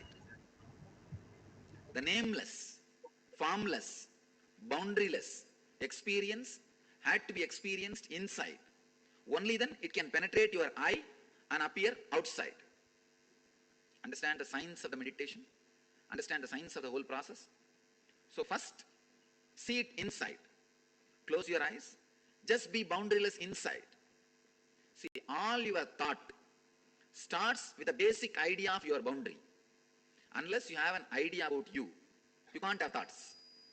You understand? For example, if a thought comes, for example, let me go and eat. It means what? You have an idea of me, boundary. So, unless there is a base, you can't have a thought. So, any thought happening means you are feeling you have some boundary. Relax from that. Understand? No. Just relax. Constantly relax. Suddenly you will see, inside itself you will have the idea of boundarylessness. Then open your eyes. Whatever you are seeing, maybe different color, different shade, different light, different thing. Do not name them. Do not name. For example, this shade, this size is computer. This size, this shade, table. This size, this shape, tablecloth. This size, this shade, throne. This size, this shape, Swamiji. Don't name. Just do not name. Gaze just with that boundarylessness inside. All of you are able to catch what I am saying? A little subtle thing. When I do the process, you will understand. I'll make it happen. When I do the process, I'll make it happen. I can say these are all the breaking the ice. Breaking the ice. First, inside be boundaryless. Then, when you open the eyes, do not label anything. Whatever you are seeing in front, you don't have to concentrate on me. Please understand, you don't have to center yourself on me. You can look at anything. Just look around. Just do not name. Look at everything. Do not name, that's all.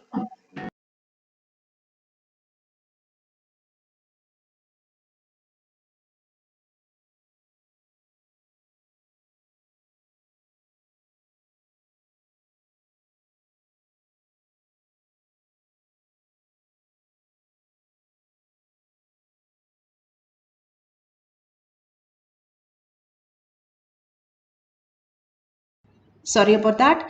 Each of this boundaryless that Bhagavan is explaining again and again for us to experience the higher reality, how we can experience the causelessness, the oneness, and simply experience the higher reality, removing all the blocks and bringing the auspiciousness and abundance and removing all the suffering. It is simple, like we go to the temple once a week and we are in this beautiful space, or we go to temple every day, and after that you stop going to the temple for few months and see how your life is. Compare yourself how the both life happens. That is what happens. More and more we are out of our inner space. What happens in the temple? We go into the space where it is higher consciousness. We simply, the thoughts per second falls, and you experience such a deep oneness with yourself where the auspiciousness happens. Again, when you go to the world, again the trauma starts. So every time you start experiencing that oneness space, we go back with abundance. But if you stop going to that place, you do not experience that. So you are more clogged and more in chaos, and we don't manifest powers or auspiciousness or abundance. Each of these signs which are taught in here is to bring lots of auspiciousness, abundance, removing all the problems in our life. Yes, all the problems. Bhagavan guarantees it is all the problems. More and more you manifest with a powerful cognition, you will understand there is no such thing as problems. It is a delusion that we are falling in, and that is not required for us to celebrate that. It's a foolishness to tell we are suffering. When we don't understand, we say that. But when we understand, we say, oh my God, how can I be so childish to not even understand these basic? Just exactly how we would have behaved when we were a child, and when we are grown up, we understand something more. Same thing Bhagavan gives us. When you understand this whole thing is a delusion, how you make the dream redundant, irrelevant when you wake up, same way you will not even be having one issue, because you will be in such a beautiful space, such a deep space of oneness. The Amrita that flows inside you is much, much, much, much more than what you can experience with five senses. Even the five senses are experiencing because of who you are inside. The five senses are in the dead body also, but it does not experience anything. Even you give even the best things to the five senses, when it is dead, it does not experience something more that is inside you, who even experience as that five senses. Who is that something if you understand the higher reality that you can experience? Now we are going to go to the instruction to manifest the power of Ashtamaha-siddhi. Making sure, I'll just show you the guidelines, and if you have a camera you can record these because it will be phenomenal. You can play it back. Nothing logically happens, much more than logic. It's not magic, it's not logic, it's much more than that. What could be much more than that? You will click inside you, hey, I am Paramashiva manifesting through me also. That click that happens is extraordinary. It's like somebody giving you and saying, you're the prince of this country. Suddenly you wake up into that reality. How would you feel? And that is exactly how you would feel when you manifest all these powers, such abundance and auspiciousness. Make sure whatever height you're measuring, either your height or the object height or your finger, take your finger, draw very clearly couple of times, making sure your measurements are clear, authentic. Because otherwise, if you have some other external additional things, or you do a wrong thing, you will simply be doubting yourself. Did I do that correctly? Maybe I didn't do something properly. That's why I'm getting this today. No, completely verify twice that it is same. In two places, draw your fingers clearly and mark it, the edge, all the edges, so that you will be so sure when you measure it again after the Mahavakya that you have increased the size of your finger. Beautifully, we can experience the oneness when we understand the science. It is science and it is authentically done. Now, let's go to the instruction. Let's sit straight with the head, neck and spine in a straight line. Again and again, let the Kundalini energy raise to your Agnya. You should be constantly living out of your Agnya, your third eye, as a manifester, not out of your lower three chakra, which is only obsessive compulsive reaction space. Now in science they call it gut bacteria runs your brain. So let's not go with the gut, but we'll go through the third eye consciousness way of manifesting. So bring Paramashiva to your third eye. Again and again, how Arjuna, even in his deepest sleep, he was able to chant the Mahavakya. You all can recognize, even the Hanuman, he became so huge and he went across the ocean. He became so small and went through the demon. All that is a possibility for each one of us to experience, not just Hanuman, not just Krishna, not just Siddhas, but each one of us. So now let's sit straight and head, neck and spine in a straight line and bring Paramashiva, Parashakti to your third eye. Again and again, when you remember Parashakti, the ultimate mother, with 25 heads, 75 eyes and 50 hands, you will dissolve into her gesture, her smile, her radiance. Unbelievable. You can go on and on the whole thing, that if you cherish it, it is you who develop the cherishing. It's not taught in any school. It is your own Ishta Devata that you cherish inside you again and again, wakes up as the ultimate reality. And absolute unclutching from any thought, anything called thinking, words, action, anything. Tell it to be outside you. You do it when you go to sleep every day. So now also you can experience that consciously, declaring that other than Paramashiva, Parashakti, I will not hold any words or any thought. I will be only in the oneness, in the pure meditation, in the pure space of who I am. I am Paramashiva. That is Thyaga. That is integrity. Integrity is not something to do with time or something to do with your regular or dedication, but it's much beyond. Your higher self as you constantly, the context that you hold is integrity. And holding that is simple integrity with Bhagavan. Again and again, being in the context, I am Paramashiva, is the ultimate integrity that you can be with your Guru. And ultimate obedience is to meticulously follow every step that he is giving as our guidelines to experience that space. These steps, how in a physics lab or a chemistry lab you would have experienced step-by-step process to get the result. That is exactly step-by-step process for us to experience the oneness. Everything is a science. There is nothing other than science. Bhagavan clearly shows us. And having the Shakti Pada, chant the Mahavakya.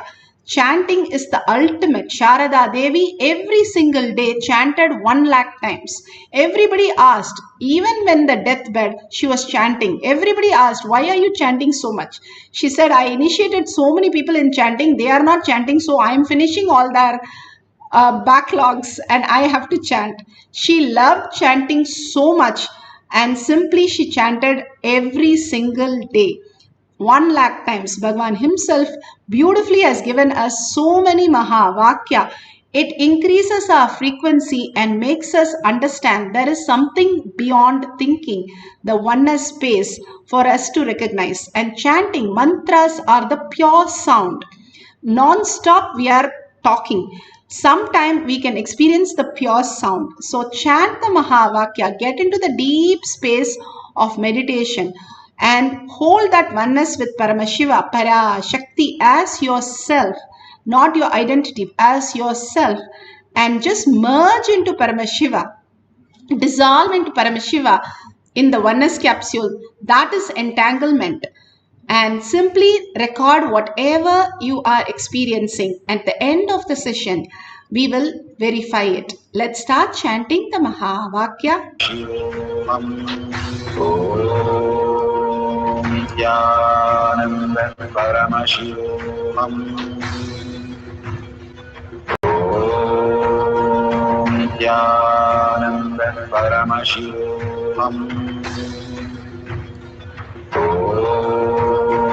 Nithyananda Paramashivoham. Nithyananda Paramashivoham.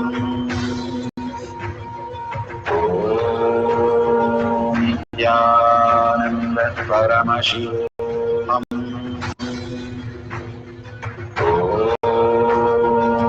Nithyananda Paramashivoham. Nithyananda Paramashivoham.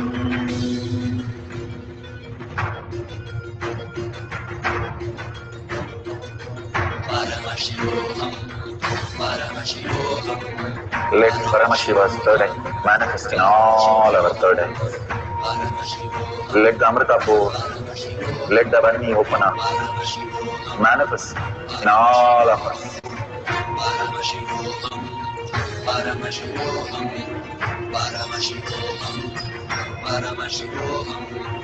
Let Paramashiva overflow, manifest the powers in all our third eyes.